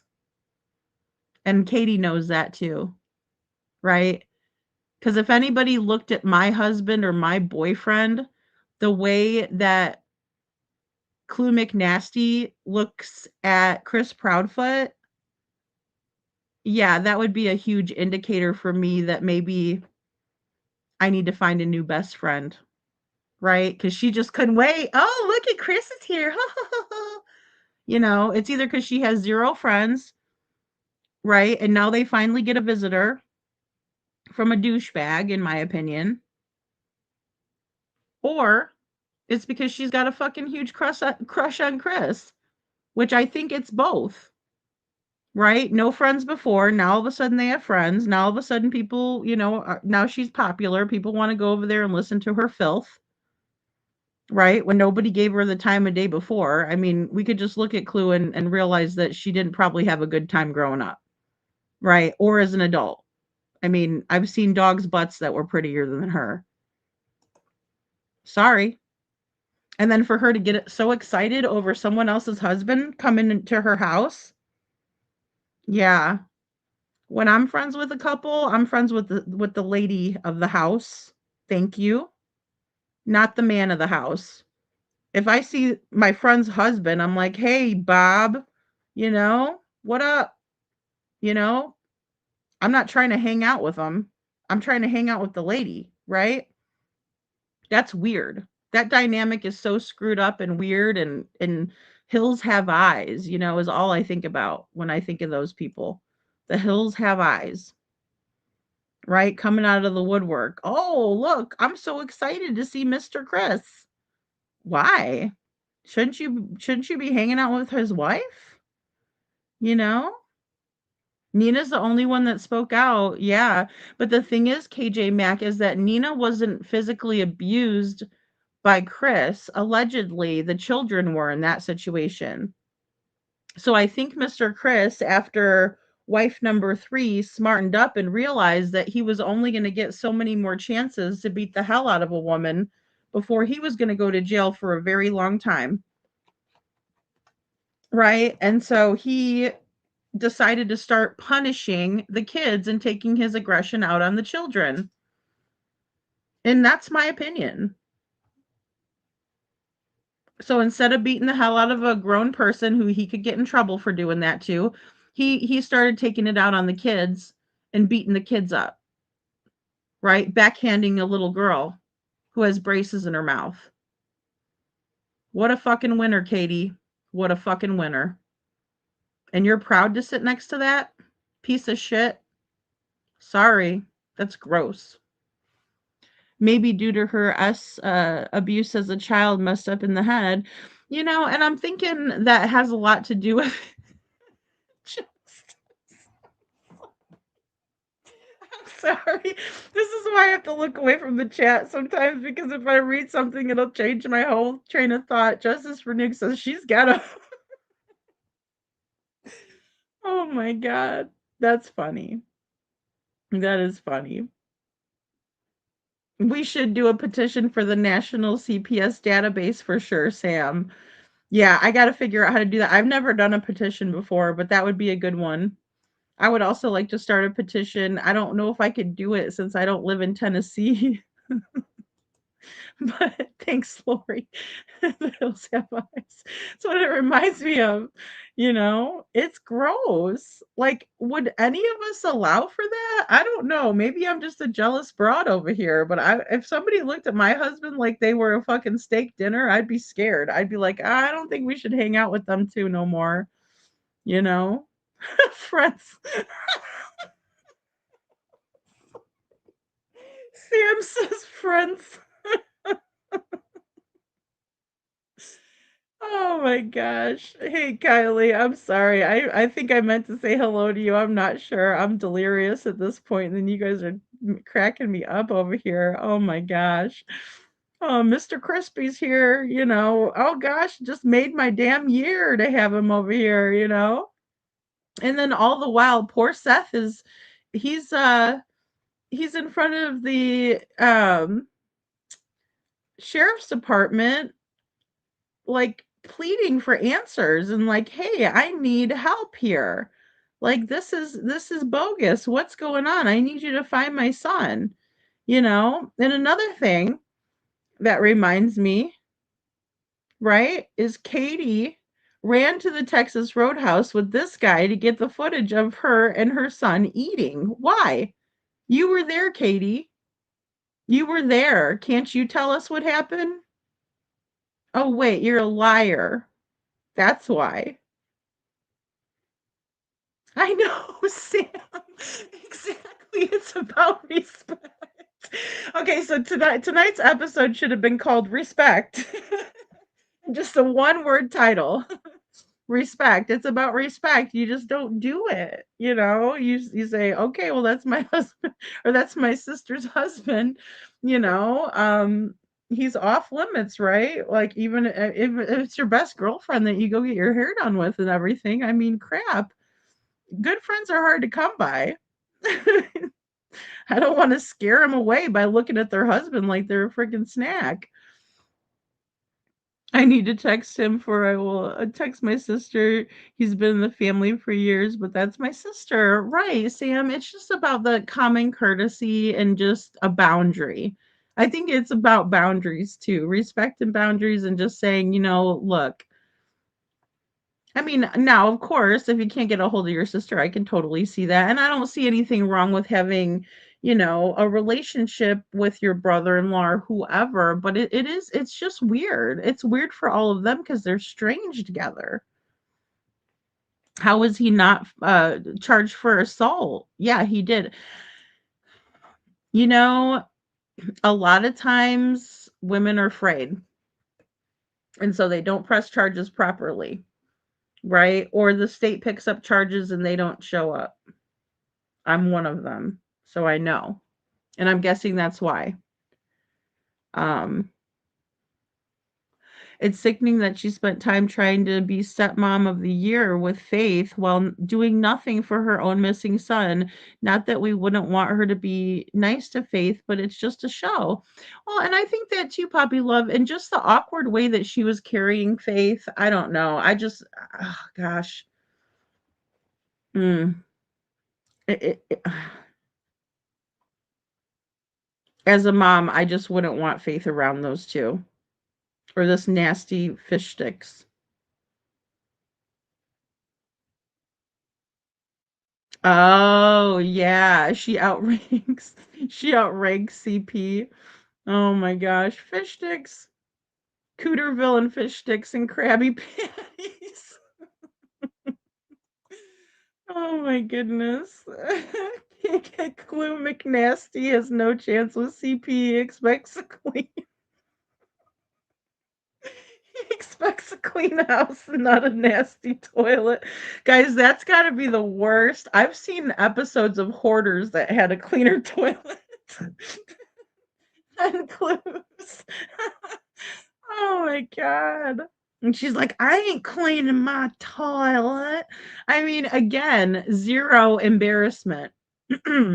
If my toilet was that bad and someone took a picture or however that transpired, I'm not sure. I just got a picture of the toilet, so I have no idea how it came about. But I will say that if that was my toilet and that was out, I would be like, "Oh my god." Yeah, but there's no excuse for that. That was like you moved into the house and you never cleaned the toilet in 10, 15, 20 years. I mean, it looked like 20 years worth. I don't know. I don't know their life or their pooping habits, and neither do I want to know, but I mean, that toilet was nasty. And zero self-awareness, zero embarrassment, zero fucks given. And hey, that's their house. I mean, I'm not going to tell them how to live, but that was nasty. Poppy Love, she says, then again, there were allegedly cameras in her room. Why? Oh gosh. Ooh, that is next level invasive. I would be livid. I would be livid. Clue equals dirty toilet equals Chris. Think of one, think of the other. Oh my goodness. Poppy. No, I needed that laugh. And I'm sorry to say it comes at the expense of somebody else, but I mean, somebody that pulls this crap for poor Sebastian, I don't feel bad. Again, I don't. Denise says when my father-in-law beat my mother-in-law, she didn't have a choice. The sheriff enacted a protection order for her even though she tried to protest it. Aw, that's good, Denise. I know that is so tough, right? Oh my gosh. And it's hard, right? Because the victim does not want to get their abuser in trouble. They want them to stop abusing them. That's it. That's all it comes down to. Gosh, that breaks my heart. I'm glad she got away. She needs to have only supervised visits by a judge if that just for the CPS reports. They usually applied to every child in the home, full or part-time. Something fishy about that crap. That is very odd. Especially because Nina has documentation.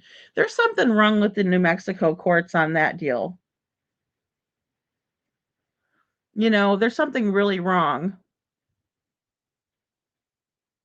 So, yeah, I mean, it's like you expect a toilet to be like not, well, a toilet's dirty. We do dirty business in the toilet, but damn, I've never seen anything like that in my life. In my life. Like, yeah. I mean, just like her, it was an accurate representation of Clue, in my opinion, most definitely, and she was fine with it. Well, you all don't have to use my fucking toilet. Well, thank God for that. I wouldn't. I wouldn't even step foot in that pigsty, right? I wouldn't. I'm sorry. I don't want to have to get a tetanus shot. Thank you. And I'm always saying you can't get a VD from a toilet seat. I'm pretty sure that is the exception. Faith says Chris told in an interview Faith is getting the hand punishment because of her age. Oh, I know, Terry Lynn. I know. Imagine what will happen in 5 years. That child is in danger, in my opinion. I agree, Faye. I agree. Yep. And look at his stupid mug. I'd like to bust him in those fish lips of his, in my opinion, allegedly. Just thinking about what he did to that beautiful little girl. Chuchi. The toilet emojis. Guys, I didn't believe it when somebody first sent that to me. I was like, no. And they're like, this is Clue's toilet. And I'm like, stop. I'm like, I don't like her either, but that's not very nice to circulate that. That's not true. That's not her toilet. And people were like, yes, it is. And then more people, and then instead of her denying it, instead of instead of her trying to be like, that's not my toilet, she's like, yeah, it is. So what? And I'm like, oh. And Chris and Katie go hang out over there. And Fish Sticks, did you use that toilet, sir? Did you use that toilet while you were there doing your drone? The photo op? Were you over there? Right? Did you eat a sandwich after the search? Because I'm here to tell you, I wouldn't step foot in that house. And I can't believe that anyone who's ever served in the military would ever be okay with that. Ever. Ever. My grandfather was in the Navy, and the reason why my mother was a freaking clean freak, neat freak, was because of that. She ironed her curtains, okay? Because you have a certain respect for yourself. Chris and Katie have really, like, I don't know, it's almost as if they've sold their soul. I mean, it's that bad. It wasn't.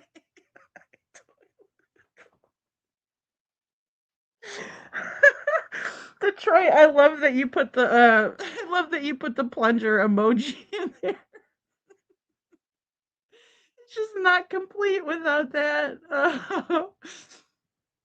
Oh, she knew it was her toilet. And why? It's like, I don't know. I would have been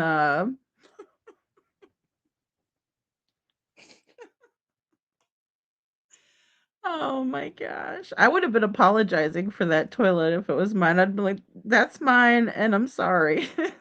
People, why are you apologizing? I don't know. It's gross.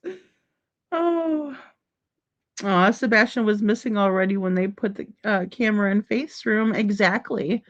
Yeah, to the best of my knowledge, I mean, I guess it happened maybe shortly after. I know we were talking about and speculating on maybe um it was like a situation where Nina had asked for that to be the case, but I don't think so. I don't think so. Um so I can't believe it, KJ. I really can't. CP looks like his mama and Terry B. Oh my gosh. Yeah, it does. Well, it does. It does because I mean, it's just like any part of the house. Like messy is different than dirty, right? We all can kind of differentiate between, yeah, I might have a mess of something, there might be some clutter or something, but like dirt is different, I don't even see, roaches surviving in that house. I don't even think a roach wants to step foot in that house, in my opinion. They just don't. Like, they even think that's too dirty. Really? Detroit, it makes me wonder about Albuquerque court systems, or I mean, I guess it would be Albuquerque or whatever, New Mexico in general.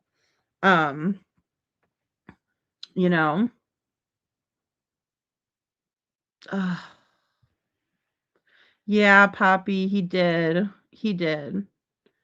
Because Faith had, or excuse me, Terry Lynn had asked him if Faith gets hit, you know, with a closed hand or an open hand, and he said that he would hit her with an open hand. And his answer should have been like, I wouldn't hurt or hit my daughter, who's a little girl, with my big nasty sausage fingers. Like, I keep my nasty sausage fingers to myself is the answer, Chris. I guess that one's a little bit above your intelligence, though. Sammy says, not body shaming any person, but you don't get that unhealthy or that mean being an unbothered as some folks pretend to be. I agree, Sammy. The guilt is definitely there. And then Katie coming out and acting like she's, I mean, she looks like she's straight a Dr. Quinn medicine woman. And then in this picture where she's in court again, it's this like, oh, I'm just this upstanding citizen. No, you're not. You're not. Where's Sebastian, Katie? Where's Sebastian? You know? Sad. But let's all wonder about how Katie feels, you know? Oh, I heard it. I know. I can't bring myself to watch it. I can't, Sammy. I mean, I just can't do that. I can't bring myself to watch. Mm-mm. Poppy. I just can't because I respect Vinnie Politan. I really like him, but I can't with that. Anybody that has Fishy on the show is a no-go for me. And again, it's just better if I don't go in there, because I mean, why do I want to upset myself? You know? Oh my gosh, he does look like he's wearing lip gloss. Yes. And you know what?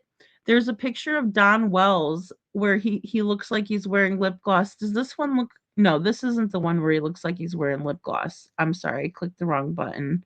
I'm going through some of these old ones that I still have loaded in here. But you know why I think that he looks like he's wearing lip gloss, and I also noticed it in Don Wells's interview. I think it's so that way they don't lick their lips, right? So they can fool the body language experts, and that's been one theory of mine because it definitely looks like Crispy wants to keep his lips. And then if you look at Katie's lips in this interview, I noticed this today, or excuse me, I noticed this a couple days ago when Nerdy Addict did this interview because this was the one that he had plugged into his program.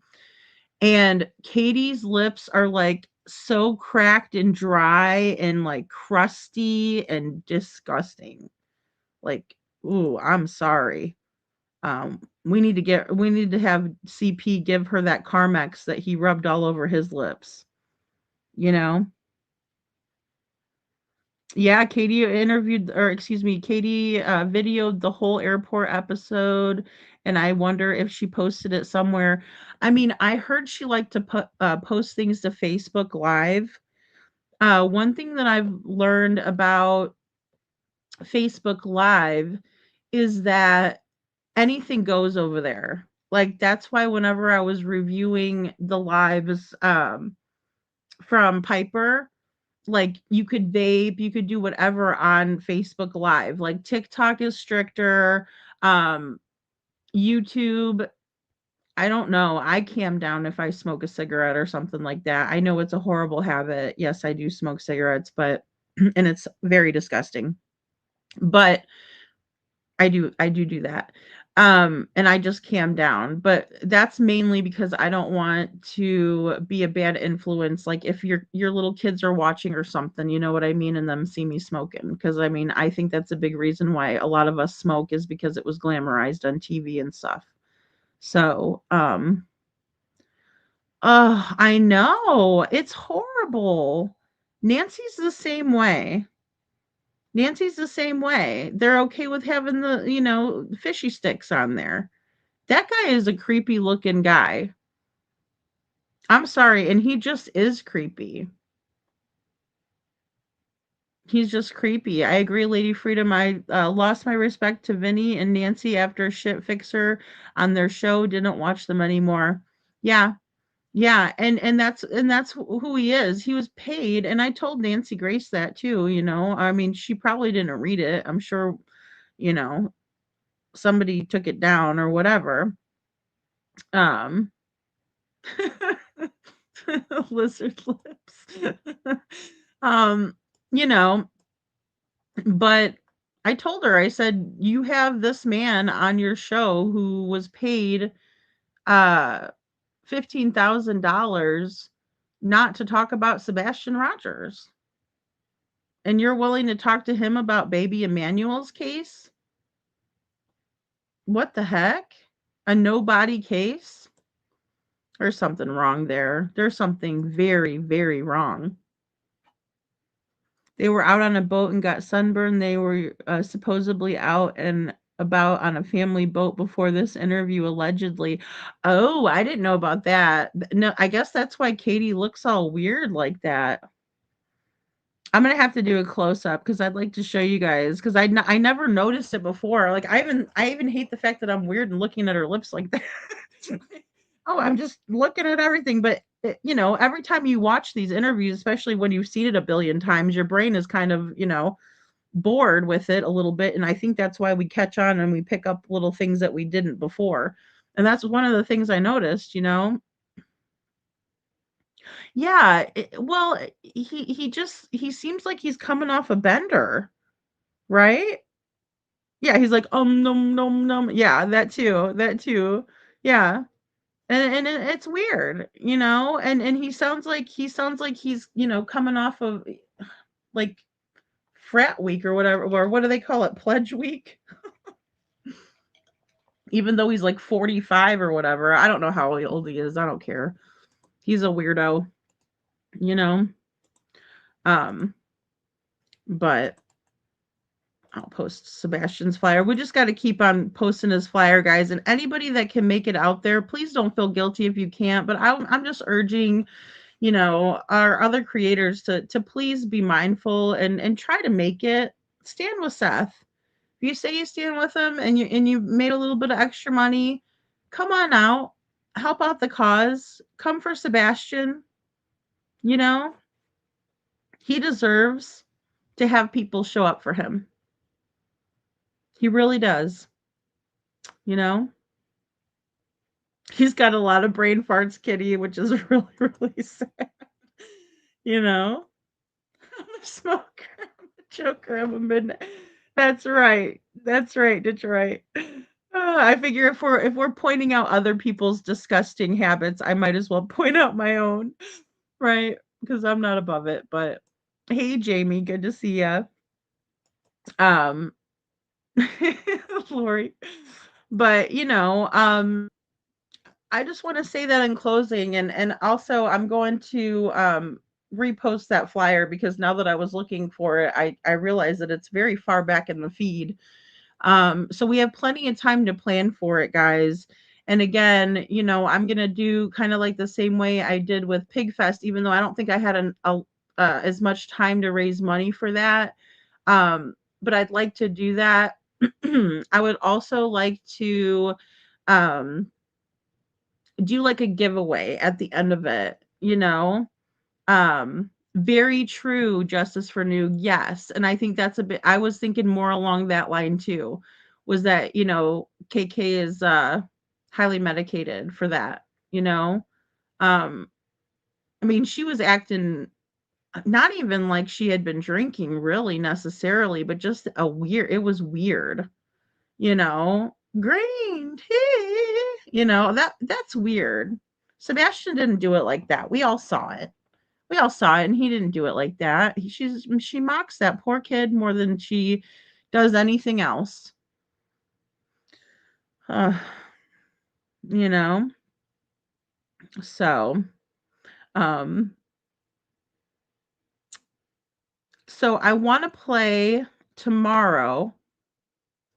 The interview with Sabrina that happened on Piper's channel. I've been working on that, and I want to get that out to you guys. And I want to review it, right? So I want you guys to be able to watch it, come up with your own, excuse me, come up with your own thoughts and feelings and theories on it. And then I want to discuss that too. I want to be able to my live with Sabrina was 4 hours. Imagine that for me. But I want to do some comparisons in there. So I would like to do that. So I want to do that so that way we can continue on with covering Devlin's case as well. I'm also looking at having a guest on possibly this coming week. So hopefully, I'm supposed to be talking with this person tomorrow. And that's the only reason why I'm thinking that maybe I might not do a live. I'm sorry. Today's Sunday. Yep. So it will be tomorrow. I want to make sure I got that. So we'll plan for that.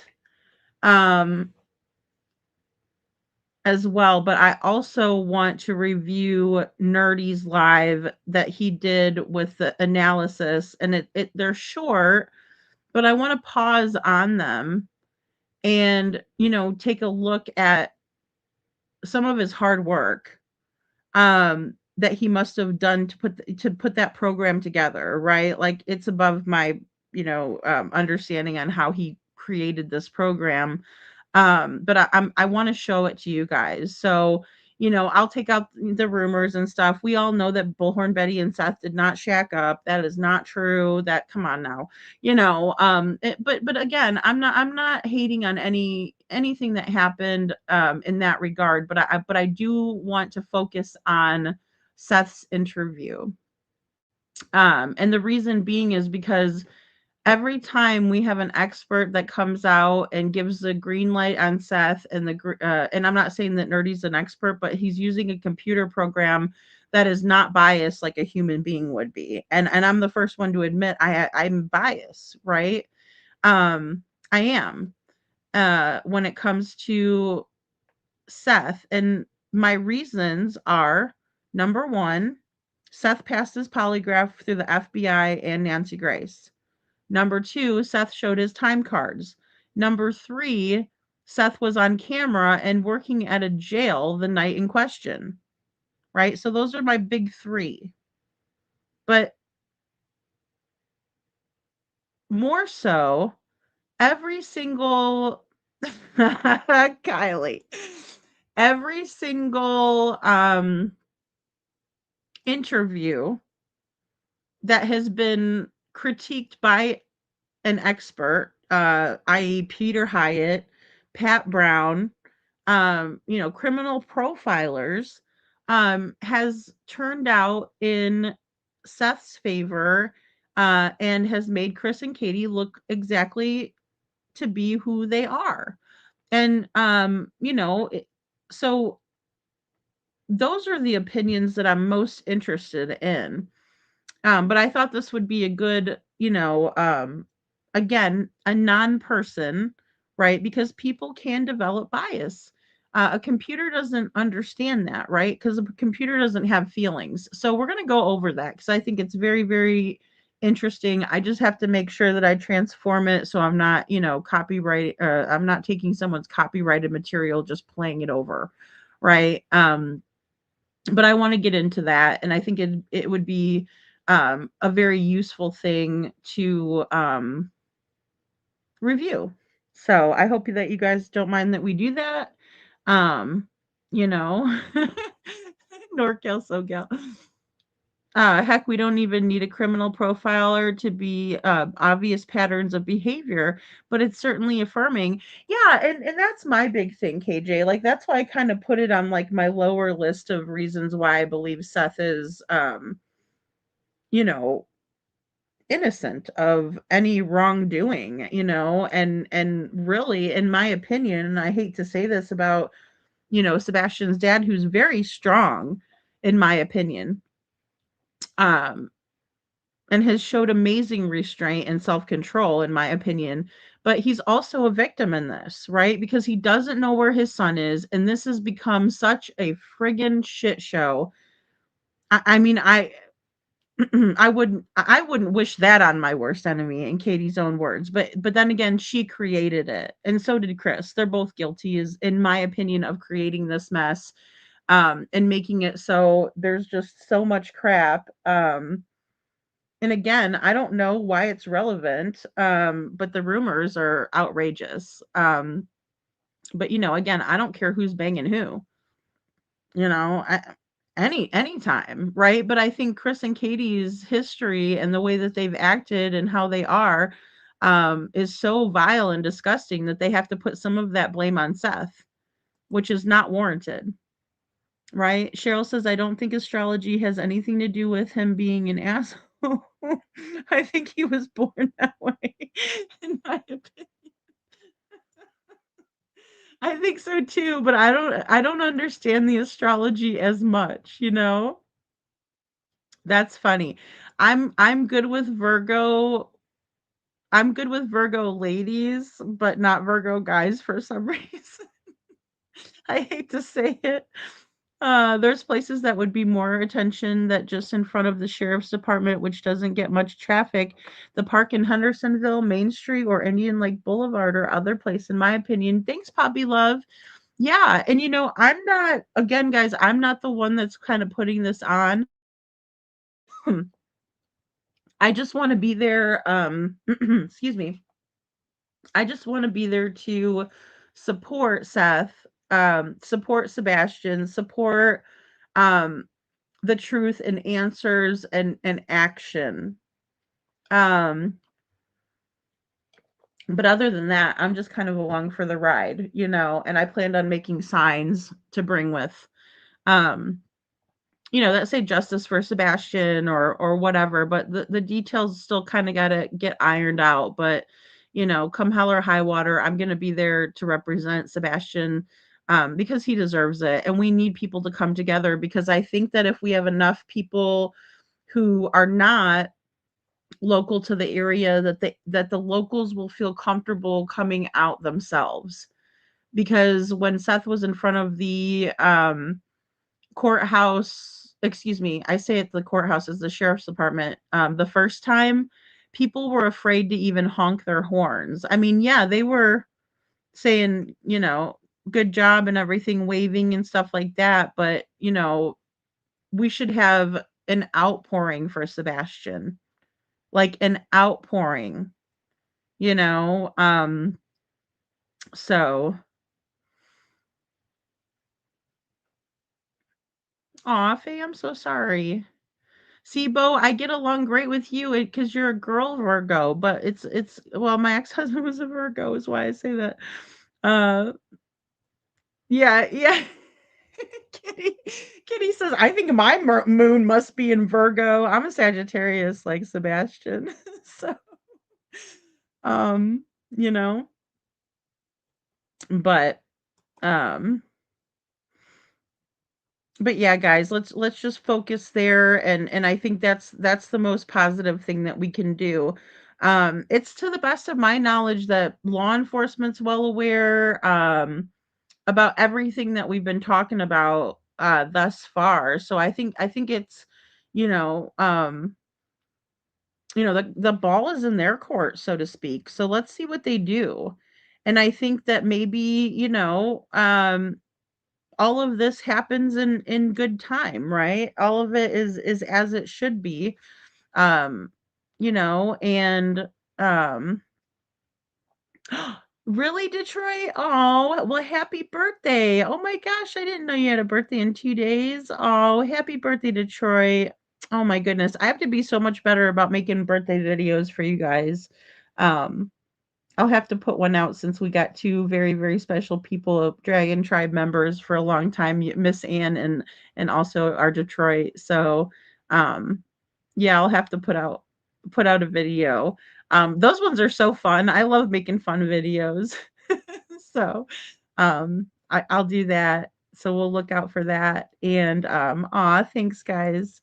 And yeah, let's just keep trucking along. Let's just keep trucking along, be kind to each other. You know, let's keep moving forward, onward and upward, right? Is what a good friend of mine told me today. Onward and upward, right? So, all right, you guys, I love you all very, very much. Let's say our prayers for Sebastian. That's another thing that is very effective, in my opinion, even though I know it doesn't always seem that way. All right, guys, I love you. Have a great rest of your day, and I will talk to you all very soon.